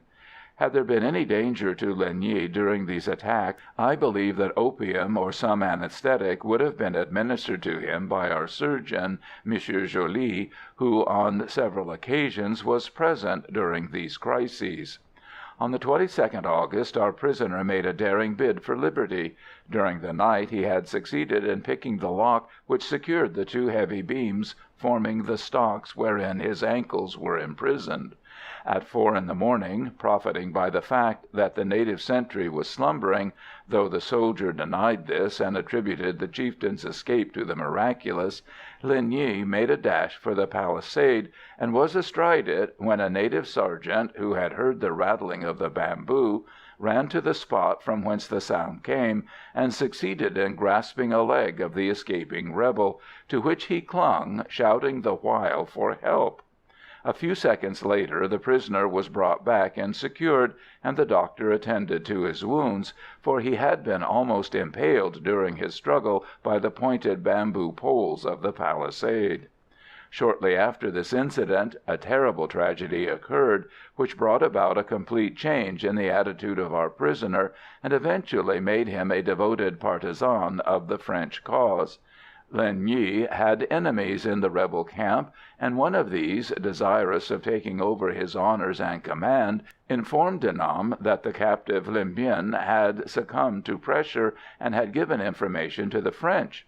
He also provided evidence, which was false, to substantiate his declaration. Enraged at the apparent weakness of one of his most trusted lieutenants, the rebel chief decided to make an example, and he gave orders for the immediate seizure and execution of Linh Nghi's aged parents. The details of this drama, which I obtained from Tho, were confirmed by documents captured later from the rebels. I had an opportunity of perusing them whilst serving on the staff of the 1st Brigade some months later. At daylight on the morning of the 28th August, the European sentry at the gate of Nha Nam found a basket, which had been deposited outside during the night. On being opened, it was found to contain 2 heads, and a letter addressed to our prisoner. It is unnecessary to give further explanation, or to describe in morbid details the reception of this strange parcel by the unfortunate Linh Nghi. Certain it is that its effect was immediate, for that very evening I saw our ci-devant rebel, who had just returned from a long interview with our commander under the veranda, his former prison, where he was squatting side by side with Tho, with whom he was engaged in a most friendly conversation, whilst with some damp clay and split bamboo he was constructing, with nimble fingers, neat little models of the different fortified positions belonging to his chief of yesterday. From that time forward he was allowed all the opium he cared to smoke, and though for his own safety he preferred to remain in the fort during several weeks, he was liberated, and lodgings were assigned to his wife in the native soldiers' village. Linh Nghi now became a scout and guide to the French columns, and as such he rendered immense services to the authorities, concerning which more will be mentioned hereafter. Eventually he was made a mandarin, and is now a local prefect of a district formerly overrun by rebellion. He and Tho became fast friends, and from their evening talks, when the black smoke hung thick under the thatch, I was able to derive much amusement and some knowledge. Owing to information furnished by Nghi, the authorities decided to reconnoitre a road which had not been visited by French troops since 1886, when a column under Major Duquesne went by it from Tin Dao, the old name for Nha Nam, to Thaï Nguyen, an important town situated on the Sung Cau River, about 20 miles as the crow flies to the northwest of Nha Nam. This road had probably been constructed several centuries before, but owing to the depopulation of the districts through which it passed, and also to its proximity to the forest-covered mountainous region to the south, it was now but a path which in some places completely disappeared in the ever-advancing jungle. From a military point of view, the reconnaissance of this route was of the greatest importance, since, should it be found practicable to infantry, it would be possible to make use of it, when the time served, as the means of advance for a column destined to attack the enemy's position on the right flank. At Thaï Nguyen there was a garrison consisting of 2 companies of the Foreign Legion, 1 of native infantry, a section of mountain artillery, and a detachment of militia.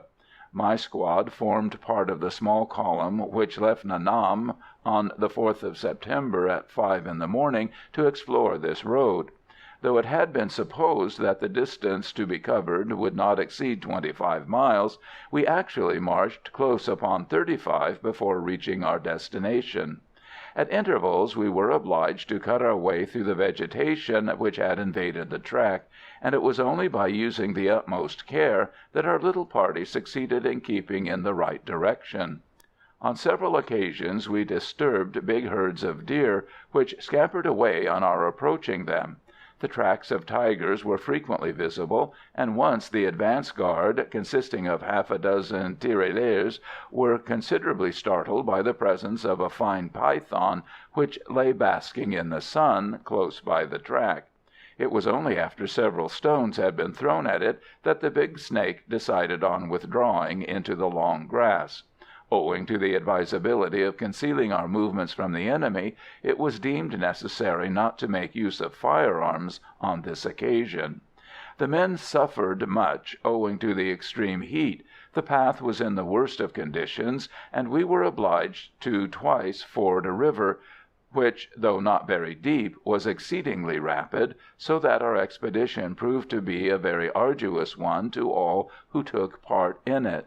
It was nearly 8 p.m. and quite dark when we reached our destination, and several of the men fell exhausted whilst waiting in the ranks for a hut to be prepared for us to pass the night in. Thaï Nguyen possessed a fine citadel of the Vauban style, which was built in 1798, and it was in this that the garrison dwelt. The town and its neighbourhood was at this time infested by tigers, which prowled about the streets after dark, so that it was imprudent for the inhabitants to go out without a torch or a light of some kind. So great was the voracity and daring of these animals that on several occasions they had penetrated into the citadel and carried off dogs and goats belonging to the garrison. Indeed, the doctor, by an extraordinary stroke of good luck, killed one with a revolver shot as it was groping under his bed in search of a favourite pointer, which had taken refuge there. Report had it that the lucky slayer of this greedy feline was so excited by his good fortune that he was found more dead than alive by the guard, who ran to the hut on hearing the report of the weapon. He lost his dog, however, for the poor animal was found to be quite dead, its skull crushed beneath the powerful paw of its enemy. Our column, having proved that the road explored could, if necessary, serve as a means of penetration into the enemy's country, left Thaï Nguyen on its return journey the next day at 4 p.m. Lipthay had been in charge of the topographical work during our exploration, and his sketch of the route so pleased Major Berard, who commanded our battalion and was also in charge of the military zone, that my chum was detained at Thaï Nguyen and attached to the staff there. I was very sorry to lose him, but for his sake was glad of this change in his prospects, as his new position brought with it a greater chance of promotion. Our party did not return to Nha Nam by the same route it had come, but took a better known and more frequented track, passing more to the south, through a district more populated and consequently better cultivated. On our way back we slept one night at Cassong Thuong, a small fort garrisoned by a detachment of militia under the orders of a European officer. We continued our journey the following morning and reached Nha Nam at 6 p.m.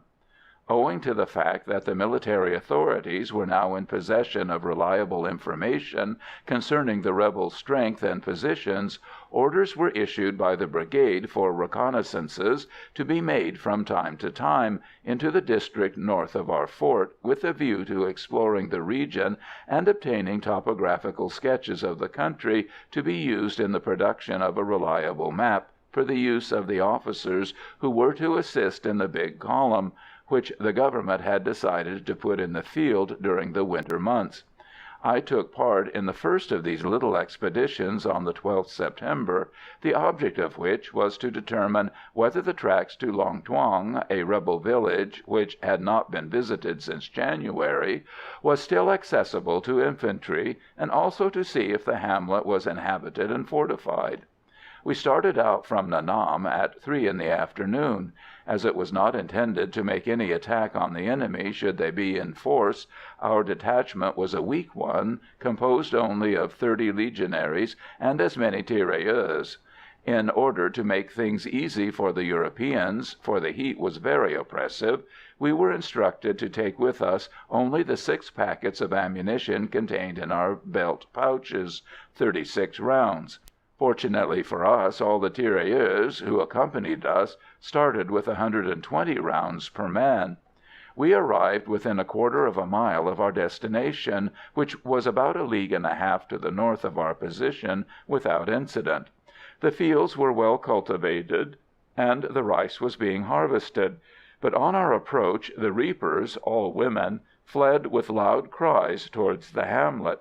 It is probable that the suspicions of Captain Plessier were aroused, for by his order we left the path extended and advanced towards the village across the cultivated ground, a small reserve remaining upon the track under the orders of Lieutenant Bennett. When about 200 yards from the position, we were received by a hot fire from a strong party of the enemy occupying the hamlet. Our line halted and took cover by kneeling behind the little embankments which separated one field from the other.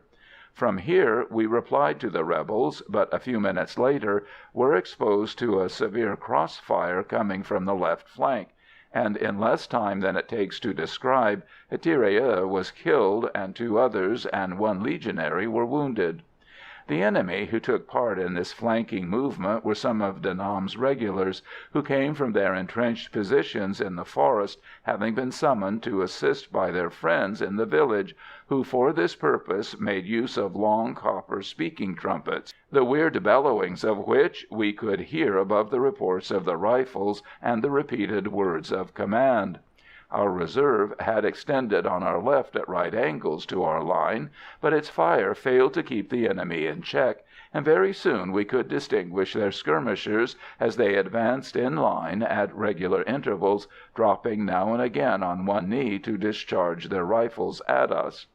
The situation was getting too warm to be pleasant, and most of the Legionaries having expended their slender stock of ammunition, it was found necessary to distribute among us the cartridges of the men who had been placed hors de combat, and also to take a few packets from each of the native infantrymen. Thanks to the wall-like ridges behind which we lay, we suffered no further casualties, but our cartridges were getting scarcer each minute, and we felt that should any of the enemy succeed in getting out of the village by an exit, which might possibly exist, other than the door before us, there would be a possibility of an attack on our right flank, and consequently a danger of the road to Nha Nam being closed to us. It was very soon found necessary to restrict the efforts of the native troops to volley firing, for, notwithstanding the repeated efforts of their French sergeants, they expended their ammunition with reckless extravagance when acting independently. The majority of them, not waiting to select a suitable target or to aim carefully, just loosed off into space, happy so long as the excitement created by the report of their rifle and the smell of their burning powder stayed their rising fears. This was the first time I had seen our captain under fire, and it was a supreme satisfaction to me to note that his attitude came up in every respect to the descriptions given me by my comrades, senior to myself in the service. Calm and collected, he had an eye for every detail, and seemed to foresee each new development in the situation. He was never a man of many words, and now he spoke only to give some short, crisp order to the bugler, or to a non-commissioned officer. Though he happened that day to be dressed in a suit of white drill, he was the only one among us who took no cover, and was in consequence the target for many a rebel rifle. As he walked coolly up and down behind the line of our crouching figures, his helmet cocked over his right ear, a cigarette between his lips, flicking his leggings every now and again with the cane he carried, he seemed to defy death itself. This attitude inspired his men with enthusiastic confidence, and every legionary present would have hailed with joy an order from him to fix bayonets and charge right at the enemy. The action had lasted but a few minutes when the order to retreat by echelons was given. The object of the reconnaissance had been accomplished, for it was clear that the track followed was accessible, and also that the village was occupied in force as an outpost, and under the circumstances it would have been a culpable breach of the art of war, a wanton invitation to disaster, to have continued the engagement. Our retirement was not effected without some difficulty, for the enemy showed considerable daring and initiative in harassing our retreat, and our progress was slow because we were embarrassed by our dead and wounded. Some difficulty was also experienced by the French sergeants in keeping their tirailleurs in hand, and it was undoubtedly due to their efforts, and also to the example of cool steadiness displayed by the Legionaries, that our withdrawal was saved from degenerating into a total sauve-qui-peut. It was found necessary to tell off men of my corps to bear away our comrades who were hors de combat, for the native troops were too plainly victims to shattered nerves to bear the strain of this task under fire. This somewhat reduced the strength of our little firing line, which, however, received some assistance from Lieutenant Bennett, who picked up a rifle and downed several of our eager pursuers, for he was a first-class marksman. The enemy abandoned their attack when we were about a mile from Nha Nam, but it was a band of tired and thirsty men that reached the shelter of our position that evening at 7. Warned by our captain, who had galloped on ahead of us as soon as all danger had ceased, the guard turned out and rendered the usual honours to the dead and wounded as they were borne through the gate of the fort. The wounded were at once attended to in the infirmary, and were transferred under escort the next morning to the hospital at Phulang Thuong. On the day following our engagement, the whole garrison turned out under arms to assist at the funeral of the tirailleur who had been killed. He was buried in the small, well-kept cemetery situated just below the slope to the northwest of our position. The French people have had at all times a great respect for their dead, and their soldiers whose lot it has been to lay down their life au champ d'honneur, as they so eloquently express it, have always received their full share of the respect paid to the departed. In France there exists a fund known as l'œuvre des tombes, subscribed to by thousands of the charitable public, and the money thus obtained is expended on the hundreds of far-away colonial graveyards, which are kept in excellent order, and in erecting an iron cross bearing the name and corps of the deceased over the last resting place of each soldier of the Republic who falls in fight or dies of disease. This is done without restriction of race or religion. I went to see Tho that evening, and found Linh Nghi with him. They both amused me by their evident regret at not having assisted in the engagement of the previous day. The little sergeant's complaints were based on plain, unsatisfied bloodthirstiness. Those of my ex-rebel friend clearly originated in that spirit of unslakable vengeance which only an Asiatic can acquire. It was instructive to note how they, after each pipe of opium, built fresh plans and devised new methods for the merciless slaughter of their enemies. From them I learnt that a spy had come in during the day with information that De Tam, the most capable of all the rebel military leaders, had been in command of the troops that had attacked us, and that this famous captain, for whom they evidently cherished much hate and a good deal of reluctant admiration, had been severely wounded towards the end of the fight, his left arm having been shattered by a bullet just below the shoulder. This proved to be a fact. I met the famous chieftain in 1897, when he was a partisan of the French, and the crippled state of his limb, due no doubt to the elementary treatment of the wound by the native medicine man, was an evident proof of it. I passed many pleasant evenings with Tho and Nghi, who would favour me with stories of war and love, legends of ancient origin in which the actors were demigods, dragons and genii, and strange fables full of local colour, replete with quaint proverbs and philosophical axioms dear to the disciples of Confucius. Unfortunately, I was soon to be deprived of the real pleasure obtained from these foregatherings, for my section received orders to proceed to Cho Trang, and I was thus immediately separated from my two friends. It was not without some regret that I accepted this hazard of a soldier's life, against which one should not murmur, and I was really sorry that the opportunity afforded me for the study of the complex characteristics of Tho and Yi should have been such a brief one. End of Chapter 5, Part 1. Chapter 5, Part 2. My new location was a small fort situated to the northwest on the confines of the Yen Thé province, about 60 miles from Nha Nam as the crow flies, but a good 80 by road. Owing to its position in a rugged, forest-clad mountainous region, and to its being surrounded, a few hundred yards away, by a chain of rocky heights, green with the vegetation which flourished in the crevices, it was found to be so unhealthy that the military authorities had, up till October 1891, contented themselves with maintaining a garrison of native soldiers there. Owing, however, to the approaching operations against the rebels, and to the fact that Cho Trang was situated on the left flank of their positions and close to several paths leading into their country, it was found necessary to strengthen the force there for a few months, since by these tracks it would be quite possible for some of the Chinese bands established in the hills around Lang Song to come to the assistance of De Nam.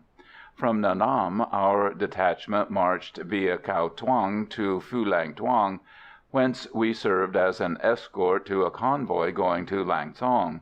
We went by the famous Mandarin Road, which had been the scene of the retreat of General de Négriers' army in March 1885. Our rate of progress was a slow one, for the vehicles we escorted were heavy carts drawn by tame buffaloes, or native wheelbarrows of a most peculiar pattern, constructed entirely of bamboo and ironwood, without a single nail or screw. The wheel consisted of a big wooden disc about 3 feet in diameter, which revolved on a teak axle, and produced a loud scratching noise as these clumsy carriages trundled over the rough road. The regulation load for these barrows was about 180 pounds, and to each of them there were 2 Chinese coolies. One pushed the barrow from behind with a strap, each end of which was attached to a handle passed over his shoulders, and thus relieving the wheel of some of the weight carried, and another was in front, hitched to a rope tied to the horn of this prehistoric little vehicle. The creaking of the wheels and continued yelling chatter of the Chinese created a perfect pandemonium of sound. Our convoy was more than 2 miles long, so that when the head had reached a halting place, and its escort was able to obtain rest and refreshment, the unfortunate soldiers in the rear were still toiling slowly along, and would arrive at an étape to find that only a short space of time remained for them to refresh their tired legs and empty stomachs. After Kep, the scene of Major Dugen's reverse in June 1884, the road passed through a stretch of scenery wild and magnificent. By a succession of loops and curves, the route rose and passed round the flank of one mountain after another. Sometimes the convoy crept slowly over small bridges spanning mountain torrents, overhung with dense tropical vegetation. Now the road would wind through beautiful thickets of bamboo, so dense that it would have been impossible to penetrate it. At times we skirted deep woods and charming combes full of thick undergrowth, palms and creepers. Often the track dipped and traversed fine valleys covered with waving jungle grass. Beyond this could be seen a vista of hills overrun with black forest, or chain upon chain of massive rock, 1,000 feet high, all bedecked with variegated foliage. On or near the track there were few signs of animals or bird life, with the exception of the ubiquitous sparrow and the ever-present kite, though the vanguard occasionally disturbed a flight of chattering parakeets, or scared away small herds of deer, which, with a few bounds, would disappear into the jungle. We halted at Kep, Suigang, and Baklay, and passed the night in the forts of these places.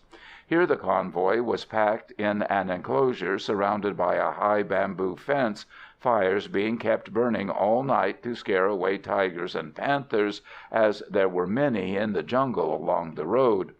The coolies, on their arrival, were told off into squads, and the daily ration of rice and salt fish was served out to them. This they cooked in copper pots, and the men of each squad squatted round the fires awaiting their evening meal, while one of their comrades, who acted as cook for the occasion, kept stirring the stew with a bamboo stick. Most of these Celestials were tall, well-made men, whose lower limbs were abnormally developed, a natural result of the calling they followed, and, like the majority of their race, they evidently possessed a strong dislike to soap and water, for they were extremely filthy. They were clothed, like the men of the mountain tribes in this region of the Tonkin, in a costume consisting of a vest and pantaloons of blue cotton cloth, which in most cases was in a terribly ragged condition. For pay they received 25 cents per diem, about 5 pence, plus their daily rations. The meal finished, the majority indulged in a few pipes of cheap opium, locally known as sai, and the surface of the compound was starred over with the numerous tiny twinkles of their little lamps. These went out one by one, and before midnight the camp was plunged in silence and slumber, the naked limbs of the sleeping coolies having the appearance of old ivory or new bronze in the flickering glimmer of the watch-fires, round which they reclined. Then the stillness of the night would be broken only by the song of the cicalas, the crackle of burning wood, the occasional call of the sentries, and the far-away cop-cop-cop of a tiger hunting in the hills. At Baklay our detachment left the convoy, and, abandoning the high road, we struck off due north by a small path which led to Cho Trang. We set out before daybreak, so as to avoid marching in the midday heat, and were accompanied by a guide and several coolies bearing lighted torches, made of split bamboo as a precaution against wild beasts. Cho Trang is about 12 miles from the Lang Son road, and the little track we followed passed for 9 of these through a succession of jungle-covered valleys and over hills hidden in primeval forests of teak, banyan, ironwood, and palm trees, some of which were of enormous size, with an impenetrable undergrowth of fern, interlacing creepers, orchids, and spiked rattan. In these woods the light of day was almost shut out by the dense foliage. No birds seemed to live there, and the strange, weird silence was only broken now and again by troops of chattering brown monkeys, which, disturbed by our approach, would scuttle away through the branches, jumping from one bough to another with their usual agility, and maintaining the while such grotesqueness of face and demeanour that our laughter was frequently provoked. When we had marched about 5 hours, for during the darkness the pace had been a slow one, we found ourselves close upon the rocky chain already described, which exactly resembled the pinnacles which rise in hundreds from the sea in a long bay. This strange configuration is known as the Nui Duong Ni, and its jagged ridges run east from this point right through Tonkin into Guangxi, and also far north to the heart of the province of Cao Bang. We traversed the first chain through a pass known as the Deo Mompieu, which in some places is so narrow that a native pony can only just squeeze between the projecting boulders. This narrow cleft is evidently the thousands of years old work of the waters, which have eaten away through the calcareous rock. Indeed, there rushed through the pass a rapid though narrow stream, wherein we had to wade knee-high. Between these high stone walls the scenery possessed a savage grandeur I have never seen equalled, and the semi-darkness of the narrow way produced a most awesome effect. A few lines from L'Amour de Roland, recited by a comrade during one of the short halts we made, produced such a feeling of intense sadness that I was glad when our little column broke out of these weird surroundings into the bright sunshine beyond. From the pass, which was nearly a mile long, we debouched into a little circular plain with a superficial area of about 1½ square miles. It was surrounded by high rocky walls, to all appearances without a break in them, and the fort of Cho Trang was situated almost exactly in the middle of the plain. We found that the position was a solid one. It was rectangular in form, with a small bastion at each angle, and the fortification consisted of a well-built parapet and ditch, round which ran the usual bamboo palisade.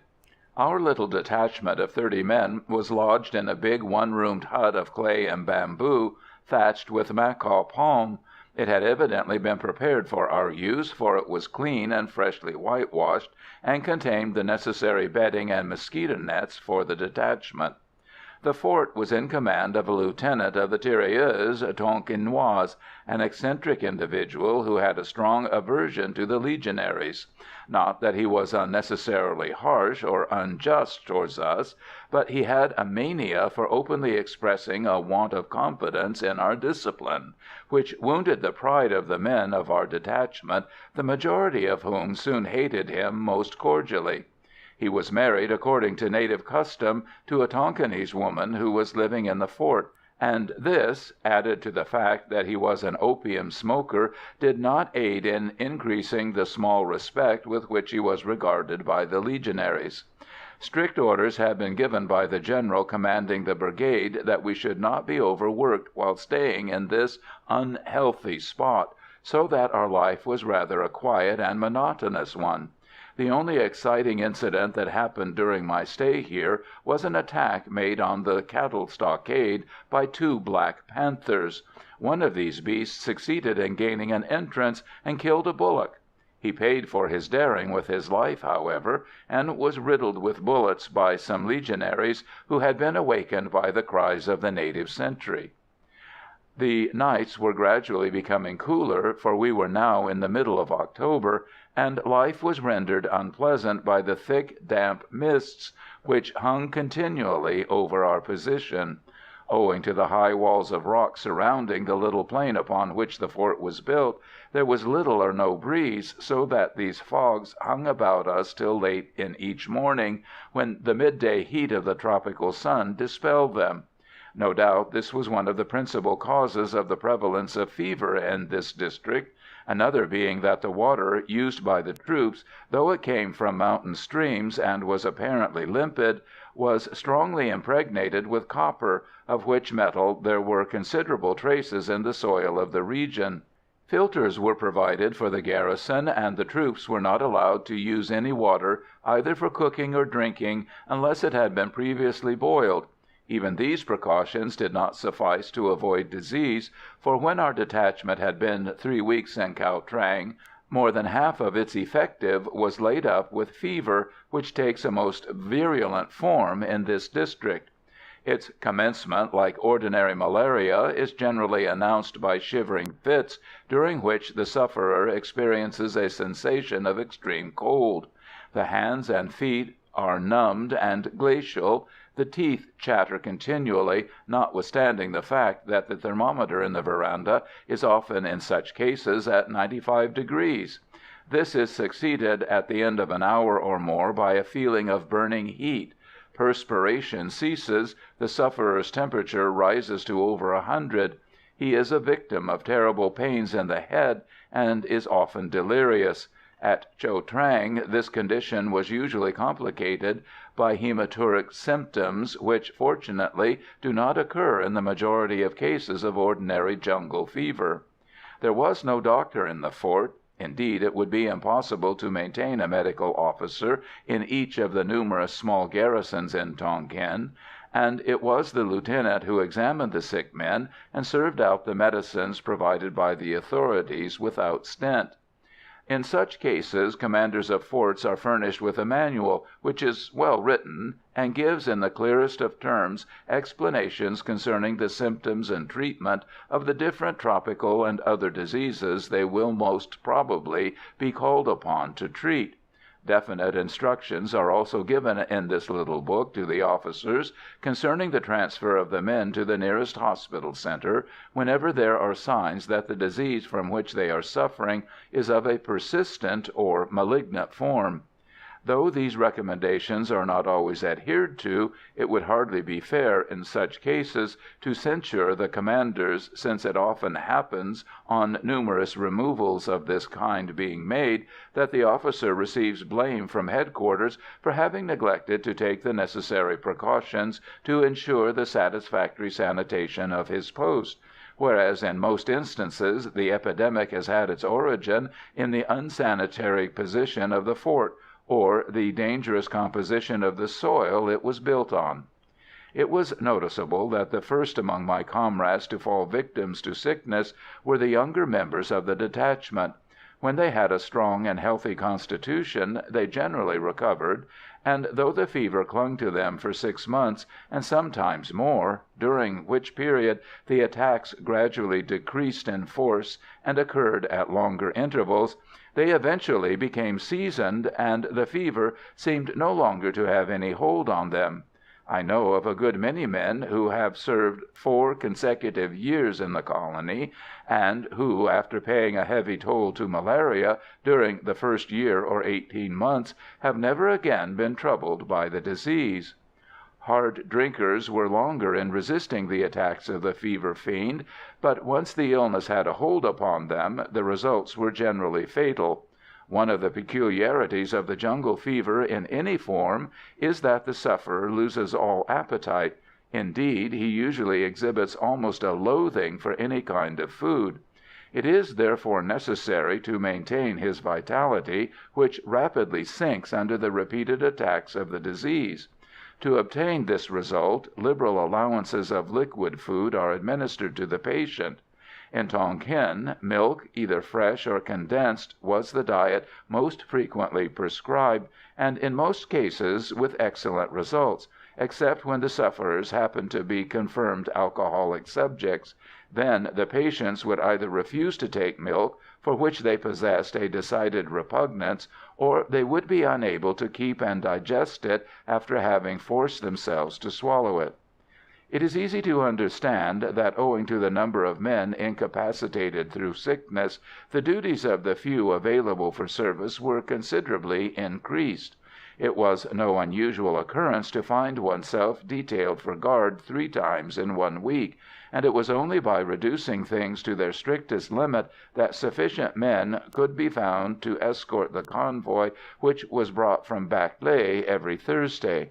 The convoy was absolutely necessary, for we depended on this weekly service for our supply of food. A reserve stock of flour, wine, rice, coffee, sugar, and salt, sufficient to feed the members of the garrison for 3 months, was stored in the fort, but this was only to be drawn upon in cases of extreme urgency, such as siege or blockade. It was during this trying time that I was able to appreciate the good fellowship and unobtrusive self-abnegation possessed by the majority of my comrades, and many instances of their kindly spirit came under my observation.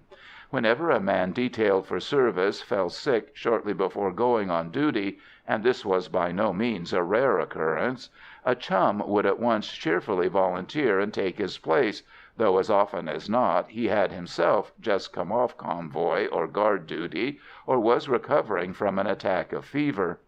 The able men not on duty, they were generally but few, neglected their own comfort and sacrificed their rare hours of rest to attend without murmur to their stricken comrades, and did their best in their rough but kindly way to lighten their sufferings.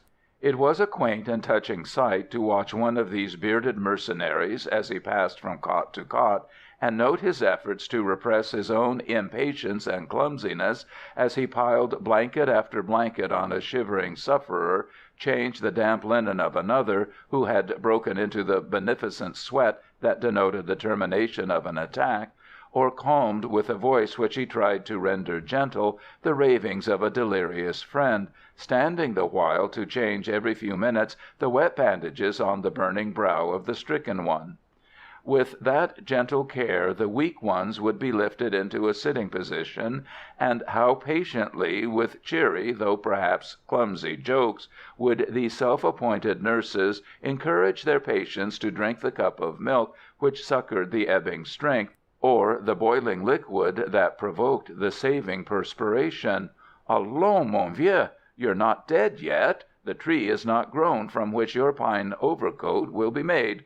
Courage! Take this, and tomorrow you will feel so well that you will want to go on convoy guard, so as to see that little brown congé that winked at you at the last time we were at Barclay. Sly dog! Bah!" Or, "Bien quoi? Hold on, mon ami. There's a lot more wine in the storeroom that wants drinking. Don't desert us. We shall never get through it without the help of your steep throat." Often I would laugh at their coarse wit, though a big lump in my throat betokened another kind of sentiment. Yet one might be joyful at the evidence of the vast store of human kindness possessed by these rough soldier folk, which, though hidden till now, came splendidly to the fore in this time of common misfortune. On the 20th November, as I was sitting on a stool close by the door of the fort, for I was feeling decidedly queer, having just recovered from a third severe attack of fever, the native sentry, who was posted on a little wooden platform about 20 feet high, supported on 4 bamboo poles, and fitted with a thatch roof, informed me with a shout that he could perceive a troop of European soldiers, accompanied by 2 mounted officers, coming out of the pass towards us. I was in charge of the guard for the day, so I sent off a tirailleur to inform the commander. A few minutes later the 2 officers, seen by the sentry, came galloping into Cho Trang on their ponies, and my surprise was great in recognizing Captain Plessier and Surgeon Joly. As they came through the gate I rose and saluted. Our captain drew up his little mount with a jerk, and after looking hard at me for a few seconds exclaimed, "Mon Dieu! Doctor, why this is our Englishman! But how changed! Why, the man is as yellow as a buttercup and as thin as a vine pole." While he was speaking the doctor had dismounted, and after throwing the reins to a native soldier who stood by, he came over to me. After consulting my pulse and looking at my tongue, he turned to Captain Plessier and said, "This man is in a high fever and ought to be in bed." He questioned me concerning the date on which I had had my first attack, and obliged me also to give him other details concerning my malady. Then he walked off and rejoined our captain, who had gone on to the quarters of the lieutenant in command of the fort. A few minutes later a sergeant came up to the guard house and told me that on the doctor's advice the lieutenant had given orders for me to be relieved, and he, the sergeant, had been instructed to tell me to go to bed. I was not sorry for this, for I was feeling very unwell, and when one of my comrades put in an appearance I passed the service on to him, hurried away to my hut, and was soon lying on my cot under a pile of blankets in anticipation of the attack of ague which was already giving me signs of speedy approach. I had not been there long before Captain Plessier, accompanied by our surgeon, came into the room. They visited the sick men who were in their cots, there were 9 besides myself, and then came over to me. After examining me again, the doctor said, "This man should be sent down to the nearest hospital as soon as possible. He might leave with us tomorrow morning." "We have not sufficient coolies to carry him," replied our captain, "and it would take at least 2 days to get some from Barclay." He reflected a little, and then asked me, "Can you ride?" "Yes, mon capitaine," I answered. "Well, doctor, I think the best thing will be to put him on my spare pony," continued our chief. "That is, if you think he can stand the ride, and one of our coolies can carry his baggage. Eh, doctor?" "Yes, I think we can risk it, for it is better to get him away from here as soon as possible," answered Monsieur Joly.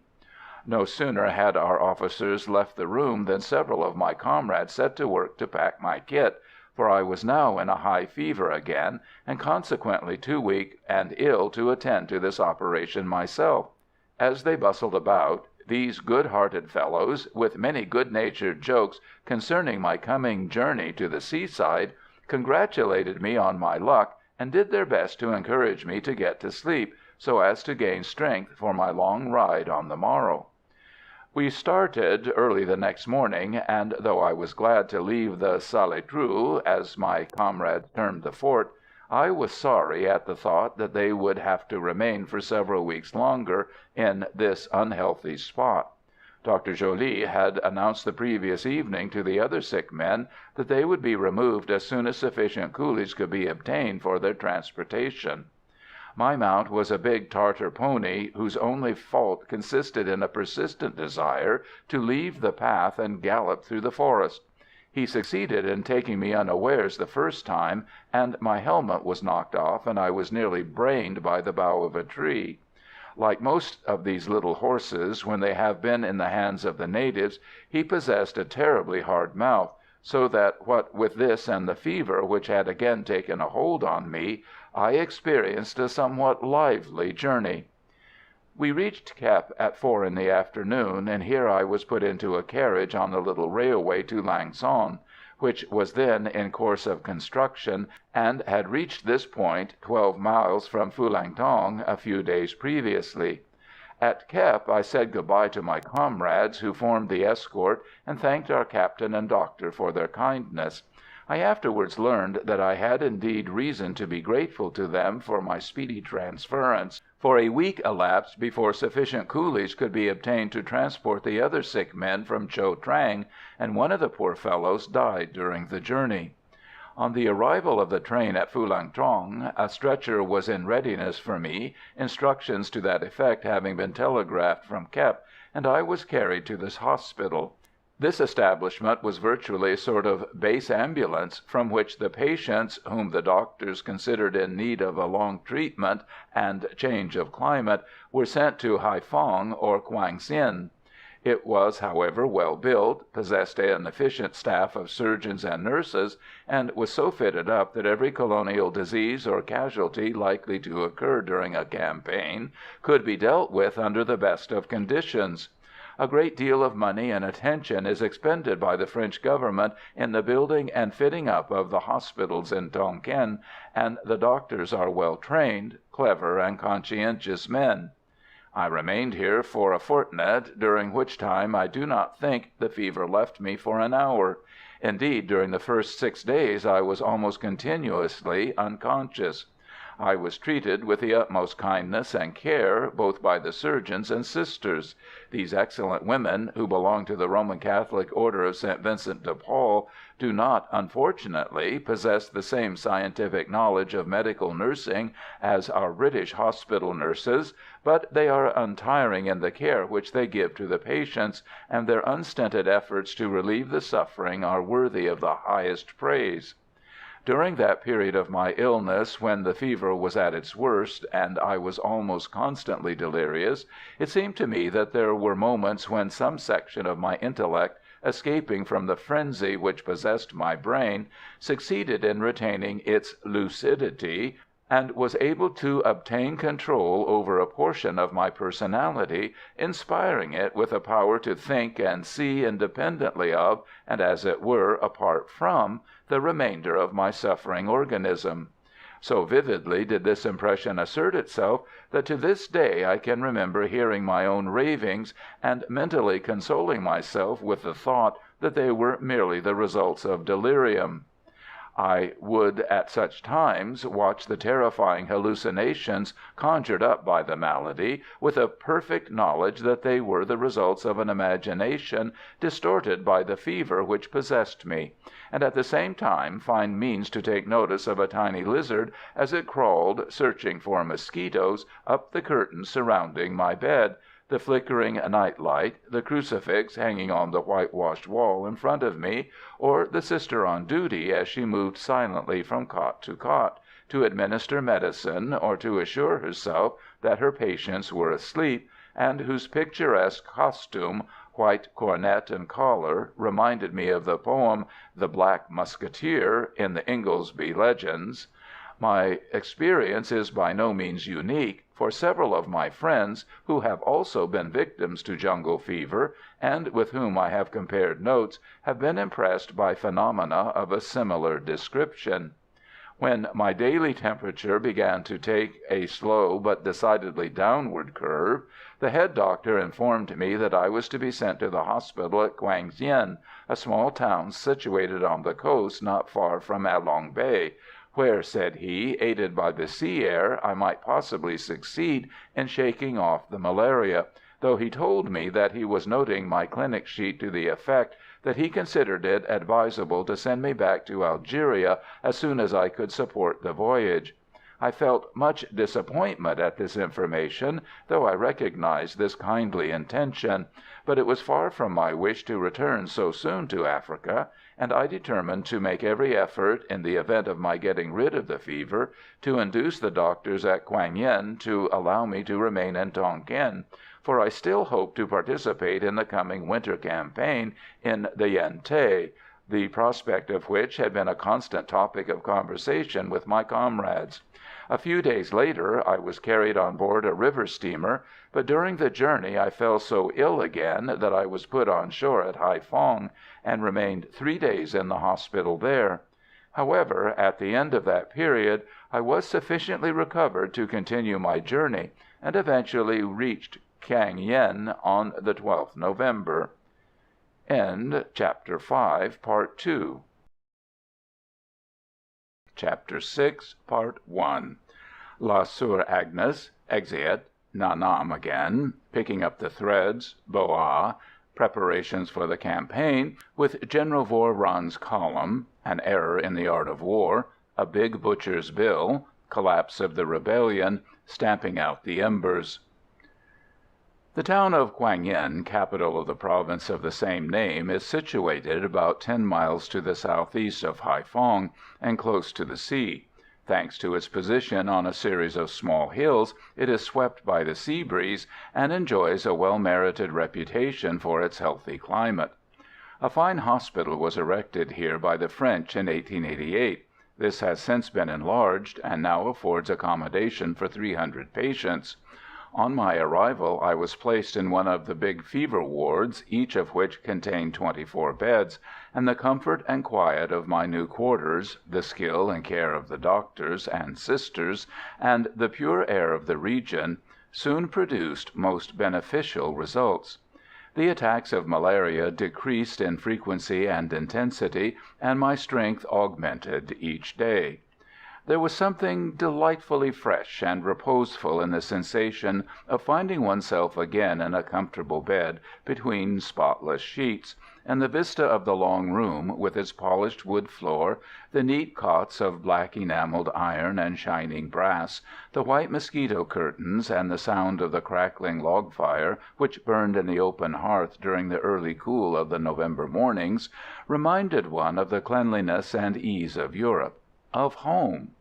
It was pleasant, too, to watch the Sisters as they glided from bed to bed, attending with untiring patience and gentleness to the wants of the sufferers.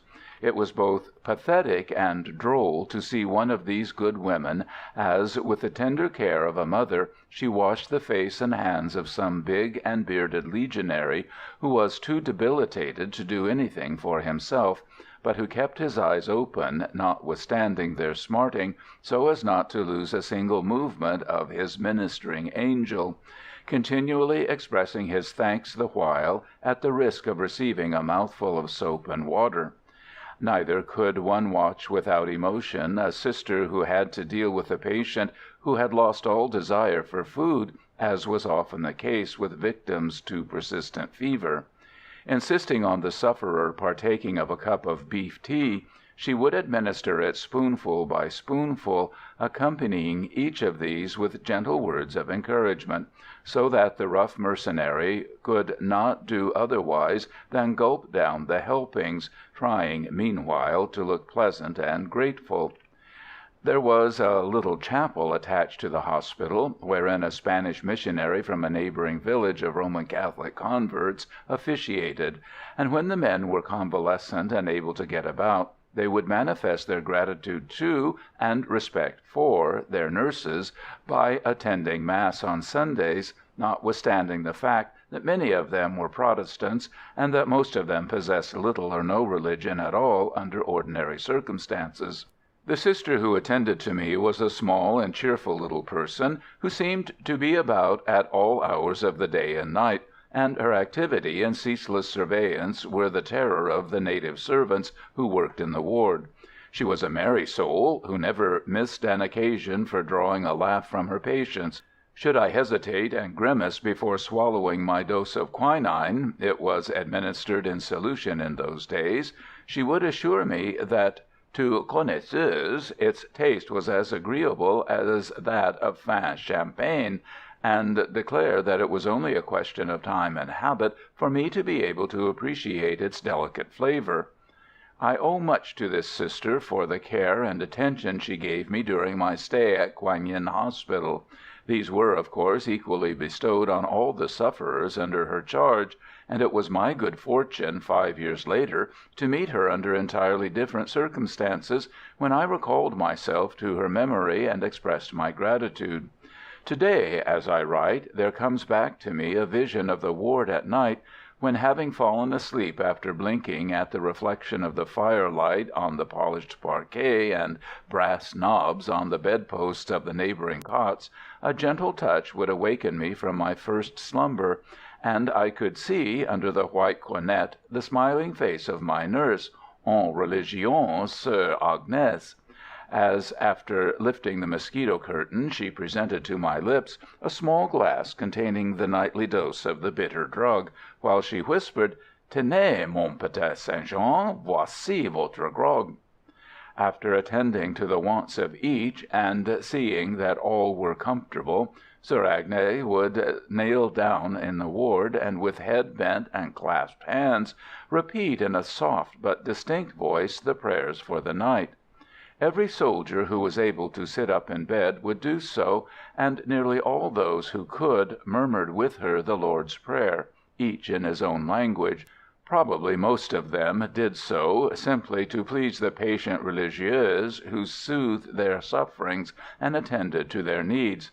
But be that as it may, there existed no regulation which obliged them to do so, therefore their action was spontaneous and impressive. When the Sister had left the room, after bidding a general good night to its occupants, it was very seldom that any conversation would take place. It seemed as if the majority of the men were anxious to court sleep while still under the impression left them by the saintly, self-sacrificing woman to whom they had just listened, desiring perhaps that it should bring to them dreams of those they loved, but of whom they never spoke. Now and again a new patient, proud of his cynicism, would scoff at his comrades, curse them for knock-kneed calotins, or go so far as to laugh aloud or even whistle a ribald regimental ditty during the evening prayer. They never did this twice, however, for a straight-spoken, though perhaps somewhat lurid, warning from their room-mates always sufficed to quell any desire for persistence in this breach of the etiquette of the ward. Had it been otherwise, it is certain that their suppression would have been both rapid and awesome.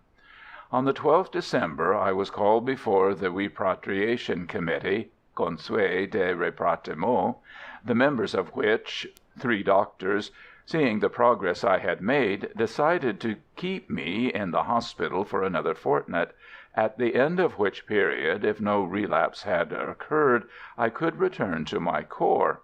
It is hardly necessary to state that this decision was very agreeable to me, for I had feared that these officers would order my return to Algeria, and once assured of the realization of my desires, I improved rapidly in health and strength. Sometimes, when I suspected a slight attack of fever, I faked my temperature, lest the doctor who examined my chart each day should take another view of my case, and send me up again before the committee. I trust, however, that this confession of my fault will bring with it forgiveness for the trick played upon my kind and trusting nurse.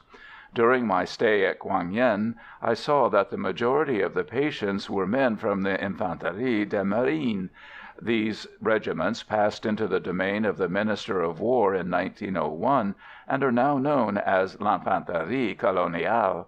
I was very surprised at their youthfulness and evident want of stamina. This corps was originally formed, like our Royal Marines, for service afloat.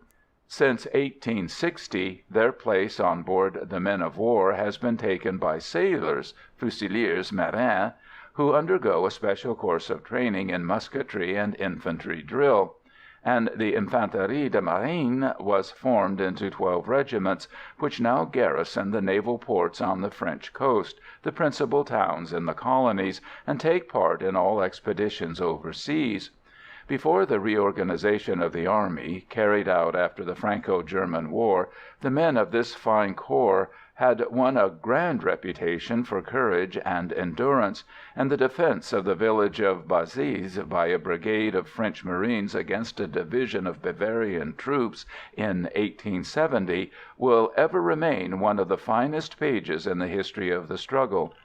General conscription and the short service system have done much to reduce the fighting value of these regiments, which were formerly composed of men who had been submitted to a most searching medical examination, and consequently stood a good chance of resisting the insalubrious climate of the colonies, and who volunteered for a long period with the flag. Today the majority of these troops are town-bred, beardless boys, of from 18 to 20 years of age, who are in these regiments because they have been unfortunate enough to draw a low number from the conscription urn.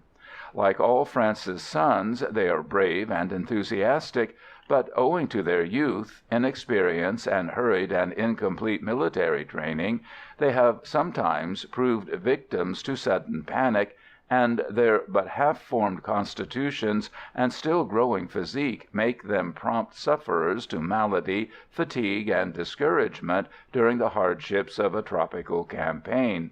Several French authorities on military matters have expressed the opinion that the government would do well to employ more seasoned material for their colonial garrisons and expeditions, and reserve these brave youths for the future battlefields of Europe, whereupon may be decided the destiny of their fatherland. Those of us who were able to get about attended the midnight Mass on Christmas Eve, and the little chapel, with its interior prettily decorated by the willing efforts of the convalescent soldiers, was full to overflowing, and though probably the thoughts of the majority present wandered away to the homeland, we joined vigorously in the joyful anthem, "Noël, Noël, voici le Rédempteur," to the visible satisfaction of the beaming, buxom Sœur Supérieure and the smiling Sisters. On the 30th I found myself exeat, i.e. discharged from the hospital as cured, on the deck of a little river steamer which was churning her way through the red, muddy waters of the Chu-Kam, past miles of mangrove swamps, towards Haiphong. The weather was bright, dry, and cold, a typical winter's day of this part of the world, and the pure, crisp air reminded me of home, seemed delightfully invigorating after the stifling, damp heat of the past summer months.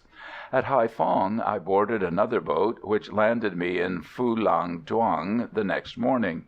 Here I found signs of the coming campaign, for several little river steamers were discharging their cargoes of stores, ammunition, and material, and hundreds of coolies were employed in transporting the goods to the big government go-downs in the little town, where they were stored for the time being.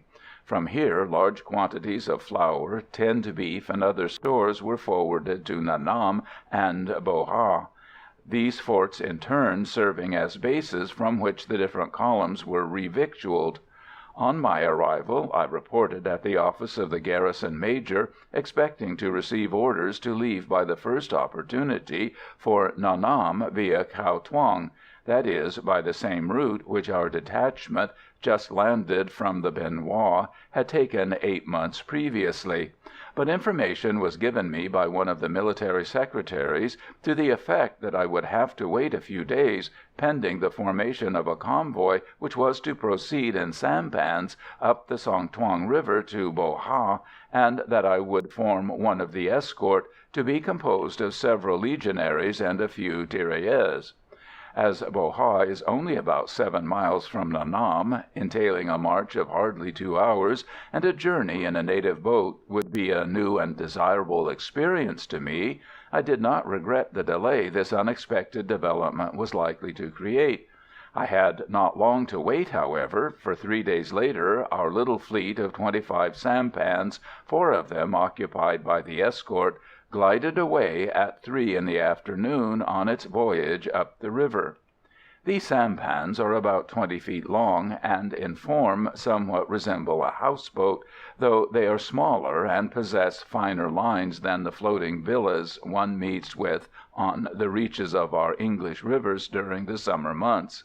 The little house or cabin, which is placed amidships in each of these boats, is usually about 6 feet by 5, and is so low that one can only sit or lie down inside it. Forward of this cabin is a deck from which 2 natives work the long sweeps of hardwood. These boatmen row in a standing position with their faces towards the bow of the boat. Aft of the cabin is a strip of deck about 3 feet long, and from that the stern rises up in much the same way as one sees them pictured in the old prints of ships in the time of the Armada. Upon this deck stands another boatman, who handles a long oar which trails behind, and with this he both rows and steers. These boats draw very little water, 2 feet at the utmost, and that only when they are fully laden. The evening was a beautiful one, so that I made the most of the journey, and lay for several hours, my loaded rifle beside me, enjoying the varied spectacle which was quite new to me. In the boat, besides myself and the 3 boatmen, were 3 tirailleurs, but these gave me no trouble, for having consumed a big saucepanful of rice, they fell asleep on the deck, the cabin being nearly filled with tin cases, each containing 30 kilos of flour. The sleepers lay close together to obtain more warmth, for the nights were chilly in this season. The river at this point was from 80 to 100 yards wide. Its water was very clear, and ran over a sandy bottom, studded here and there with large rocks, and between steep banks from 20 to 25 feet high. Along either side ran groves of tall bamboos, which seemed to salute us with a graceful nod as we glided by. Sometimes there was a break, and an old pagoda with a quaintly curved roof of red-brown tiles came into view. Now the river would run through a few miles of forest and jungle, offering no sign of occupation by man. Enormous trees rose superbly from the banks of the stream, and their massive branches extended for many feet over its waters, on which their foliage threw a pleasant and picturesque shadow.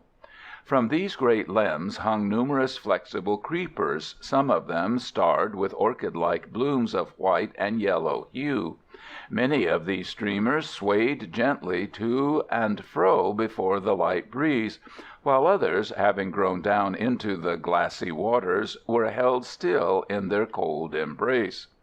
Our journey between these walls of verdure, and the forms and tints of which were ever changing, was one of the most delightful of experiences, the charm whereof is still fresh in my memory. When night came down and blotted out all color and outline, I turned on to my back and watched the stars as they came out one by one. For an hour or so I lay open-eyed, yet dreaming, till the monotonous chant of our boatmen, with its ever-recurring chorus of "O ya mo ai pa," finally lulled me into a profound slumber. Our convoy reached Bo Ha in safety the following morning at 9. This fort was constructed and garrisoned in 1889 at the request of a rich and influential native chief, lord of an important village called Dao Quan.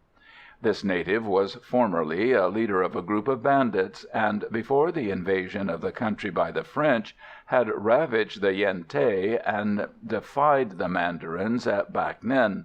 After the capture of that citadel by the troops under General de Négrier, he was wise enough to throw in his lot with the invaders, and with his irregulars he fought side by side with his new allies against the old régime. In recognition of his services to the French cause, the government confirmed his right to administer the district he had settled in, and made him a Knight of the Legion of Honor. During the years that followed the occupation of the country by the French, he remained faithful to the cause he had adopted, and refused to have anything to do with the mandarins in the court of Hué, who were, in secret, partisans of the exiled Ham Nghi, notwithstanding many overtures and rich promises made to him. During the operations in the Yen Thé he rendered valuable service to the military authorities by supplying coolies to the different columns, and by making use of the armed irregulars, whom he maintained at his own expense, to guard the lines of communication. After the campaign was terminated, he successfully negotiated the surrender of several influential minor chieftains, who, thanks to his efforts, came in and delivered up their arms. We left Bo Ha at 2 in the afternoon, our little troop consisting of a sergeant, 3 legionaries, who were bound for Nha Nam, with 10 tirailleurs, and a native corporal from the garrison we had left, the latter having been lent to strengthen our effective. When we had marched for about half an hour, and had crossed the Song Soï, a little stream which runs into the Song Thuong a few miles below Bo Ha, we perceived 100 yards ahead of us a small detachment consisting of 6 tirailleurs led by a European mounted on a native pony. I was one of the first to catch sight of them, for at the time I was in charge of the vanguard, which was composed of 2 natives. When we were close enough to get a good look at them, my surprise was great on recognizing in the cavalier my friend Lipthay. When our mutual greetings and congratulations were over, he told me that he was out surveying the route with a view of determining the best positions for the poles of a telegraph line about to be established between Nha Nam and the fort we had just left. "I have done enough for to-day," said my chum, "and can easily finish the job in a couple of hours to-morrow morning. I will go and report to the sergeant, and come back to Nha Nam with you." A few minutes later he was riding beside me as I walked, and I was asking him many questions concerning all that had happened since I left, and as to when the operations were likely to begin. For now that he was on the district staff, I knew he was likely to be well informed on these subjects. "Well, things have been pretty lively during the last 2 months," he answered. "Captain Plessier has been keeping the company at Nha Nam busy with reconnaissances and ambuscades, but there has been no serious engagement since the little affair at Long Thuong, at which you were present. We made a grand coup at the beginning of last month, though, for we succeeded in finding a position rendering the enemy's big fort visible, a position on which it will not be difficult to place a battery of field guns able to wish a better bonjour to our rebel friends than those little toy pop guns of the mountain artillery. What a pity old De Nam is dead! He would have been so surprised when the first 90mm shells came with a flop and a bang right into his secret lair, and from quite an unexpected quarter, too. Why—" "Bon Dieu, mon ami," I interrupted, "have pity on me and go slow. Do you mean to say the old chief is dead?" "Dead as Caesar," answered my friend. "He was poisoned in October by some Chinese who came down from the north to sell arms and ammunition. They were his guests, and killed him because he won back all the money he had paid them at bakang, a native game called fantan in Chinese. So the spies who came to Thaï Nguyen told us. Dans tous les cas, he is dead, and was buried inside the big fort with great state. And De Tam, his former lieutenant, is now commander-in-chief." "But do you really mean to say that there is such a position as you have described?" I asked, for from my experience of the manner in which the rebels concealed their forts, such a thing seemed quite impossible. "Most certainly," replied Lipthay. "I was honest, cher ami, but I had better tell you the tale from the beginning, for you matter-of-fact Englishmen are like St. Thomas and require palpable facts. He slipped his feet out of the stirrups so that his long legs dangled comfortably, and after shifting the carbine slung across his back into an easy position, began his tale. Towards the end of November, Linh Nghi, the informer, was sent on to us at Thaï Nguyen. You know the man, probably?" I nodded an affirmative, and he continued. "Eh bien, Lieutenant Deleuze, chief of our intelligence department, used to pass hours at a time with him, took him to his house, and never lost sight of the fellow for a week. Deleuze speaks the vernacular like a native. Pity there are so few like him, and the pair were soon like corps et chemise. I knew there was something brewing, and was not surprised when, on the 2nd December, orders were issued for a reconnaissance en force to proceed to Nha Nam the following day. One company of the Legion and one of Tirailleurs, a column 350 strong, and of course Deleuze and Linh Nghi were with them. So was I. Major Berard himself was in command. We slept a night at Nha Nam and went on to Bo Ha the next day, after taking with us the mountain gun from the former fort. At Bo Ha we rested, and the following morning left by a path which runs to the northwest and passes through two ruined villages, Co Kai and Long Ngo, which were burnt by Colonel Frey's column in January last. "Why, you must have been due north of where the enemy's new positions are supposed to be," I exclaimed. "So you would think," said my friend, "but in reality we were due west. When we had got to a point about a kilometre beyond where Cho Kai used to be, the enemy's scouts, stationed on the hills to our left, signalled our advance by firing their rifles. Upon this the column left the path and made a general demonstration to the south-east. Our men got in touch with the enemy, and kept them occupied for a couple of hours by feinting an attack en règle. Lieutenant Deleuze and I took Linh Nghi with us, and slipped quietly away to the west of the path. For an hour we scrambled along through the long grass, Nghi acting as guide. Then we went off to the north, walking all the time in the valleys, and keeping to the jungle so as to escape all chance of observation. At last we reached the foot of a hill somewhat taller than the surrounding ones, it was about 800 feet high, which had neither a bush nor a tree on its steep sides, but was covered all over with high yellow grass. Nghi whispered that we must go cautiously to the top, so up we crawled on our hands and knees, and lay flat on our stomachs when we reached the summit. Then we crept along until the opposite crest was gained. We had all brought big native hats with us, which we were careful to wear. When I looked down I was surprised to see that the path to Bo Ha ran round the foot of this hill, and our column might have come here with ease, had it not been that this would have given the enemy some idea of what we were looking for. The view was a splendid one. First about 500 metres of tall grass and jungle, then a kilometre of forest which ran down to the Song Soï, for we could catch here and there the gleam of its waters.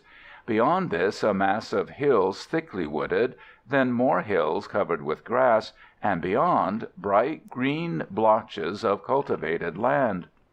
The weather was so clear that I caught sight of the flag at Nha Nam, though it was quite 12 kilometres away, and I pointed it out to Deleuze. Linh Nghi stretched out his hand towards the forest, and indicating a spot close to a bend in the little river, exclaimed excitedly, "Look! Look!" As I turned to him, it seemed to me that his face was drawn and yellow, and his eyes were much brighter than usual. I could see nothing in the direction he pointed to but trees, but the lieutenant, after looking through his field glasses for more than a minute, suddenly exclaimed, "Sapristi! Oui! I see roofs!" I turned to ask Nghi a question, but refrained from speaking, for he lay with his head on his arms, his face to the earth. He was sobbing like a child, and his heaving shoulders betokened the depth of his emotion. "Poor devil!" I interrupted. "Yes, poor devil," repeated Lipthay. Then he continued, "Deleuze passed me his glasses, and after careful searching I caught glimpses of brown thatched roofs between the trees. These belong to the houses within the big fortified village, which has been in existence for 3 years at least. It is situated in the dense forest at a point where the Song Soï forms a loop. So well is it concealed that had not Linh Nghi been with us, I am convinced we should have failed to make it out. After a few minutes our native friend got the better of his emotion, and he started giving more explanations to the lieutenant concerning the position. While he was doing so, I got out my peña, a military surveying compass, sighted the flag at Nha Nam, and got a bearing. Then I obtained an angle on the Nuit Droit, you know, the hill to the southwest of Nha Nam, where they have fixed up a heliographic station.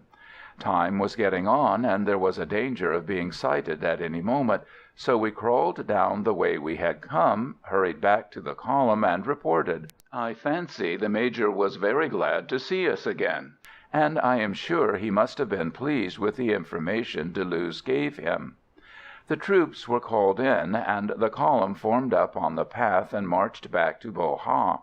I don't think that the enemy had an inkling of what we were after, and they were probably disappointed at not having succeeded in drawing our troops on into the forest, where they could have adopted their favourite tactics. Comments were rife among our men, for they had counted on an engagement, and as they expressed it, "On a arrêté la danse au moment où les violons étaient accordés." As we were marching away, I heard one fellow say, "Bon Dieu, bon Dieu!" I don't believe the old fossil knows himself what we did go out for. They might just as well have sent a few recruits from the BIF, the line regiments. Why, for 3 long hours we did nothing but waste our ammunition on half a dozen skinny natives who were dodging about among the trees. Quel malheur! If they had known the result obtained, they would have sung another song. But it must be kept secret, of course, until the campaign is opened, and that will not be before the beginning of March. "Rather late, isn't it?" I asked.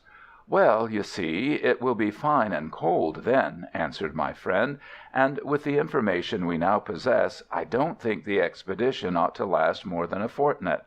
He now gave me more details concerning the defensive organization of the rebels. Besides the big fortified village already mentioned, about 4 miles to the north of Hou Thué, demolished by Colonel Frey's column a year before, there were numerous positions, forts, and entrenchments built to defend the paths leading to it. All these obstacles were accumulated to the south and east of the main position, from which it was evident that the rebels were confident that all future attacks would come from the same direction as the preceding ones. De Tam possessed a force of about 2,000 men, 1,200 of whom were armed with breech-loading rifles of various patterns. It was also probable that this chief was aware that the French would commence operations against him as soon as the weather was cool enough to allow of large bodies of European troops being moved about the country, and that in consequence he had come to some understanding with the powerful leaders of the Chinese bands in the north and west Tonkin, so as to secure their assistance in case of need. Of these, the 2 most important were Ba Ky and Luang Tam Ky, who occupied vast tracts of mountainous country to the north of the Yen Thé, into which the French had, as yet, made no serious effort to penetrate. Both of these brigand chieftains had established their domination in these districts some time before the arrival of the western foreigners in Tonkin. Colonel, now General, Frey, in his admirable work on the subject, compares them to the feudal lords of the Middle Ages, since they administered the territory occupied as a fief, all the inhabitants being subjected to regular taxation, wisely calculated so as not to excite discontent, and their authority was undisputed. These 2 leaders could dispose of from 2,000 to 3,000 Chinese, armed with rifles, part of which force they would certainly be willing to place at the service of De Tam on the payment of a stipulated amount of money. In fact, this is what actually did happen. Ba Ky and Luang Tam Ky submitted to French rule in 1895, but their territory has not been occupied by the troops for two very good reasons. First, because the district is so poor that the expense entailed would hardly be justifiable, and also owing to the fact that the region is so unhealthy that Europeans cannot remain there any length of time without falling victims to fever and dysentery. When we reached Nha Nam, I received a hearty greeting from my comrades, some of whom, owing to my prolonged absence, were under the impression that I had also fallen a victim to the Cho Trang fever, as they called it. It was comforting to find myself back in my former quarters, to fall once more into the jargon of the corps, and take part in the daily routine of the garrison. 2 days later, Lipthay left for Thay Nguyen with Lieutenant Deleuze. I saw this smart, intelligent officer. He was a small, brown-faced, wiry man, whose most remarkable trait was the quiet, low-toned voice in which he spoke to those under him. The men told wild tales concerning his wonderful knowledge of the language and customs of the natives, whereby, it was said, he had on several occasions been able to adopt a disguise and accompany some of the native spies on their expeditions. Whether this was exact or not I should not like to declare, but it is certain that this officer possessed a wonderful knowledge of the vernacular and was a topographical expert of no small merit. I had hardly time to settle down in my old quarters again, for a week after my arrival my section was sent off to Bo Ha to strengthen the garrison in that part, which at the time consisted of a company of native troops under the orders of Captain Perrin. End of Chapter 6, Part 1. Chapter 6, Part 2. One night, shortly after our arrival there, it was the 16th January, 1892, the section was suddenly called out, orders being given for each man to take with him a flannel suit rolled up in his waterproof blanket, which was slung across the chest, and provisions for 2 days. We soon learned that a long night's march lay before us, for a wire had been received from the brigade to the effect that a portion of Ba Ky's band was marching on Cho Trang with the intention of rushing that outpost, and our orders were to get there as soon as possible by the nearest way. A guide was supplied by the headman of Dao Quan, who led us away by a track slanting off to the northeast of Bo Ha, across a wild, uncultivated region, hitherto little explored and generally considered impracticable. We started off at 11, and it was easy walking for the first mile or so, but once we had left behind us the cultivated district surrounding our fort, the path went from bad to worse. We passed for several miles over a plain covered with jungle, after which the track went into the hills, and though we kept up the pace, it was terrible work as we went now up, now down, then splashing through the icy cold water of the little streams coursing down each valley. Though the night was fairly clear, it was dark and difficult to see ahead in the gullies and dips, and we had to trust to luck sometimes when putting our foot forward. We reached Cho Phang, a Muong village, at 3:15 in the morning, and a pedometer which I carried registered 18½ miles. We had now gained the rocky chain of the Nui Duong Nai, and thence the path ran along at the foot of these heights. We rested a quarter of an hour, and then continued our hurried tramp till we reached the Deo Mu Phiu Pass, concerning which I have already written when describing my first journey to Cho Trang. We passed through the cleft, going due north, and reached our destination at a few minutes past 7. This was the hardest march it has ever been my lot to undertake, and, as already stated, we covered close upon 32 miles in about 8 hours. The garrison, they were tirailleurs, for the detachment of the Legion had left more than a month before, was on the alert when we arrived, but had seen no sign of brigands. We were all glad to get inside the fort and take a few hours' rest. During the morning a telegram was received, stating that the band had taken another direction and that all danger was past. Desiring, no doubt, that we should not pass the night in so unhealthy a region, Captain Perrin, who had come with us, started us on our way back at 2 in the afternoon. We went at a moderate speed, passing the night at Cho Tuong, where there are some wonderful caves, the entrance to which is some 60 feet from the ground. In these some of us tried to sleep, but were driven away by a host of parasites. Access was gained to these caverns by means of long bamboo ladders.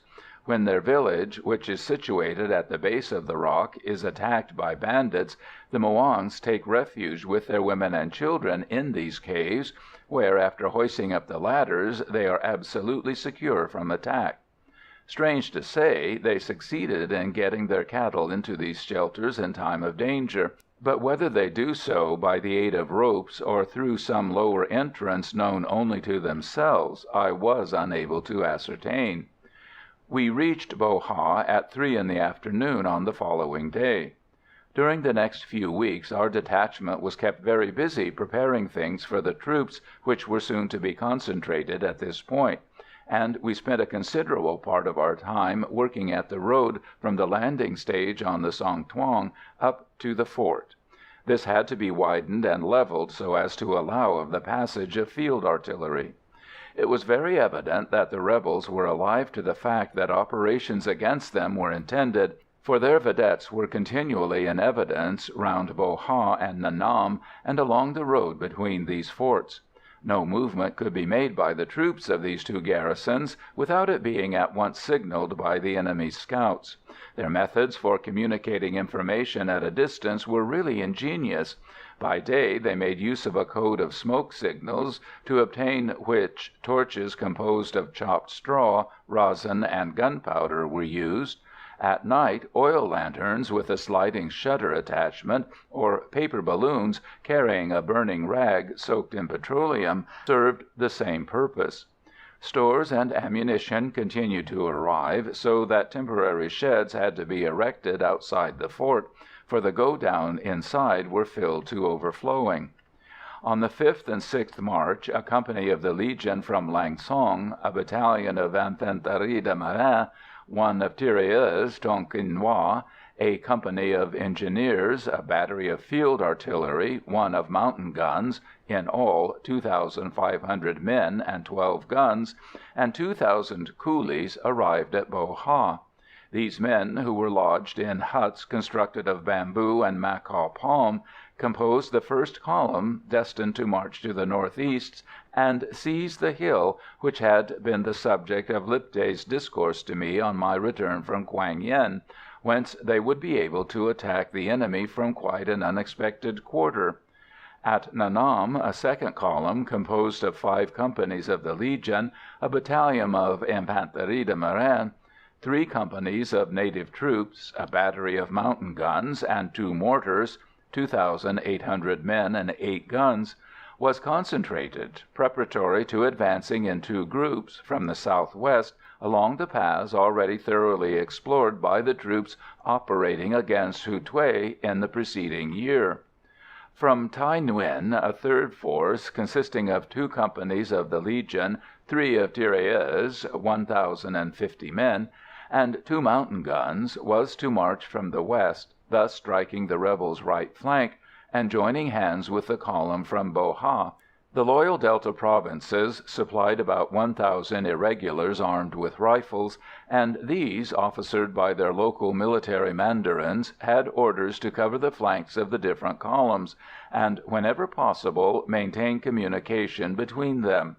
A French officer was detached to control their movements. On the 8th March, General Voiron arrived at Bo Ha with his staff, and a council of war was held, at which all the commanders of columns and groups were present. When the general had exposed his plan of campaign, each of the officers present was provided with printed instructions concerning the tactics to be adopted, particular stress being laid on the recommendation to abstain from delivering attacks on fortified positions unless a careful preparation for the assault had been made by artillery fire. Great enthusiasm prevailed among the soldiers of the Legion, and all were burning with a desire to be in at the finish, the men of my company being particularly keen, which is easily comprehensible, since for more than a year this unit had been continually aux prises with the enemy, and there were comrades to avenge, and sleepless nights and long marches to make good. The old soldiers were impressed by the elaborate preparations that had been made, and the strength of the force employed, and they were unanimous in the opinion that this time the valorous and invincible battalions, as de Tam pompously styled his troops, would be scattered to the four corners of Tonkin, and their lairs would become the haunt of the tiger, the panther, and the bear.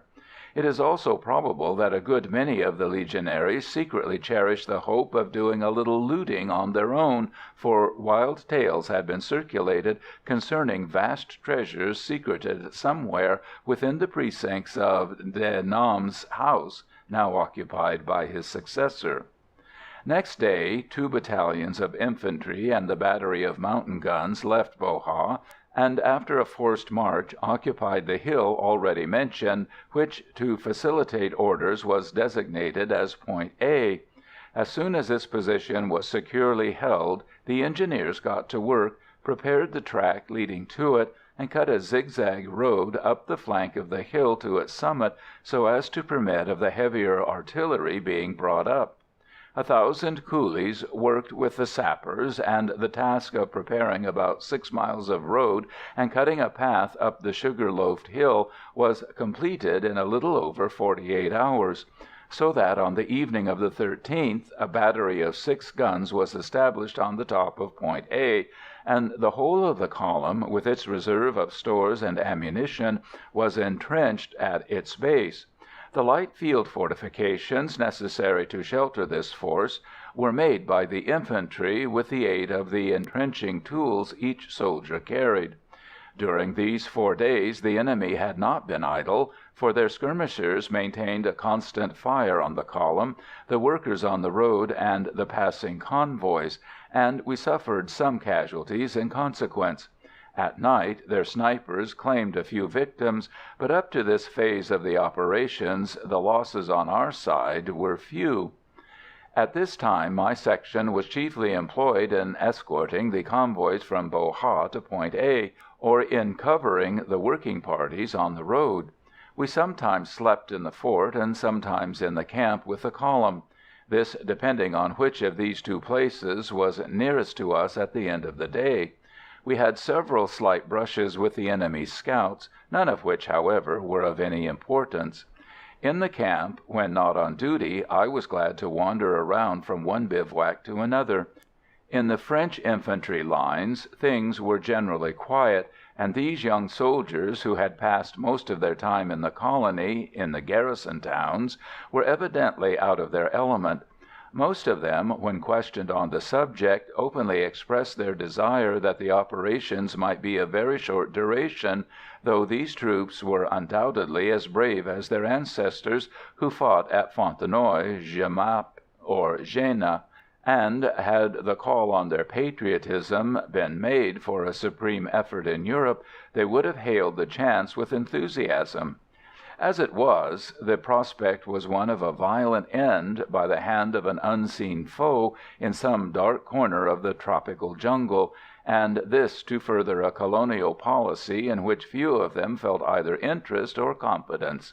The ever-existing danger from the deadly malaria, the distance separating them from their patrie and their homes, and the thought that their presence was due to the brutal hazard and ill luck attached to conscription, these were reasons hardly conducive to a liking for the hardships and risks of the campaign. Not that the morale or courage of these troops was at the least affected by this state of affairs, but their dislike for the expedition was evident and outspoken. With the Legionaries it was different, and their bivouac echoed with the rollicking choruses sung by the men as they sat around the fires.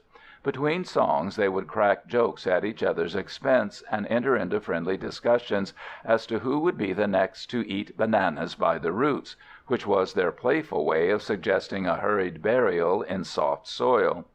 These were grown men, vigorous and hardened, and therefore better able to resist fever, fatigue, and privation than the youthful conscripts, their neighbours, who sat by the blaze and talked in subdued tones of la chaumière et les vieux in sunny France. The legionary possesses a rude but kindly nature, and, like the soldier of fortune that he is, he revels in the adventurous existence he has adopted, the hazards and dangers of it being the wine of life to him. Without desire for honor or reward, without even the wish that their deeds should receive public attention, these condottieri of to-day perform incredible feats of daring and devotion. Professional soldiers they are, and they will remain unmoved by brilliant discourses concerning the glory and honor of war, except that they will express their contempt for such speeches by an occasional wink and a smile at their neighbor in the ranks. For they love deeds, not words, and when led by an officer who possesses their confidence and whose courage is undisputed, they will be generously, almost foolishly, heroic, going to meet death with light-hearted gaiety, laying down their lives for him without a murmur. The native troops were not unworthy of interest. Squatting round their fires on various pieces of matting they had procured from no one knew where, their turbans removed and their long hair falling almost to their waists, they agitated the paper fans, which each of them usually carried thrust in his belt, thus driving away the mosquitoes swarming around. Their small hands, beardless faces, and rolling walk as they moved about, and the quiet singing drawl in which they spoke, left on the observer an impression that they were effeminate. It was hard to realize that under this gentle exterior these natives possessed a talent for cruelty and cunning to a degree attained by few other races. The causes and probable results of the campaign were of small importance to them, if one could judge by the mask of Oriental indifference they wore, though it was hard indeed to learn their real sentiments on any subject, for it was rarely that they betrayed their inner thoughts to a European, even though he knew their language and could converse with them. The value of these troops as a military unit is a question that has been treated in a preceding chapter. At 6 a.m. on the 14th, the battery on the hill opened a hot fire with a salvo of shrapnel aimed at what was supposed to be the center of the fortified village, the distance given by the range-finders being 2,800 meters.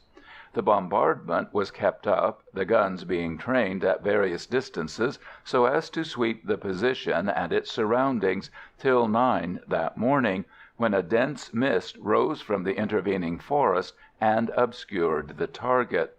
Clouds of damp vapor hung about the trees during the remainder of the day, so that all action of the guns was out of the question.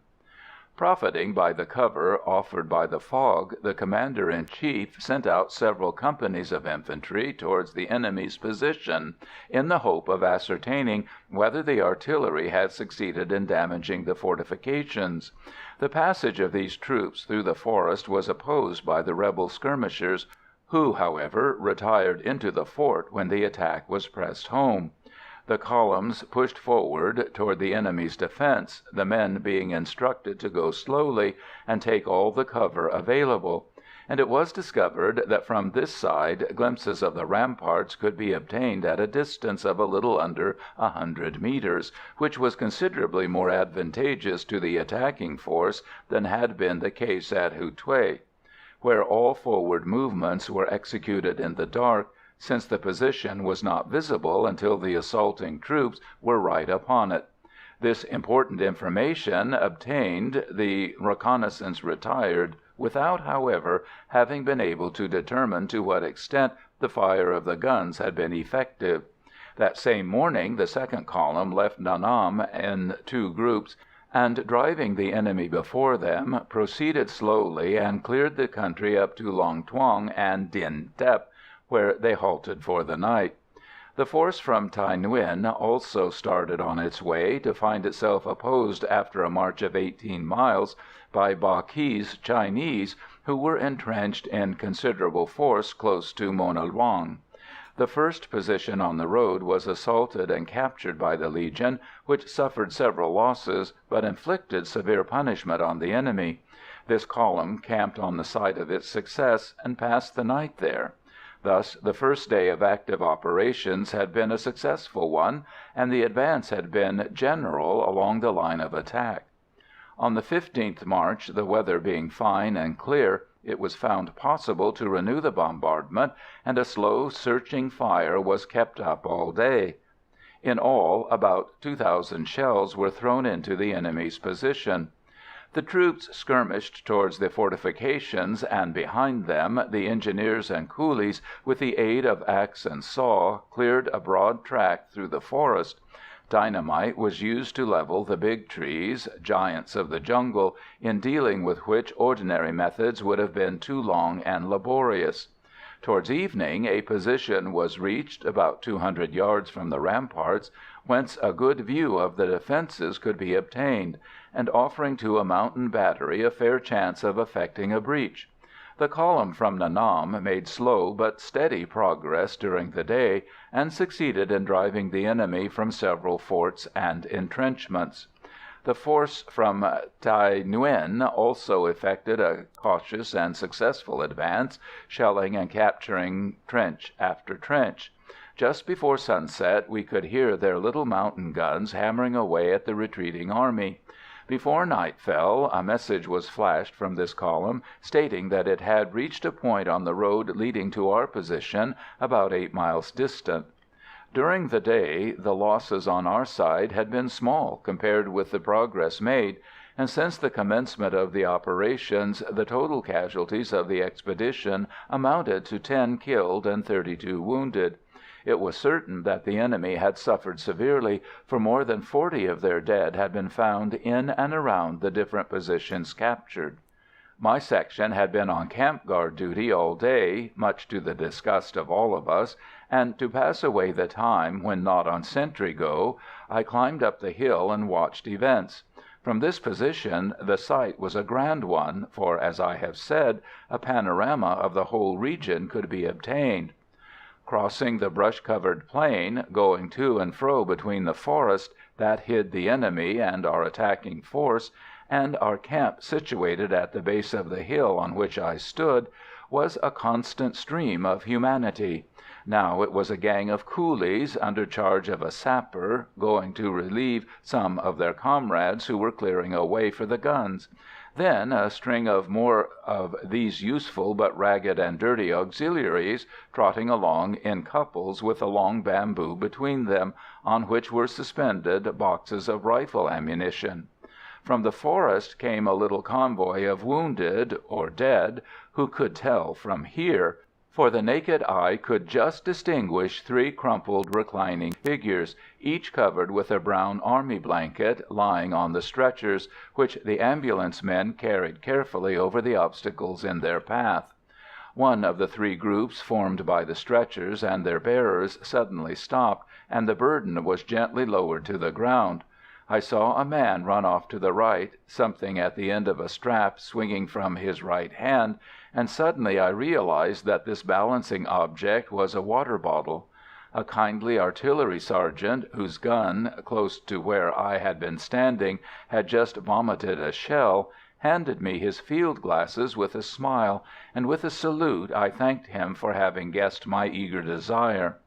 When I had adjusted the glasses, the soldier was back by the stretcher, and kneeling beside it was supporting his wounded friend's head with one hand, while with the other he held to the poor fellow's lips the flask containing the precious liquid he had been craving for.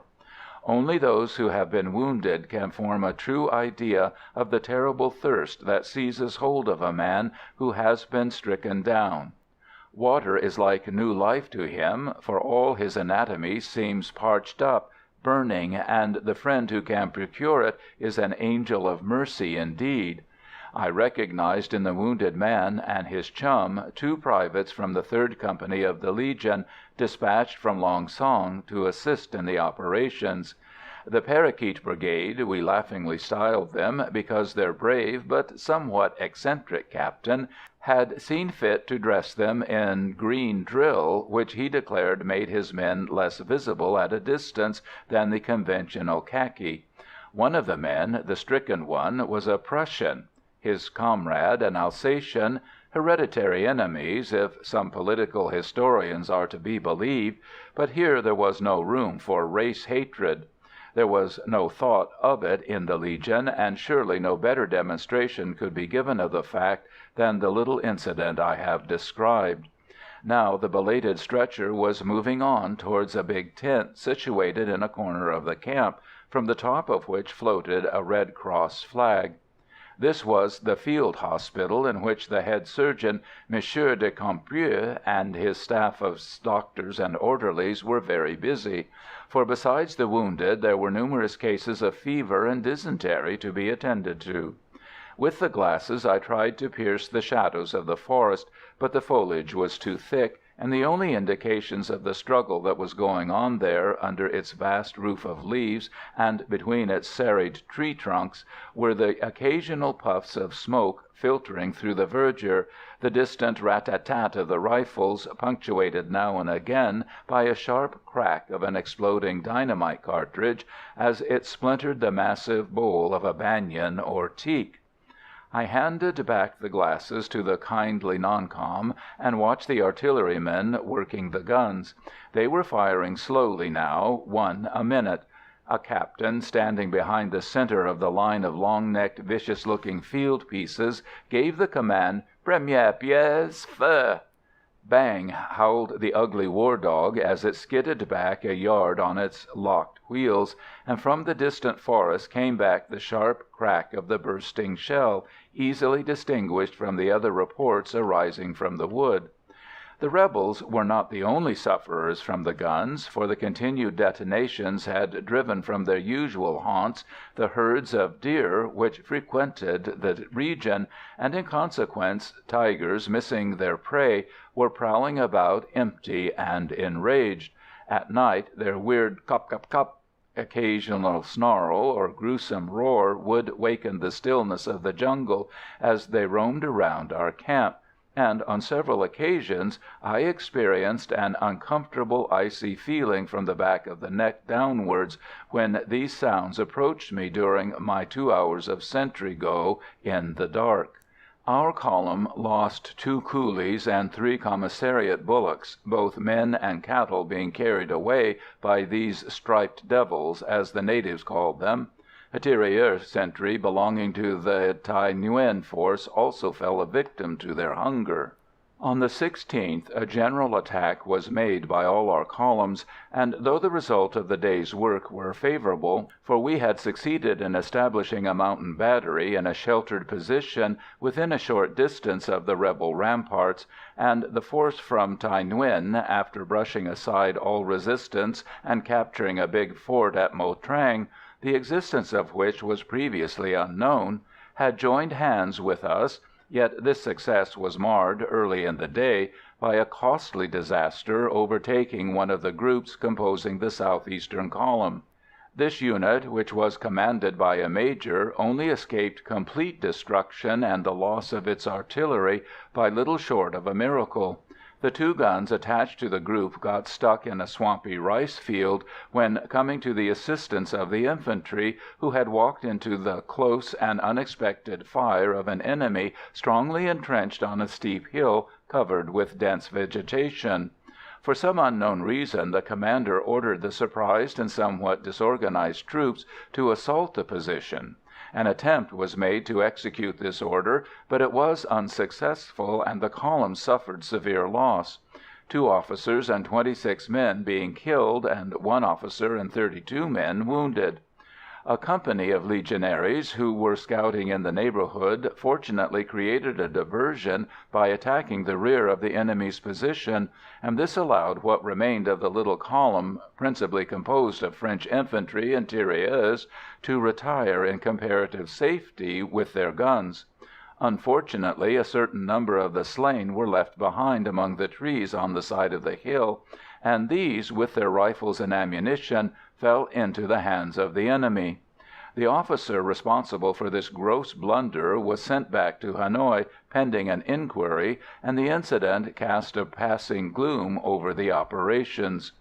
Though this partial success somewhat revived the already ebbing courage of De Tam's tried and devoted veterans, large numbers of his less enthusiastic supporters were continually breaking away from his little army and gliding between our outposts, for it was impossible to establish with the troops at the disposal of our leader a complete cordon in a district so vast and offering such good cover. Some of these small bands made their way to the south and found refuge in the friendly village of the lower Yen Thé. Others went north and obtained security in the territories occupied by the Chinese chief. The following day saw the downfall of the enemy's central position, for after a bombardment of 3 hours by the guns on Point A and by the mountain batteries of the different columns, which were now on 3 sides of it, the defences were rushed at 2 points, at 3 in the afternoon. Though I took part in this final assault, it is hardly necessary to describe in detail the fighting. Suffice it that the rout of De Tam's force was complete. Once inside the fortifications, one and all were struck by the immense amount of labour and skill that had been expended on their construction. The colonel in command of the artillery during the operations stated in his report that it might be roughly estimated that at least 1,500 coolies, working continually during 9 months, must have been employed to complete these defences. The superficial area of the interior of the position was about 1 square mile, and upon it more than 100 constructions had been erected, consisting of lodgings for the chiefs, barracks for the men, huts for the women and children, 2 fine pagodas, and a big grain store, raised from the ground on stone pillars, and containing more than 500 tons of rice when the position fell into our hands. The ramparts were splendidly constructed, and in some places 3 lines of marksmen, placed one above the other, could find protection behind them, being sheltered from the artillery fire by casemates. On 3 sides the Song Soï served as a moat to the fort, while on the 4th a canal had been cut for the same purpose. The enemy suffered great loss during the final development of the attack, and numerous were the bodies strewn all over their position, or hurriedly buried in the banana and areca palm plantations surrounding some of their houses.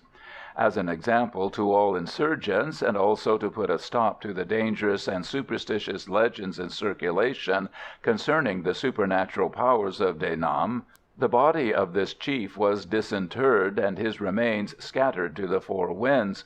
The skull of the famous rebel is now in the possession of a military doctor of high rank. Unfortunately, De Tam, together with a few of his most faithful supporters, succeeded in making good his escape from the fort shortly before the troops entered. Though this chief was never again able to organize rebellion on such an elaborate scale, he nevertheless gave great trouble to the French authorities, and inflicted severe losses on the troops sent against him during the next 5 years. The most important part of the operations against the Yen Thé rebels was now terminated. During the following week the columns, split up into groups, made regular battues through the forests and jungle of the region, and many more of the rebels were captured or slain.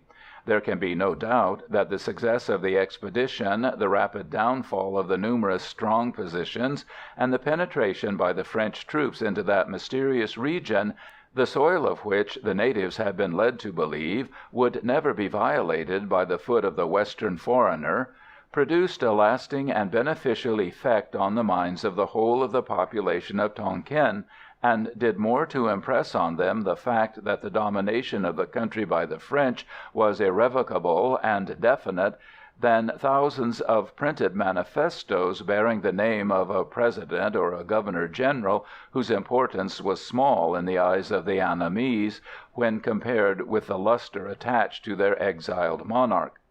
Several of the minor chiefs, recognizing the futility of further resistance, came in with their men and surrendered to the authorities in Nha Nam and Bo Ha. In this way, during the fortnight that followed the capture of their positions, the rebels brought in nearly 200 rifles. About 500 of the enemy, who had succeeded in getting away to the south, established themselves in several villages near Dap Cau and pillaged the surrounding country. Their success was short-lived, however, for though the majority of the troops were now being sent back to their respective garrisons, 2,000 men and 2 guns were sent against them under the orders of Lieutenant Colonel Guile, and a fortnight later, owing to the skilful tactics of this officer, the flickering embers of revolt in the lower Yen Thé were stamped out, and the supporters of the movement scattered or slain. End of Chapter 6, Part 2. Chapter 7, Part 1. The last struggles of a rebellion. Departure of Captain Plessier, our new commander. Man-hunting. A friend in need. A false alarm. An unexpected rise in life. On the brigade staff. The remnants of the rebel forces which had been smashed and dispersed by Colonel Guile's column in the lower Yen Thé fled north and rallied round their chief, De Tam, who was hiding, together with a small number of his most trusted retainers, in one of the wildest spots in the dense forest region of the northwest of Nha Nam, and about 10 miles from that fort. This district is known to the natives by the name of Quinh Lo. At this time, owing to the large number of rebels we had slain or captured, or who had surrendered during the past 2 months, the total number of insurgents with De Tam did not exceed 200. Efforts had been made by the provincial mandarins to secure the chieftain's submission. The French government, preferring, if possible, to adopt a policy of conciliation rather than run the risks and be burdened with the heavy expense resulting from a protracted struggle with such a brave, resourceful, and mobile foe, authorized the native functionaries to offer the leader of the insurrection not only his life and liberty, but also a remunerative post in the local administration, on the condition that he would come in with his men and deliver up his arms and ammunition. These negotiations fell through, however, for De Tam refused all offers made to him, and wrote several letters to the French authorities, in which he informed them, in his usual high-flown, bombastic style, that he would never surrender, and that he still possessed the utmost confidence in the ultimate success of the cause he represented. Notwithstanding these assertions, it is very probable that he would gladly have accepted the terms offered had he been certain of enjoying a quiet and comfortable life after his capitulation, but he was too well versed in the natural cunning of his race not to know full well that, in the event of his surrender, his very existence would be a cause of constant dread to his former associates, the mandarins of the court of Hué, and they would most certainly find a way of ensuring his silence, by means both wily and rapid, in the use of which Orientals are experts. From papers captured by the French troops when they surprised the encampment at Quinh Lo a few weeks later, it was learnt that the chief had decided on the construction of a new series of defensive positions in this region, with the intention of carrying on the rebellion with something like its former success.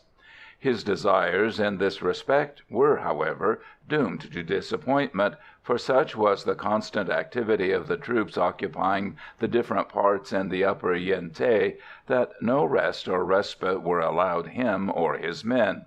When the main expedition had been broken up at the end of March, General Voillon had given orders for the permanent occupation of the fortified positions at Mo Trang and Mona Luang. These 2 forts, which had both been captured from the enemy by the Thaï Nguyen column, were well constructed, and they required but little labor, mainly in the direction of felling the trees that were too close up to the ramparts to make them almost impregnable when properly garrisoned. For several months after the conclusion of the principal operations, the troops from these two forts, together with the men from Nha Nam and Bo Ha, chased De Tam from one hiding place to another, and in consequence he was never able to establish any permanent center of resistance. Early in May my section was relieved by a similar detachment of the Legion from Thaï Nguyen, and we left Bo Ha, for good this time, and returned to our company at Nha Nam. On the 10th of the same month we were assembled under arms to witness the departure of Captain Plessier, who was leaving for Haiphong, whence he sailed for France a few days later. Our new commander, Captain Watrin, took over the company and escorted his predecessor as far as Cao Thuong. Though the officer who was leaving us had always been a severe disciplinarian, unsparing in regard to the work he had required of us, yet his departure was a cause of chagrin to his Legionaries, and their rough though heartfelt expressions of regret were numerous and outspoken. None of the officers are allowed to remain more than 3 consecutive years in Tonkin, though they can return there after a sojourn with their regiment in Algeria. Our captain had completed his period of colonial service, so that he could not have remained longer with us, even had he desired so to do. Officers of his stamp, that is, men whose bravery is undisputed, who are severe but also anxious for the welfare of the troops under their orders, will always be popular with the Legionaries. His successor eventually became an even greater favorite with the company, for, besides the qualities mentioned already, he had a real affection for his men, though when the occasion required it, he tempered this sentiment with necessary sternness. He regarded his command as a family, of which he was proud to be the head, and made no show of the taciturn aloofness which had characterized his predecessor. Captain Watrin, who was about 38 years of age, was a splendid specimen of humanity, for he was tall, broad-shouldered, and extremely powerful. Fair, with blue eyes and a ruddy complexion, he was a typical son of the lost provinces, and the fact of his being a native of a village near Strasbourg added not a little to his popularity with the numerous Alsatians in the company. He seemed to take a real pleasure in making himself acquainted with the individual joys and sorrows of his men.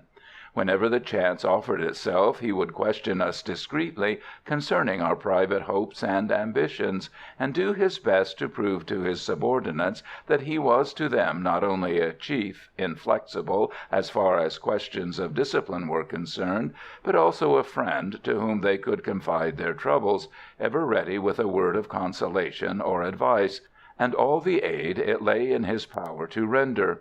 His inquiries were probably distasteful to such of the men as possessed a past they did not care to recall, but when he perceived that a private was reluctant to confide in him, he was too tactful to insist on the subject, and would smooth matters over by a cheerful "Eh bien, mon brave, when you want a confessor, come to me. I may perhaps be able to help you." A few weeks after his arrival he was able to address every private in his company by name, a trait which is exceedingly rare with the officers in the French army. There is no doubt that the men were very grateful to him for this detail, which certainly proved that their chief was aware the Legionary was not merely an enfant perdu, to be known only by the number stamped on each article of his kit, but that he recognized that his men, like the rest of mankind, possessed their just share of pride and passion, vice and virtue. He very soon showed us that his military talents were of sterling quality, for in his first engagements with the enemy it was at once evident that his dispositions for the attack were taken with great coolness and forethought, and with the careful intention of avoiding all wanton loss of life. During the final rush and scrimmage he was ever to the fore, and would not be denied the place of honor at the head of the assault, which he led with no other weapon than a thick stick. Our company was kept continually on the move during the months of May and June, reconnaissance and ambuscades being of daily occurrence. Often we would make a night march, and, operating in conjunction with parties sent out from the other forts, rush at dawn a village in which several of the rebels had passed the night, or capture an encampment situated in some out-of-the-way corner of the forest, or hidden in a narrow jungle-covered defile between tall, steep hills. Our ambuscades were generally placed on the paths leading to the south, by which supplies, coming from the few isolated villages still friendly to the rebel cause, reached the enemy. These expeditions always took place at night, for our foes no longer possessed the strength and confidence which had allowed them to move about the country by day, as they had been in the habit of doing before the downfall of their citadels. To the majority of us the excitement of these little expeditions was a source of real joy, notwithstanding the dose of fever or twinge of rheumatism that sometimes resulted.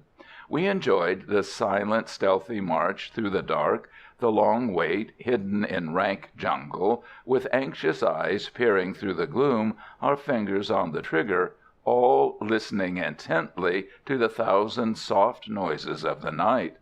Every nerve would be strained to its utmost tension, every faculty keenly on the alert. The rustle of the long grass as a deer or wild hog moved cautiously through it, the breaking of a twig, the hoot of an owl, or even the sudden shrill chirp of the cicala would make the heart leap with expectation, so that its hurried throb sent the blood coursing through the arteries, and the system would tingle again under a wave of suppressed excitement. More often than not our expectation would be disappointed, for the enemy failed to put in an appearance, though now and again our patience would be rewarded by a scrimmage, and a convoy would be captured and several rebels slain or taken. Once our ambuscade was surrounded and suddenly rushed by a strong band of most determined Chinese banditti, of whose presence in the region we were unaware. It is probable that they were going south with a convoy of contraband opium. A desperate hand-to-hand struggle took place in the dark. One of our men was killed in the first charge, and several were wounded. One of the latter, a bugler, died of his injuries a few days later. It is difficult to surmise what would have been the result of the combat had not another detachment of our men, which had been posted at a small ford about half a mile away, come to our assistance, for we were completely surrounded, and owing to the blackness of the night we could hardly distinguish our foes, who were cunning enough not to make use of their rifles, attacking us instead at close quarters with their heavy swords. On finding themselves charged in the rear, the Celestials withdrew, and at daybreak we found 6 of their dead on or near the position.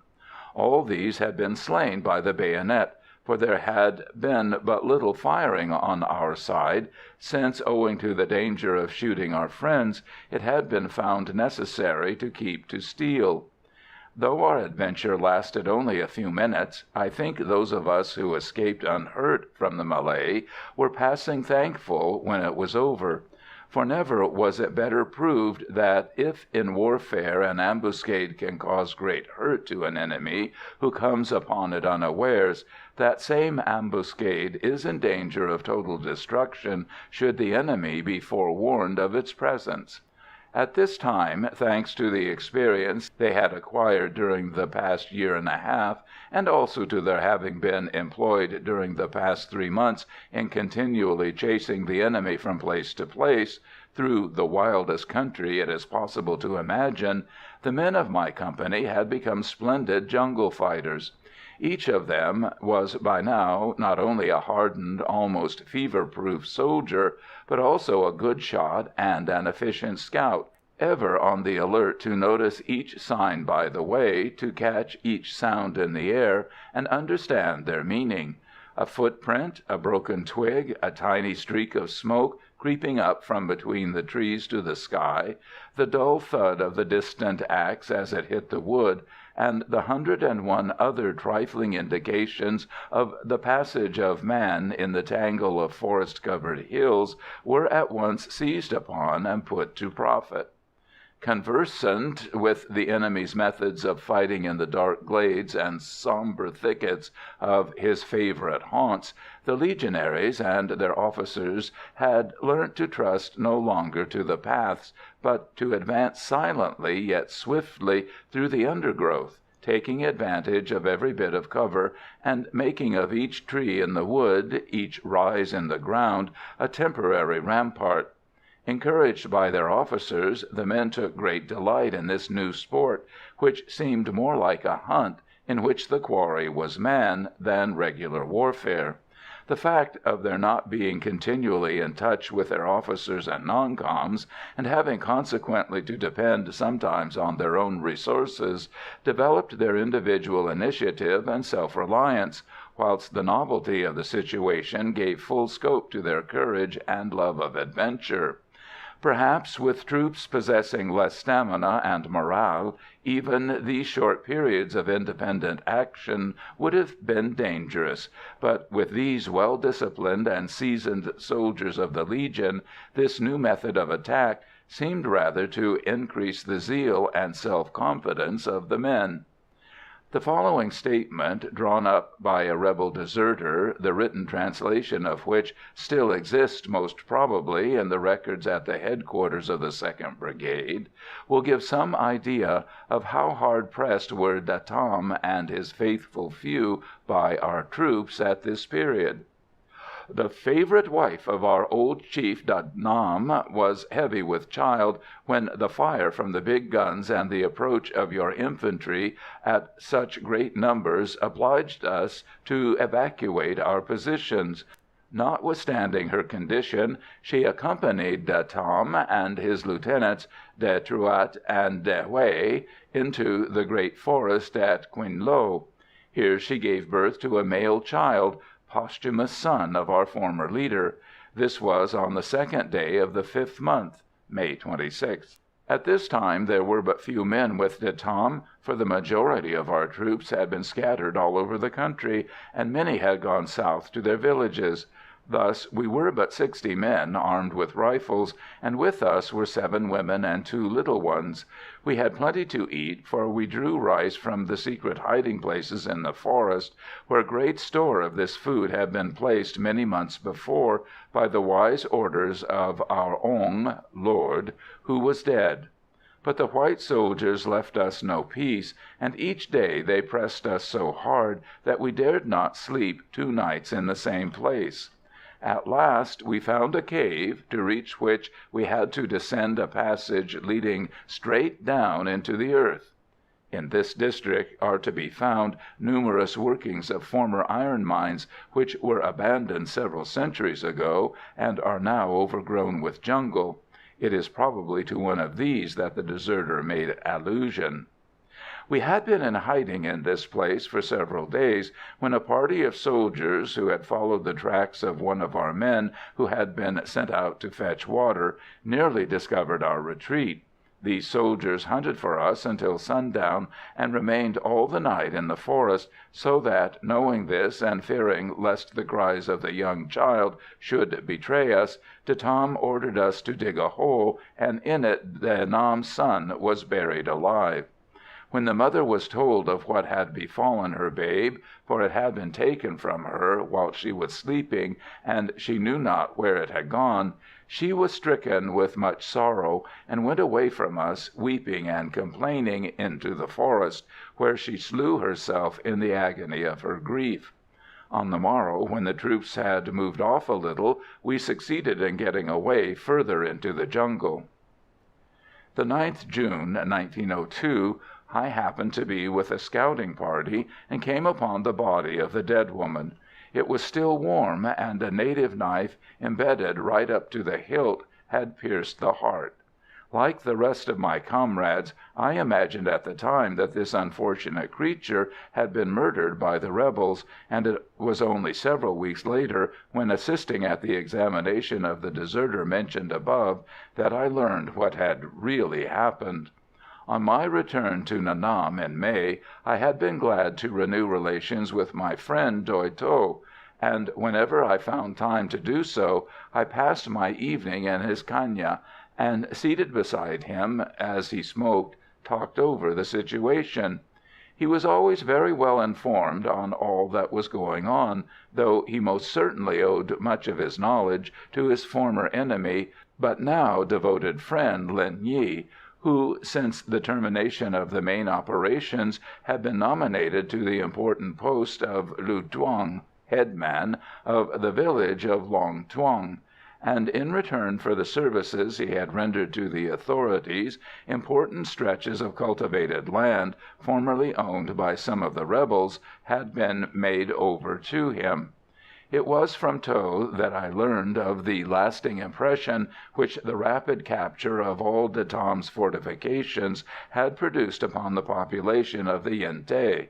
The majority of the people, he said, were no longer moved to enthusiasm by this chief's appeal to their patriotism, and they now possessed no confidence in the ultimate success of the movement in favor of their exiled monarch. However, my friend was never weary of repeating that until the French succeeded in killing or capturing De Tam, the chief would be a source of constant trouble in the region, because most of the peasants possessed such a real dread of him that but few of the villages would dare to refuse his demands for money or rice, so long as he remained an outlaw, and had at his disposal a band of cruel and determined partisans. Though I think that Tho was glad of my company, it was evident to me that he was chagrined at my continued refusal to become a votary of the soothing drug, which, like the majority of his compatriots, he regarded as one of the necessities of existence. His disgust at my persistence was all the more intense because it was an open secret that several of the French officers and sergeants, serving in the native regiments, smoked opium, and took but little pains to conceal the fact. He would give me as examples the names of his superiors who indulged in the pleasure procured by the subtle poison, hoping to induce me to follow their example, though curiously enough he would generally conclude his exhortations with quaint reflections full of irony concerning the excess to which most of the Europeans who indulged in this passion would go, and he would then, in grandiloquent terms, replete with Oriental conceit, inform me that he was himself complete master of his own desires. He would swell with pride and delight when, to humour him, I would praise his powers of self-control, though for the matter of that I was convinced the length of his purse and the veto of Ba, his wife, had more to do with the number of pipes he smoked than any check he was himself capable of imposing on his cravings. He would speak at length on this subject, bringing out his words with a slow, drawling, sing-song cadence in which there was no indication of emotion, though now and again, when he had given an opinion he considered was possessed of more than ordinary value, he would pause somewhat longer than necessary, watching me intently the while, to see if I had fully grasped the sense of his argument and appreciated the beauty of his flowery metaphor. "Yes, friend," he would say, "tell me, I beg you, has not Heaven given to us men the different pleasures of life, so that we shall draw from them delight wherewith to lighten our troubles and to forget our hardships? Indeed, you do know, since I myself told it to you, that our wise men have long since decided that these numerous and varied pleasures can be classified according to their merits, which consist in the degree of bliss they can procure us.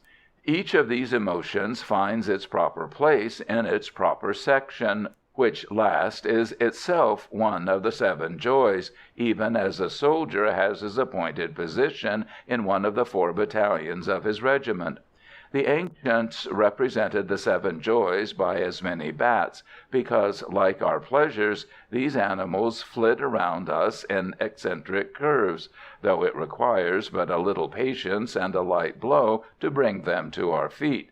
That is why in our pagodas, our houses, and upon the altars to our ancestors, you will always see, sculptured or painted, the 7 bats which are the 7 joys. Heaven has sent us 1,000 flowers, of which the most beautiful is the sacred lotus, so that we should admire their colors and shape, glory in their scent, and draw great joy therefrom. Also the splendor of our hills, our forests, and our rivers, the beauty of our women, the love of our little ones, the pleasures of the chase, and the gladness in the slaughter of our foes, are only a few of the million joys in life, amongst which un tu fien, Lord Opium, is not the least in importance. And these blessings have been generously accorded us by the Lord Buddha himself, and any refusal to participate in them is indeed rank blasphemy. But be warned that in all things there must be moderation, and because of our friendship I would not see you do like the Ong Quang Hai lieutenant I have already spoken of, for, if his orderly speaks not lies, this young man smokes 120 pipes each day, which is a great foolishness indeed, for in this way his pleasure is no longer his servant, to come and go at his bidding, but rather he has become the slave of his pleasure. Neither is his case an exception, for nearly all you Western foreigners are alike in this matter, and ever you go to the extremes. Either you will not touch the drug, most probably because you are afraid of yourselves, or, if you once begin, you will increase each day the number of pipes you smoke until your pleasure kills you, instead of remaining content with a moderate use of it." In speaking thus, Tho was but echoing the opinion of his compatriots, for the inhabitants of Indo China, like the Chinese, are convinced of their superiority, so far as intelligence is concerned, over the European. Partly from curiosity, and also because I was determined to show this little brown man that I possessed more self-restraint than he gave me credit for, I consented one evening to make the experiment, and smoked 4 pipes. I was rewarded by a most violent headache, prolonged nausea, and a sleepless night crowded with waking nightmare. It is hardly necessary to add that I did not repeat the experiment, and though for some time Tho persisted in telling me that I had not given the drug a fair trial, he finally dropped the subject. But it is probable that my inability to partake of his favourite pleasure was to him another proof of the decided inferiority of the European. End of Chapter 7, Part 1. Chapter 7, Part 2. About the middle of June, Lieutenant Deleuze, the intelligence officer from Thaï Nguyen, to which reference was made in a preceding chapter, came to us to assist in the operations that were going on, for owing to his knowledge of the vernacular, of the natives and their customs, he was able to obtain information when others, less gifted, would most certainly have failed. This officer was also instructed to complete a new map of the region, for the late expedition had brought to light the many errors and omissions contained in the former surveys of the province. My friend Lipthay accompanied the lieutenant, for he was to assist in the topographical work. I was pleased indeed to see my friend again, and was happy at being able to congratulate him on his recent promotion, for he was now a corporal, and we wetted his stripes on the evening of his arrival with several bottles of good wine. In confidence he informed me that I was myself to be attached to the intelligence staff of the district, and though he disclaimed all knowledge of the cause, I soon found out that I owed this chance of promotion to his good offices. I knew little at the time what important changes in my existence this new departure would bring me, though had I possessed that knowledge it could hardly have increased my gratitude for the good turn my chum had done me. For a month I worked with Lieutenant Deleuze and accompanied the different reconnaissances and little columns, making rough surveys of the ground covered, and bringing back the sketches to Nha Nam, where they were amplified and checked. During these expeditions I was mounted on a native pony, and armed with a carbine instead of the longer and less handy rifle. My new life was a most agreeable one, for not only did I escape all the drudgery of fatigue duties in the fort, but when the reconnaissance with which I might happen to be out got in touch with the enemy, I would put away my compass and planchette and do duty as a galloper, carrying information from the scouts to the commanding officer, and going back again with orders. My mount was only 11½ hands in height, so that when I was in the saddle my feet were but a few inches from the ground, but the animal's pluck, endurance, and sure-footedness were extraordinary.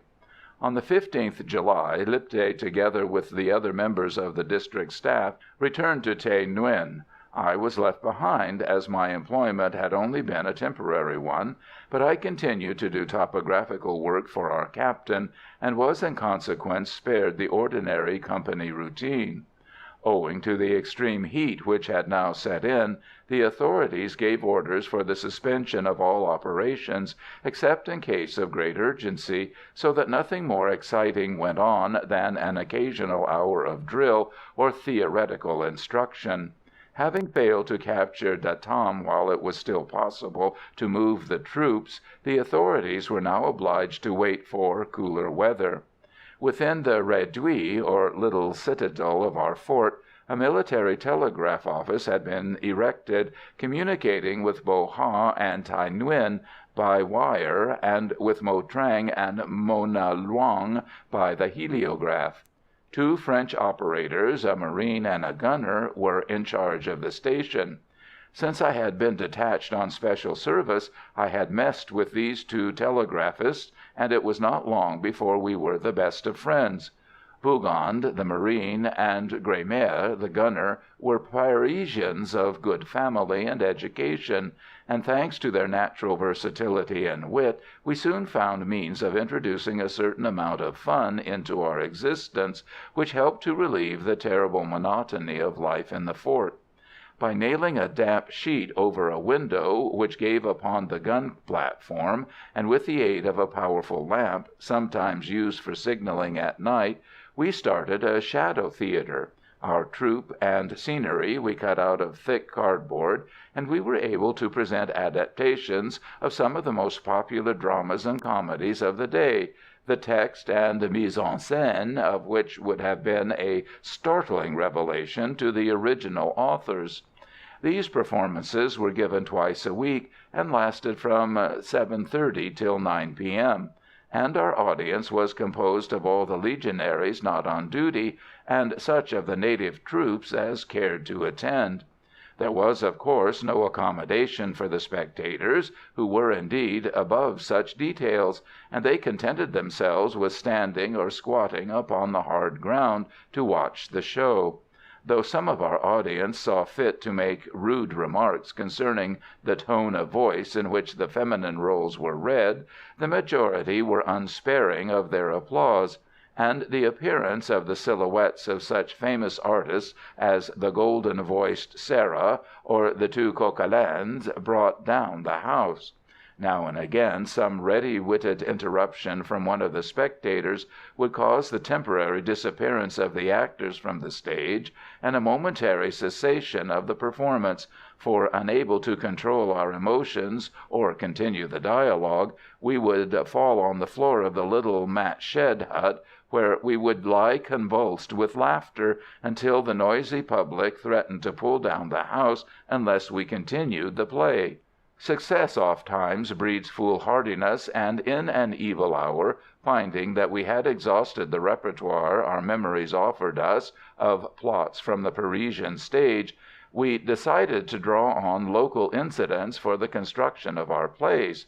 At first all went well, for such farces as the De Tam's defeat, in which that chief, after refusing the hand of the Governor-General's daughter and a big dowry, died through incautiously tasting the contents of a tin of bully beef, supplied by the commissariat for the use of the troops, were successful, and produced no untoward results. But, craving for still greater popularity, we were foolish enough to put upon our stage the 2 transparently caricatured counterpart of one of the senior non-commissioned officers in the company of native troops, who, though an excellent soldier, was possessed of many eccentricities. This veteran resented our impudence, and we were reported and obliged to suspend our performances. The instruments were placed in the upper story of the little telegraph station, and I was in the habit of sitting upstairs for a couple of hours each evening with either of my friends who happened to be on duty. Here we would chat and smoke, for the messages were few and far between after 8, and while away the time till 11. On the evening of 22nd May I was there as usual. Bougand was on duty, and we had been exchanging opinions concerning the adjutant who had succeeded in obtaining the clôture of our theatre, when our conversation was suddenly interrupted by a call on the Morse from Thaï Nguyen. In the middle of the message he was receiving, my companion gave a sudden whoop of astonishment, though this did not cause me much emotion, for I was accustomed by now to his pet mania, which consisted in telling me all sorts of tall stories concerning the wires he received, and I prepared myself to greet a yarn about the capture of De Tam, or my promotion to the much-desired dignity of a full-blown corporal.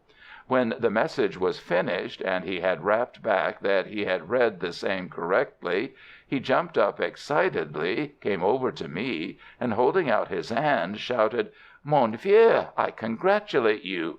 "Blagueur," I answered, "spare me your mouldy joke. It's much too hot to laugh, so be sensible. Let's take a glass of wine, if any remains in the bottle, and then I'll go to bed."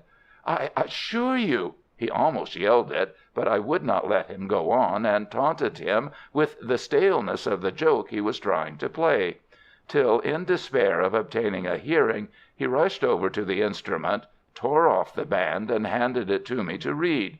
To my amazement, I saw clearly, printed in little blue letters upon the narrow strip of paper, beyond the possibility of a hoax, the following message: Major Thaï Nguyen to Captain Commanding Ngo Nam.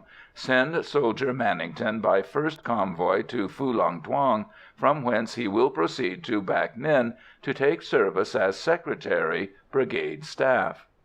The next few minutes were exciting ones, and it was not until we had hauled Grammaire from his bed downstairs, communicated the news to him, and drowned our emotion in a jugful of wine and water with a lemon cut up in it, that things began to assume their normal proportions. I slept but little that night, and lay speculating as to how it was that fortune had so favoured me, for a berth on the staff meant interesting work, extra pay, and comfortable quarters. In fact, a return to partial civilization. The change carried with it one drawback, however, which made me hesitate as to whether it would not be better for me to propose another man in my place, for I knew that promotion was very slow on the brigade, the number of non-coms there being limited to 3, and I was already somewhat disappointed at not receiving my stripes at the same time as my friend Lipthay, though this had been owing to the fact that several corporals had been sent out to the corps with the last batch of troops from Algeria, so that the vacancies had been few, and only the best had been chosen. Next morning I was called up to the rapport, and after Captain Watrin had informed me of the order received from our Major, I told him of my fears, but he would not listen to them at length, and informed me that I must go, that he was proud that a man from his company had been chosen, and that I might congratulate myself on my good luck. "Why, mon garçon," he said, "you have only to do your work well and keep sober, and you will do that, I know, for the honour of the company, and promotion will come in good time. In 2 years you will probably be a sergeant, and then, if you so choose, you will be able to go to Saint-Maxin, the military school for sergeants who wish to become officers, and get a commission. Now go to the sergeant major and get your feuille de route, for you will leave with the convoy to Bo Ha to-morrow morning." Then, offering me his hand, this excellent man and true gentleman said, "Now good luck to you, and be careful to remember always that you belong to the Legion, and that the honour of the corps is yours also." After packing my kit and getting my papers from the sergeant major, who chaffed me good-naturedly by saying that now that I was going to be on intimate terms with a general, he hoped I would not put on too much side, I went round the company to say good-bye. Later I slipped away to Tho's hut in the native village and told him of my coming departure. The little man was evidently chagrined at the news. Nevertheless, he congratulated me most heartily, and made me promise to write to him, saying with evident pride that he was now able to read a little French, so that, with the aid of one of the native clerks in the commissariat department, he would be able to decipher my letters. We had a grand dinner that evening in the little telegraph station, a tin of salmon and several bottles of beer having been purchased to swell the menu, provided by our usual rations. My friends drank to my success, and I to their health and speedy return to France, and it was late in the night before I retired to rest for the last time in the fort which had, with few intervals, been my home for the past 15 months. Several of my comrades were present to bid me Godspeed when early the next morning I filed out with a convoy through the gates of our position. Together with several sick men, both legionaries and tirailleurs, who were going down to the hospital, I left Bo Ha that evening. We descended the river in sampans and reached Phulang Thuong next morning. On the morning of the 26th July I left for Bac Ninh with the weekly convoy to Hanoï, which carried the mails. We passed through Dap Cau at noon, and arrived at our destination at 2 p.m. The country we traversed was a big cultivated plain, dotted with villages, with here and there occasional small groups of low hills. At Bac Ninh there is a small citadel, built no doubt towards the end of the 18th century by one of the engineers lent by Louis XVI to his ally, the Emperor of Annam. It is hexagonal in shape, and constructed according to the principles of Vauban. Each of its sides has a frontage of about 1,000 yards, and is furnished with numerous flanking bastions and demi-lunes. There was a company of Marines, a battalion of the 3rd Regiment of Tirailleurs Tonkinois, and about 1,000 militia in garrison there. Inside the citadel were the houses of the general commanding the 2nd Brigade, the resident of the province, the officers' quarters, the barracks of the troops, the staff offices, and the lodgings of the soldier secretary. On my arrival I reported to the brigade major, Captain Michaud, who sent me on with an orderly to the intelligence department, where I was to be employed. The chief of this office, Lieutenant Cassier, received me very kindly, and after telling one of the secretaries, a Marine, to go and show me where our lodgings were situated, he informed me that I might rest that afternoon and come to work the next morning.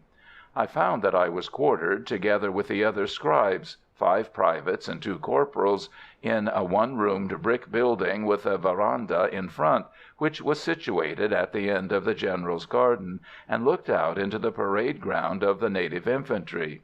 On the other side of this open space, about 300 yards away, were the buildings occupied by the French Marines.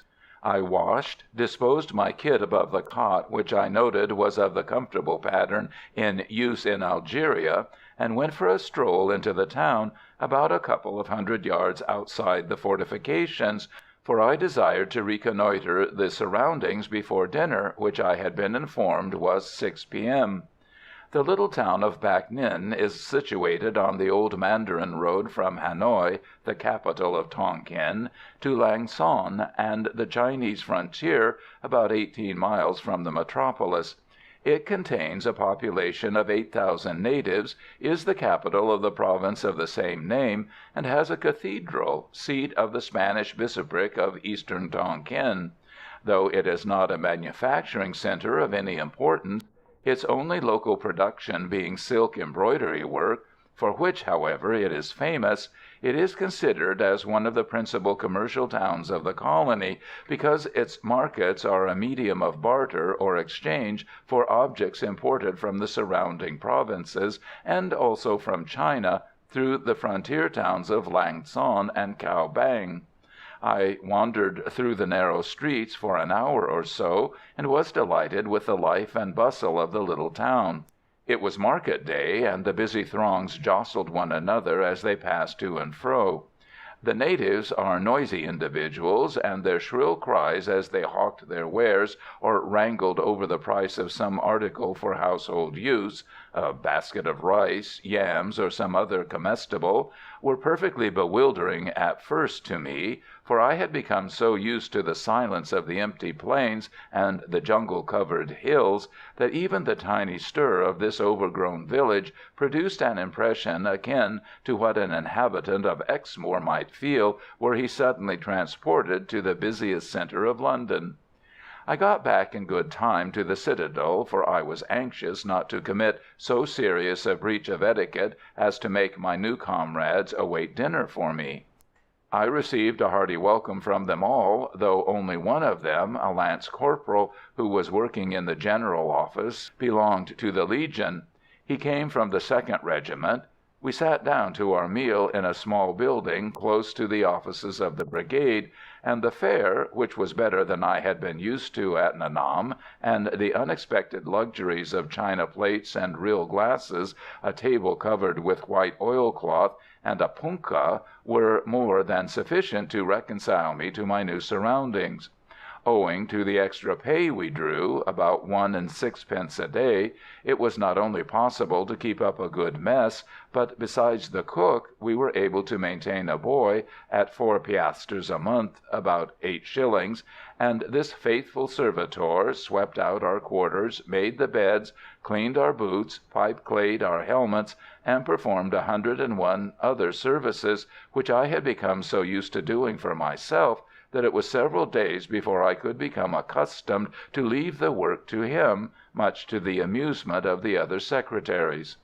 The morning after my arrival I rose and dressed at 5:30 a.m., as I had been used to do in my company, but I got roundly sworn at by the other occupants of the room for awakening them by my noisy ablutions. The fault lay with them, however, for they had neglected to inform me that the office opened at 8, though it was several weeks before I could accustom myself to lie abed till 7 each morning. I found that my work consisted partly in aiding in the drawing up of a new map of Yen Thé, and partly in clerical and intelligence work. This last part was the most interesting, for I had to write down the reports of the different spies attached to the brigade, and the deposition of the captured brigands when they were interrogated by the lieutenant in charge of our office.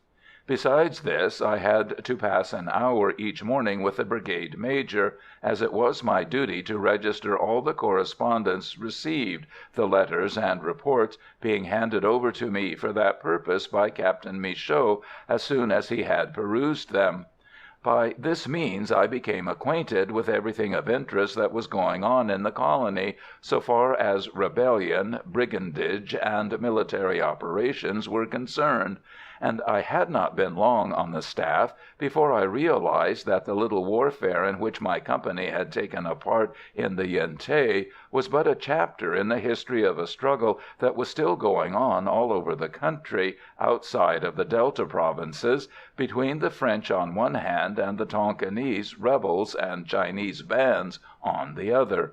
Columns were marching or being organized against such chiefs as Lung Ki, whose powerful gangs of well-armed plunderers overran the provinces of Quang Yen, Lam, and Lang Son.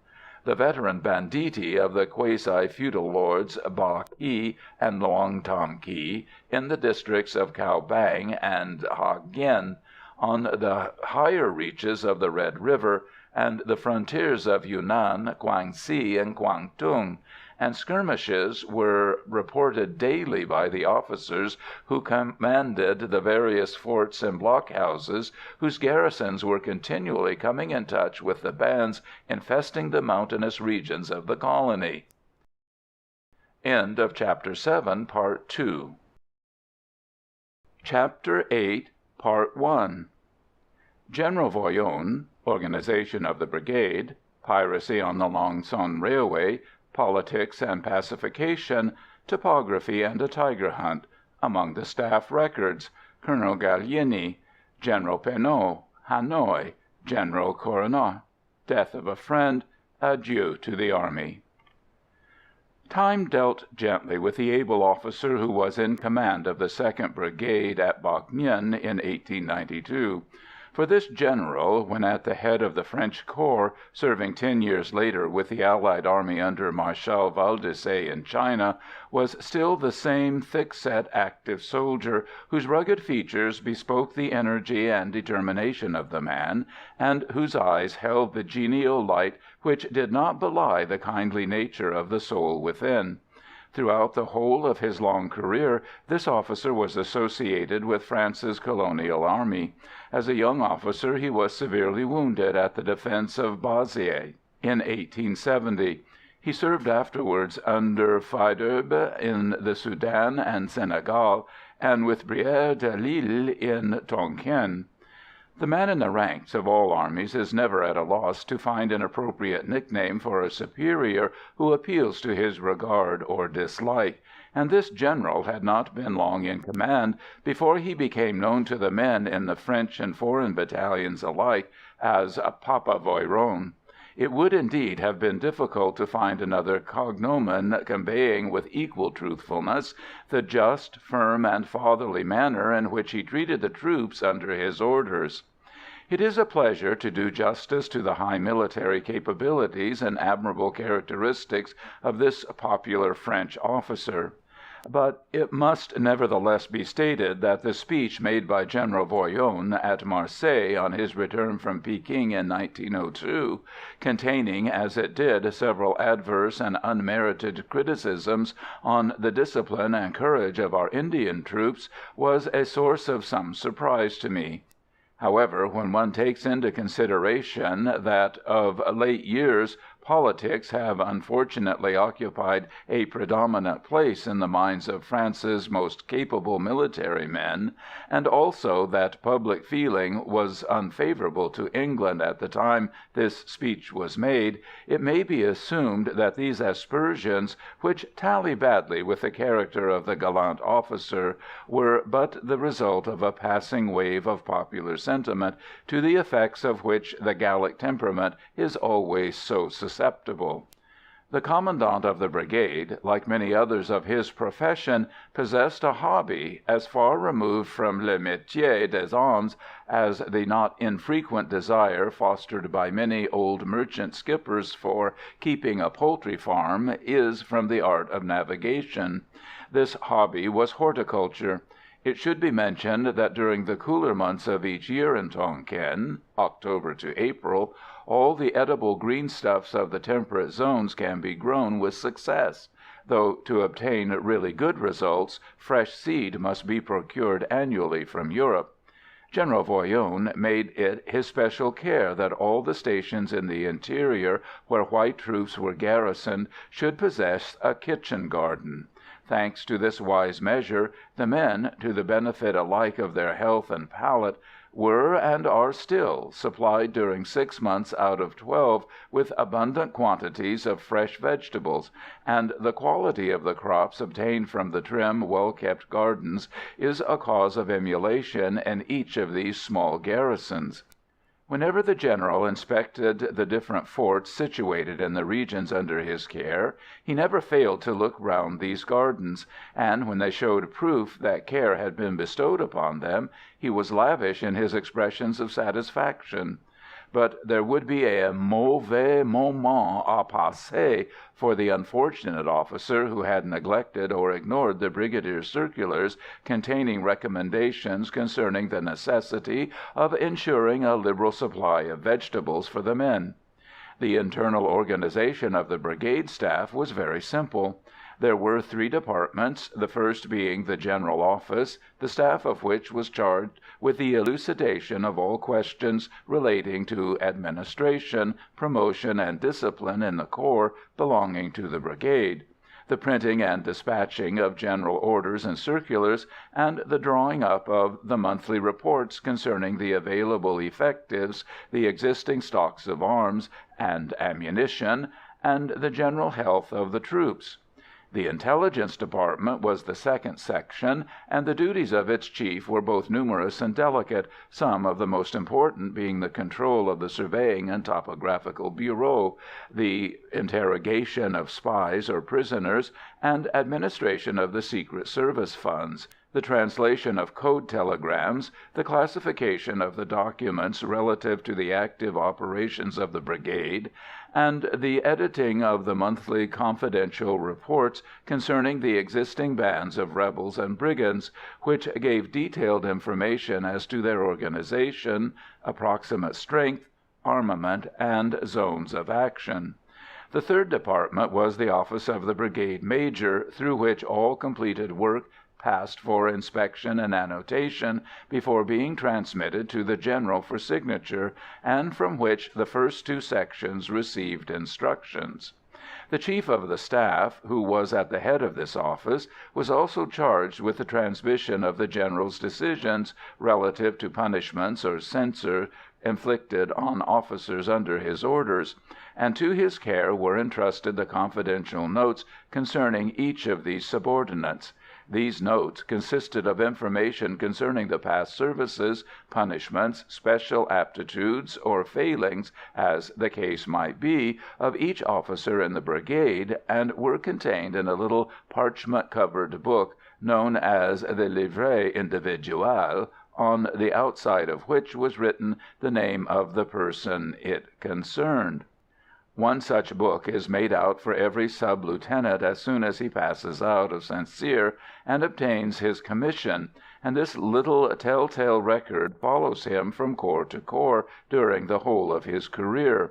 It will be easily understood that it is considered a matter of extreme importance that no officer should ever become acquainted with the contents of his livret individuel, and to this effect the only persons who are allowed to handle them are the commandant of his regiment, who notes therein every 6 months his appreciations of his subordinates' military capabilities and moral conduct, the chief of the brigade staff, and the general.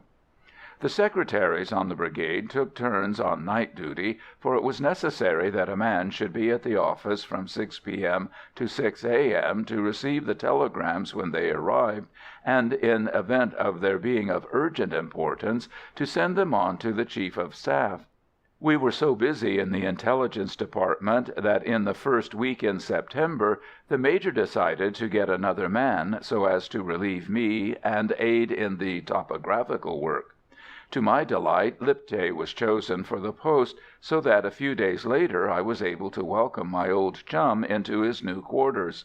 This increase in work was due to the state of affairs on the railway then in construction from Phulang Thuong to Lang Son, for the region was overrun by bands of Chinese brigands under the orders of the famous Lü Ky, who attacked the working parties and carried away into captivity several of the French engineers and contractors. Encouraged by their success, the robbers ambuscaded several of the convoys going by road to Lang Son, and after slaying the majority of the escort, carried off important quantities of treasure, several cases of Lebel rifles, and a good deal of ammunition. In one of these engagements, a major of the Infanterie de Marine, Commandant Bonneau, was shot dead.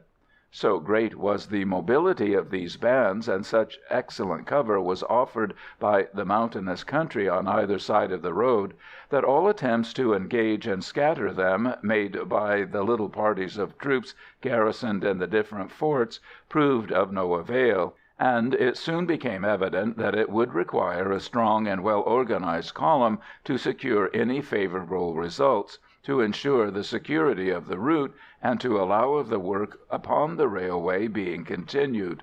In August, General Rest, the Commander-in-Chief at Hanoi, made an urgent appeal to the Governor-General for permission to undertake operations against Lü Ky on a scale to ensure success. But M. de la Nassau refused to countenance any such movement, and declared that the military authorities ought to be able to crush the bands with the forces already at their disposal in garrison along the Lang Son route. There is little doubt that the Governor, in making this reply, was influenced by political motives. The recent successful operations in the Yente had been utilized to further his political aspirations in France, and the metropolitan press had repeatedly announced, with a great flourish of trumpets, that rebellion and brigandage were now dead in Tonkin. Indeed, in one of his reports to the colonial minister, Monsieur de Lanessan had declared that, owing to the success of his administration, the pacification of the colony was now an assured fact, and it was possible to wander over the country with no other protection than a stout walking-stick. The absurdity of such statements was clear in Tonkin, but they found favor with the public in France, where people were only too willing to believe that an era of peace and plenty was at last to open in their far eastern possessions, with a consequent cessation of the enormous sacrifice of men and money that had accompanied the past 10 years. The governor, because of this advertisement, was declared to be the first of France's viceroys capable of grappling with the situation, and as it was his firm intention to again contest in the near future the seat in the Chamber which he had resigned on accepting the high position he was now filling, he can hardly be blamed, in a country where men take up politics as a business, for fostering interest which would assure him a considerable number of votes when the time came. That this state of affairs was detrimental to the progress of the colony is certain, but political influence, party hatred, and electioneering jobbery have had much to do with retarding the development of Indo-China, since its administration was placed in the hands of a civilian governor and staff in 1886. It is, however, possible that the governor made these declarations in good faith, for he had hardly been a year in the country, and was obliged to rely for advice on the residents and vice-residents, and these civilians, hating the military element, were only too eager to throw doubts on the exactitude of the information contained in the reports coming in from the military territories, and they openly declared that the officers of the colonial army were intentionally exaggerating the gravity of the situation in the hope of provoking operations likely to bring them promotion and decorations. The contradictory advice of this civilian staff was possibly one of the causes which led the governor to pooh-pooh the importance of this new upheaval, declaring that the generals were alarmist, and that the well-armed and organized bands of Ruiki were que de voleurs de vaches pour venir au bout desquels ils souffraient de quelques gendarmes. Only cattle stealers with whom a few policemen could deal.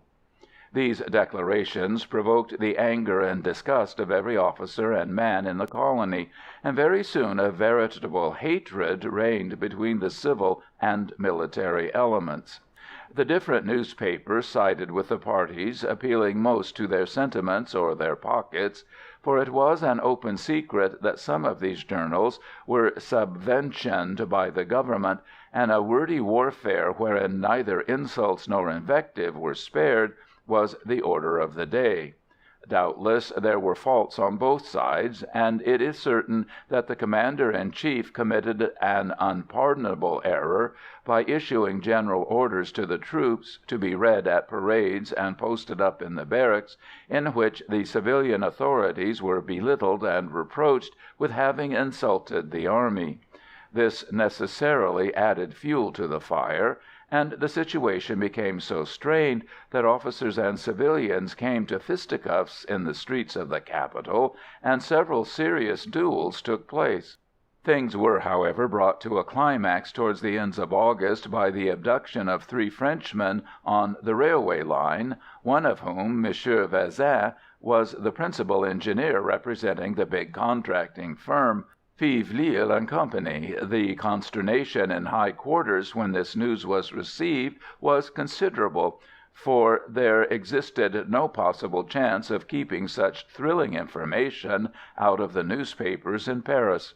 As soon as the coup had been successfully carried through, Luu Ky retired into the security of his lair in the mountains of the Bao Day range, and from here he sent out messengers to the nearest military station, announcing that he would release the prisoners on the receipt of a sum of $100,000 in silver, but he also declared that, in event of the troops approaching his encampment, he would have the captives executed immediately.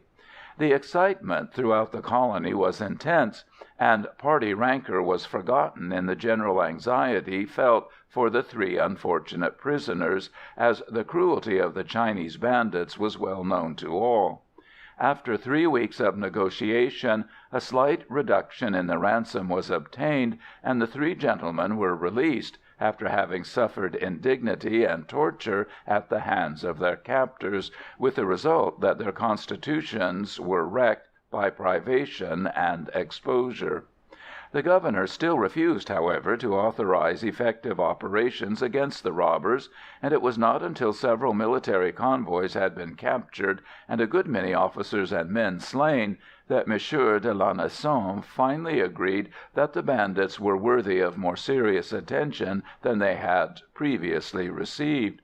When the column actually commenced operations, its work was considerably facilitated by the death of the famous chief Luu Ky from the effects of a wound received during the attack made on the convoy when Major Bonneau was killed.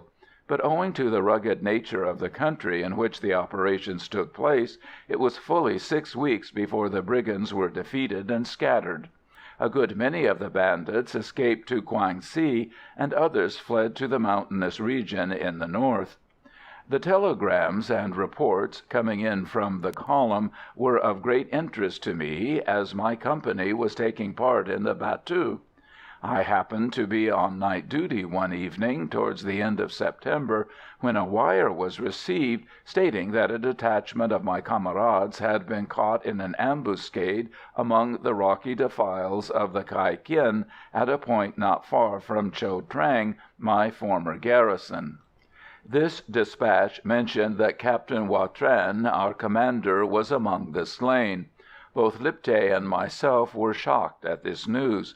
We experienced, however, a certain relief on hearing next day that the body of our chief had not fallen into the hands of the enemy, though 7 of the men were hit while carrying the corpse out of the narrow defile to a place of safety. Several months later I met a man who had assisted at this engagement, and he informed me that the Legionaries went raving mad when they learned that this popular officer was killed, and after rushing the position, to gain which they had to pass one at a time down a sort of narrow funnel 50 feet long, swept by the enemy's fire, they slew every Chinaman found behind the improvised ramparts. Our losses were very heavy, owing to the strength of the position, but the men would not be denied, and took a terrible revenge for the death of their captain.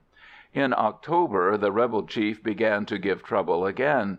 He made overtures for peace, and, profiting by the confidence thus inspired and the absence of the majority of the troops from the region, he left his retreat in the forest and captured and occupied a strongly fortified village called Ban Cuc, about 10 miles south of Nha Nam.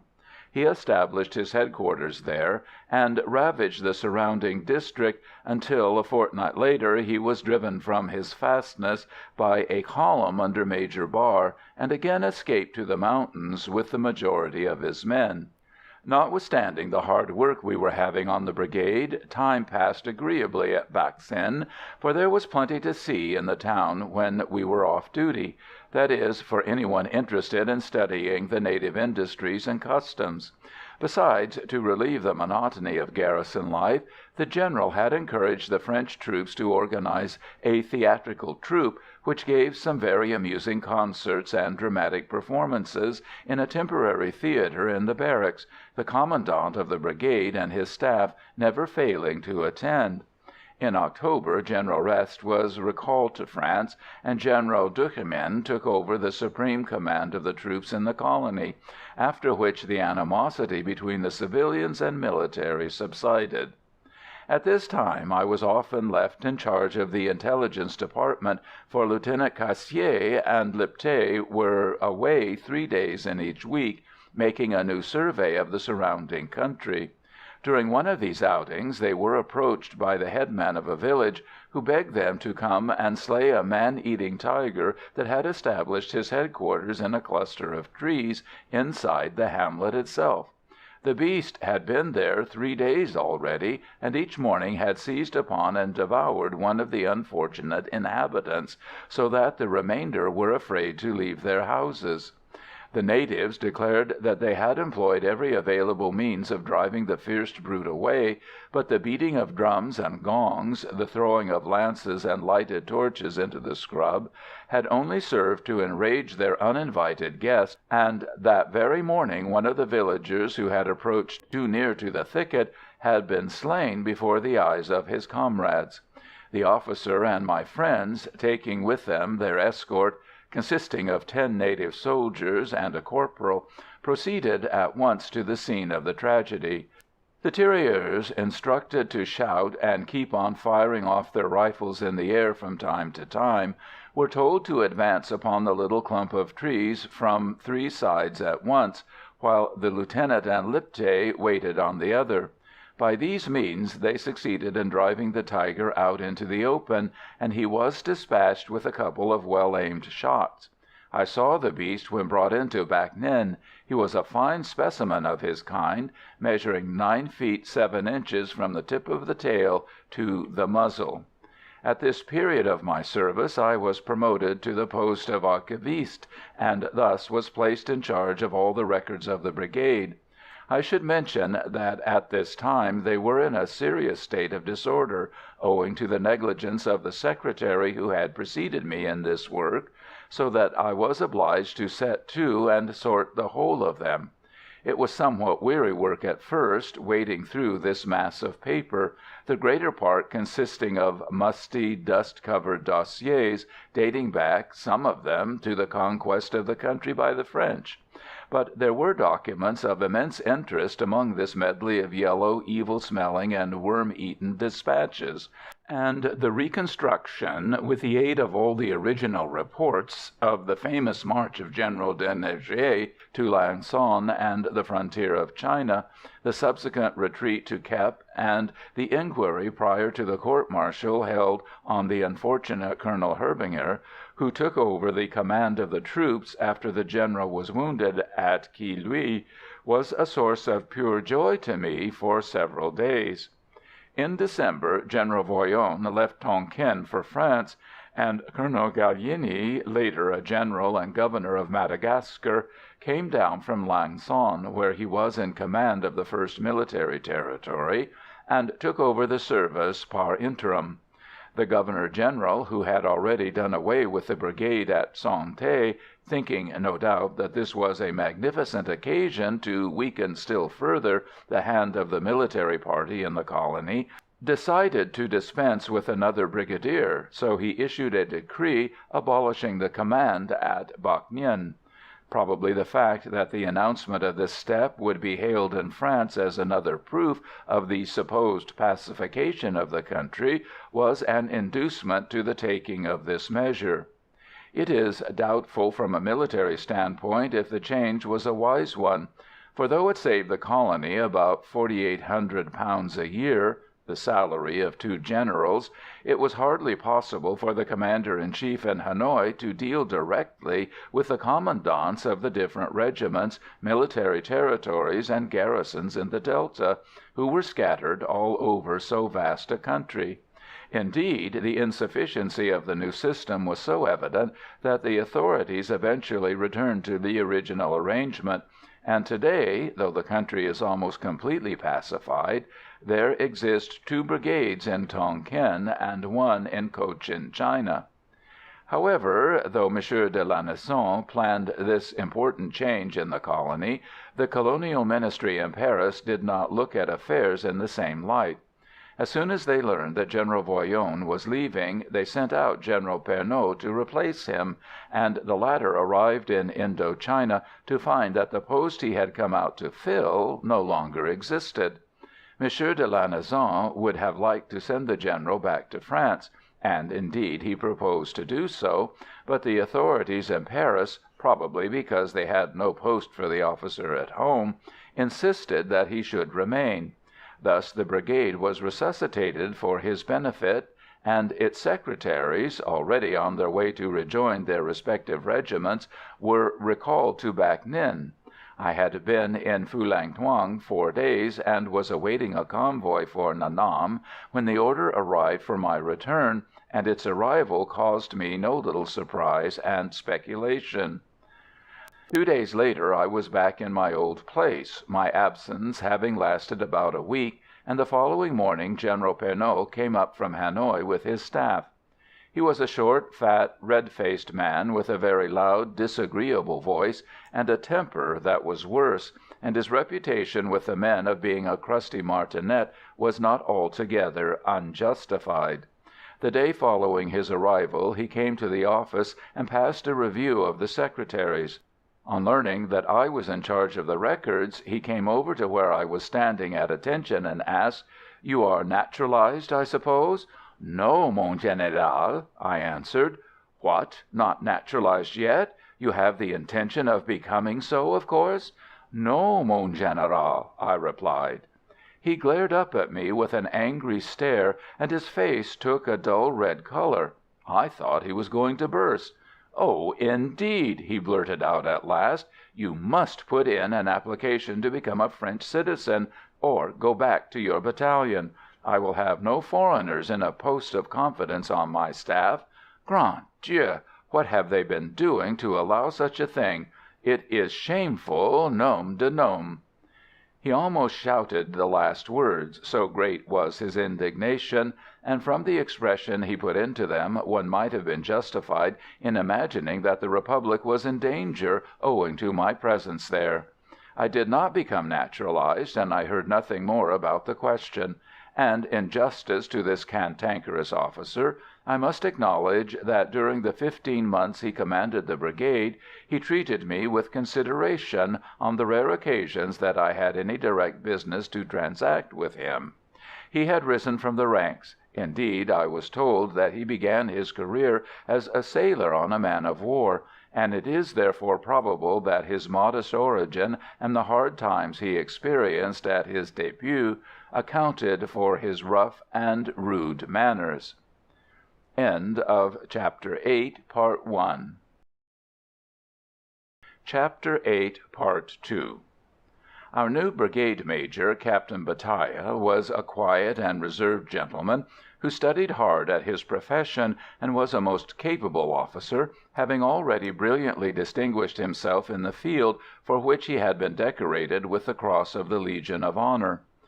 We had now no intelligence department, and all questions formerly dealt with by this branch, together with those relating to active operations by the troops, were treated by the headquarters staff at Hanoi. The Governor had not succeeded in doing away with the brigade, but he had taken his revenge by reducing its importance to a minimum, and the rôle of its chief now consisted almost entirely in looking after the details of administration and discipline of the regiments under his orders, and in conducting the annual inspection of the troops in French Indo China. In January 1893 we received orders to transfer our offices to Hanoi, and we had rather a lively time of it for several days, packing up the records and stowing them away, together with all the portable furniture, into a long string of commissariat mule carts. Our march to Hanoi was not a fatiguing one, for the distance is not great, about 20 miles, and the road is probably the best in Tonkin. Owing to the numerous carts we were escorting, our progress was not as rapid as it might have been, and it was late in the evening when we reached a point on the left bank of the Red River, just opposite the capital. The country we had traversed during the day was perfectly flat and covered with paddy fields, and I do not think we saw the smallest patch that was not cultivated. The weather was bitterly cold, the mercury having descended almost to freezing point. The winter of '92-'93 was a record one in the colony. and thrice along the route we came upon the bodies of natives who had died from exposure. Our convoy was transported over the stream, nearly a mile wide at this point, by a steam ferry. The accommodation on this ferry was so restricted that only 2 carts could be taken at a time, so that it was quite dark when we reached the citadel, situated some distance from the landing stage. Our new offices were inside the fortress, a fine place, constructed on the same plan as that of Bac Ninh, the difference between the two being that the superficial area of the first was twice that of the second. These fortifications, first captured by the French in 1872, no longer exist, and on the former site of their ramparts and ditches can now be seen one of the finest quarters of the European town. Hanoi, the capital of Tonkin, was important and imposing when I first saw it in 1893, and today, thanks to the enterprise and good taste of its municipal council, it is certainly one of the finest cities in the Far East. Its rapid development and flourishing condition leads one to reflect on what the colony itself might be, were its destinies placed, like those of the metropolis, in the hands of a representative chamber of colonists elected by their fellow citizens, instead of being entrusted to an army of political functionaries. The city was founded in 865 A.D. by the Emperor Cao Bian, and its original name was Dai La Tan. A succeeding monarch, Tai Son, constructed a palace there in 1028. Hanoi is admirably situated for commercial purposes, being at the extreme northern limit of the Delta provinces, at a point on the river, 82 miles from Haiphong, where communication with Lower Tonkin by means of the numerous estuaries and canals is easy and rapid. The same may be said with regard to Upper Tonkin and Yunnan, which can be reached by the Song Khoi itself. The Dutch merchants established factories or trading posts there, and at Huang Yin, Nam Dinh, and Haiphong towards the end of the 16th century. Hanoi has the form of an isosceles triangle, the base of which extends along the river bank for about 2 miles.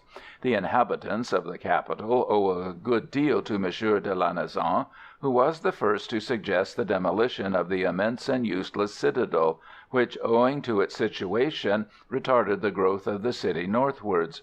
The native quarter of the town is extremely picturesque, and the neat whitewashed houses, not 2 of which are alike in size or height, with their quaintly curved red-tiled roofs and step-like cornices, the numerous pagodas ornamented with dragons, griffins, and genii, produce a vista of pleasant aspect and great interest to the European.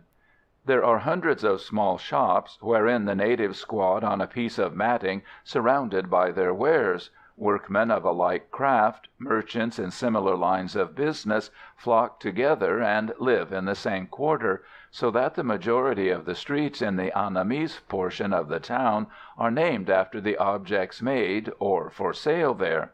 Thus it is that one sees at the corners of the thoroughfare such indications as Bamboo Matting Street, Hat Street, Fan Street, Copper Street, etc., etc.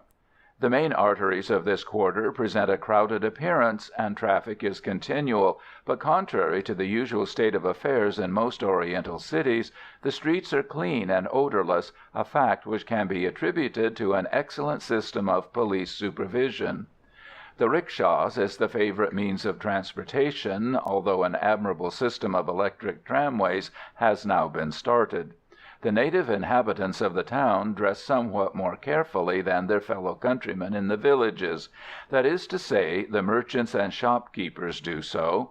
They all wear the big hat made of palm leaves, and the wealthier classes embellish its appearance by applying a light brown varnish to its exterior, and surmounting its crest with a cap of silver scroll work and a small spike of the same metal. The Asiatic population of Hanoi is very dense, and in 1902 consisted of 100,000 Annamese and 3,500 Celestials. According to the returns, there were 6,110 native houses in the city, covering a total area of about 165 acres. The French may well be proud of the European quarter of the capital of Tonkin, for its fine, well laid out boulevards and streets, handsome public buildings, big shops, comfortable hotels, and well-appointed cafés would do honor to the préfecture towns of southern France, such as Arles, Avignon, or Montpellier. Though the principal thoroughfares of the town do not present the busy appearance of our eastern commercial centres, such as Singapore or Hong Kong, and one does not meet the hurrying throngs that give to these two cities the characteristics of Anglo-Saxon activity, yet the prospect of the Rue Paul Bert, the principal street of Hanoï, at the hour of the apéritif, is extremely pleasing, and reminds one of the Parisian boulevards. In front of the more important cafés, the pavement is occupied by the numerous round, marble-topped tables so dear to the boulevardier. After 5 o'clock every evening these terraces are crowded with habitués, who, while sipping their iced absinthe, vermouth, or bitter, sit enjoying the cool breeze, exchanging the tittle-tattle of the town, discussing the latest apartmental or social scandal, or watching the passing carriages, smart little victorias or dog-carts drawn by diminutive, well-groomed ponies, and provided with yellow-skinned coachmen and tigers, glorious in their neat liveries and top boots. At this hour the ladies of the colony, whose means permit of this luxury, drive through the town, out to the fine botanical and zoological gardens, and alight at the kiosque to enjoy a stroll in the fresh of the evening, and to listen to the band, or partake of a cup of tea or an iced sorbet. The male sex is also en évidence at these gatherings and promenades. Consequently the toilettes are brilliant and of the latest fashion, and with a slight flight of fancy one might imagine oneself back at the Cascade or the Pré Catalan in the Bois de Boulogne. In 1893, as it is today, the palace of the Governor-General, the residence of the Commander-in-Chief, and the offices of the headquarters staff are situated in a portion of the town known as the Concession, a strip of ground fronting the river, about 1 mile long by 700 yards broad. This small territory was conceded to the French in 1882 by the Emperor of Annam, and together with the concession at Haiphong, which was occupied a few years previously, it may be said to represent the first foothold of France in Tonkin. The public buildings in the concession are well built, and are surrounded by fine gardens. The town is provided with a splendid system of surface drainage. It is lighted throughout with electricity, and possesses an adequate water supply, which, however, is the cause of some complaint, owing to the fact that the water is pumped from wells situated in the native quarter of the town and close to the river, from which it is more than probable there exists a considerable infiltration. In the center of the European quarter of Hanoï there is a lake. The borders of this are covered with trees and shrubs, and laid out with paths framed in verdure, so that the effect of the whole is charming. There are 2 small islands on the lake, and on each of these is a small pagoda. On the largest island, which can be reached by a fine native bridge about 30 yards long, built of ironwood, is a beautiful though small specimen of a native temple, known as the Pagoda of the Isle of Jade, and for the last 500 years it has been the rendezvous for the literati of the capital. The Zoological and Botanical Garden, to which reference has already been made, is situated in the extreme northwest corner of the city. It is splendidly laid out, and covers several acres of ground. It is here that the "society" of Hanoï comes to drive or promenade of an evening before dinner, and its fine avenues, flower beds, groves, and lawns compare favorably with the cinnamon gardens in Colombo or the waterfall at Penang. The roads throughout the town are wide and well built, and in this respect, as in the laying out of the streets and the style of architecture adopted for the governmental buildings or for private residences, the French are by far our superiors. This is due partly to the naturally artistic taste they possess, and also to the wise regulation adopted by the Public Works Department in the colony with regard to the construction of new buildings, all plans having to be approved by the department before a permit to commence building is granted. In July 1892, when I had arrived at Bac Ninh, it seemed after my protracted stay in the wild regions of Upper Yen Thé that at last I had returned to a large town, and the sight of a few score of brick buildings was for the first few days quite a novelty. But when 6 months later I found myself in the capital of Tonkin, it was like getting back to a big European city, and though we sometimes regretted the charms of our former adventurous existence, both Lipthay and myself soon began to find a new pleasure in the renewed acquaintance with the comforts and distractions of civilization. We were not as free as we had been at Bac Ninh, as we were lodged in a room set apart for us in the barracks of the 9th Regiment of Infanterie de Marine, and were for a few days the pet grievance of the non-coms of that corps, who put us on fatigue duty and made us take part in the inspections. This, however, was soon stopped by the Chief of Staff, and we were allowed to continue the even tenor of our way. There is always a certain amount of jealousy felt for the scribes of the army, and the French sergeants were probably indignant at the thought that we were drawing as much pay as they were, that we were allowed out every night till 10 p.m., and also because we took our meals at the canteen in a room specially reserved for us. The latter arrangement was adopted to avoid indiscretions, for a few of us were continually and unavoidably in possession of facts that it was of absolute importance the majority of the troops should not learn. For the next 12 months we continued our somewhat uneventful life as staff secretaries within the ancient precincts of the Annamese citadel, the only break in the monotony of our career being my promotion to the grade of corporal, which occurred in November. I had waited a long time for my stripes, and should have had them sooner had I remained with my corps, but till then there had been no vacancy on the staff for a non-com, so I had nothing to complain of. In February our offices were again moved, this time to the concession, in a building close to the headquarters staff, and we were lodged with the secretaries of that organization.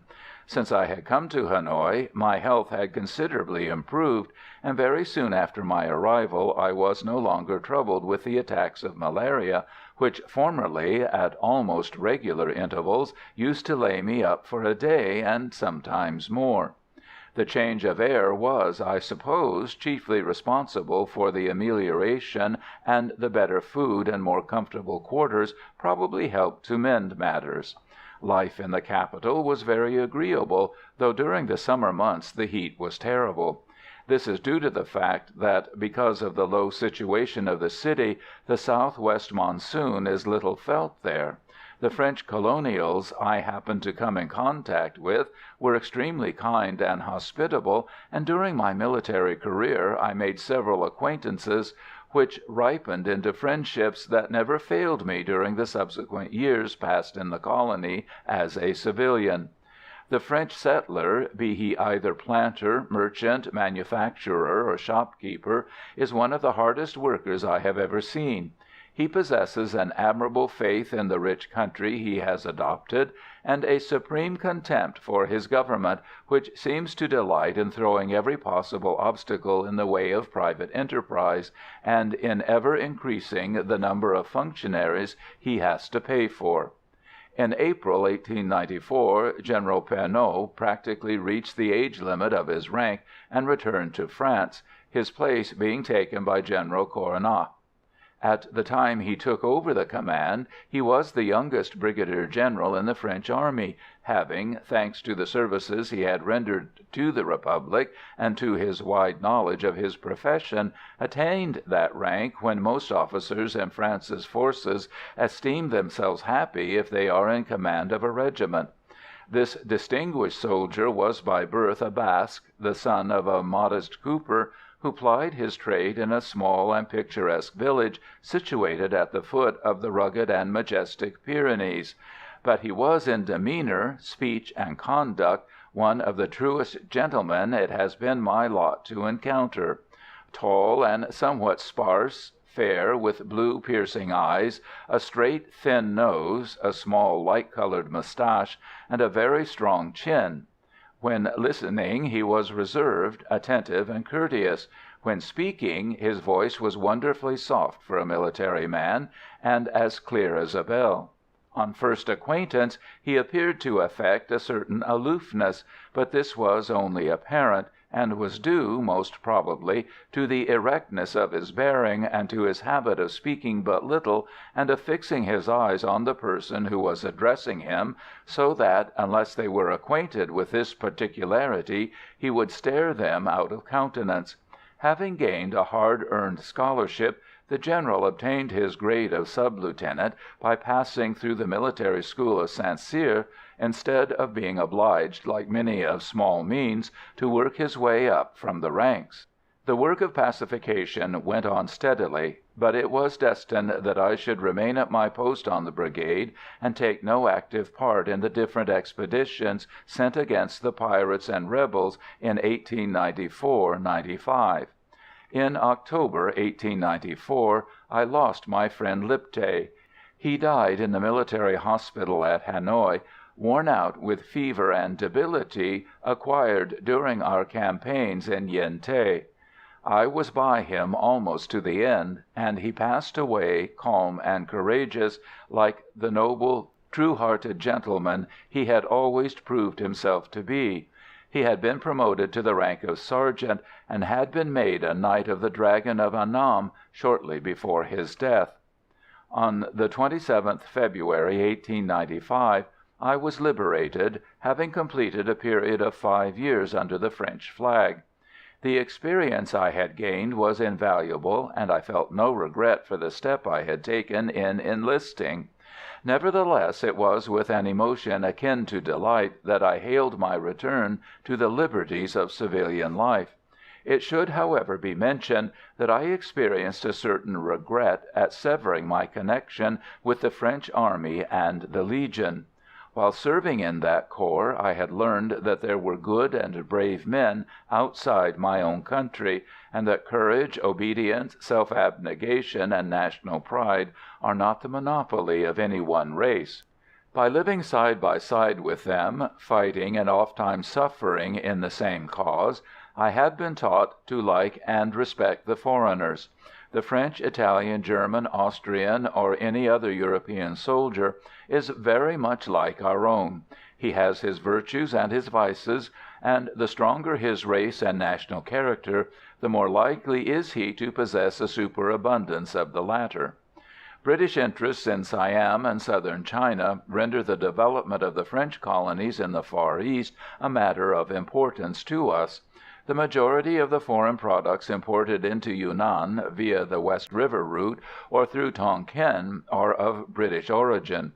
Our treaty arrangements with France and the good feeling at present existing between the two nations should make it no difficult matter for Frenchmen and Englishmen to agree in the settlement of questions arising out of their trade relations with Guangxi, Guangdong, and Yunnan. The recent concessions made by Siam to France have increased the responsibilities of the latter, and it remains for France and Great Britain to develop the commercial resources of Siam and South China. By the aid of the railway system, agriculture and manufacturing industries are being fostered in the French colonies of the East, and a great future undoubtedly exists for them. But before real success can be obtained, Indo-China must be provided with functionaries who are not only able administrators, but who have a knowledge of the language and customs of the country.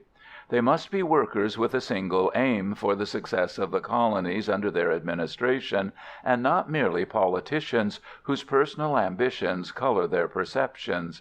Then the colonies, wherein I spent the years of which I have written, will have a future of constantly increasing prosperity before them.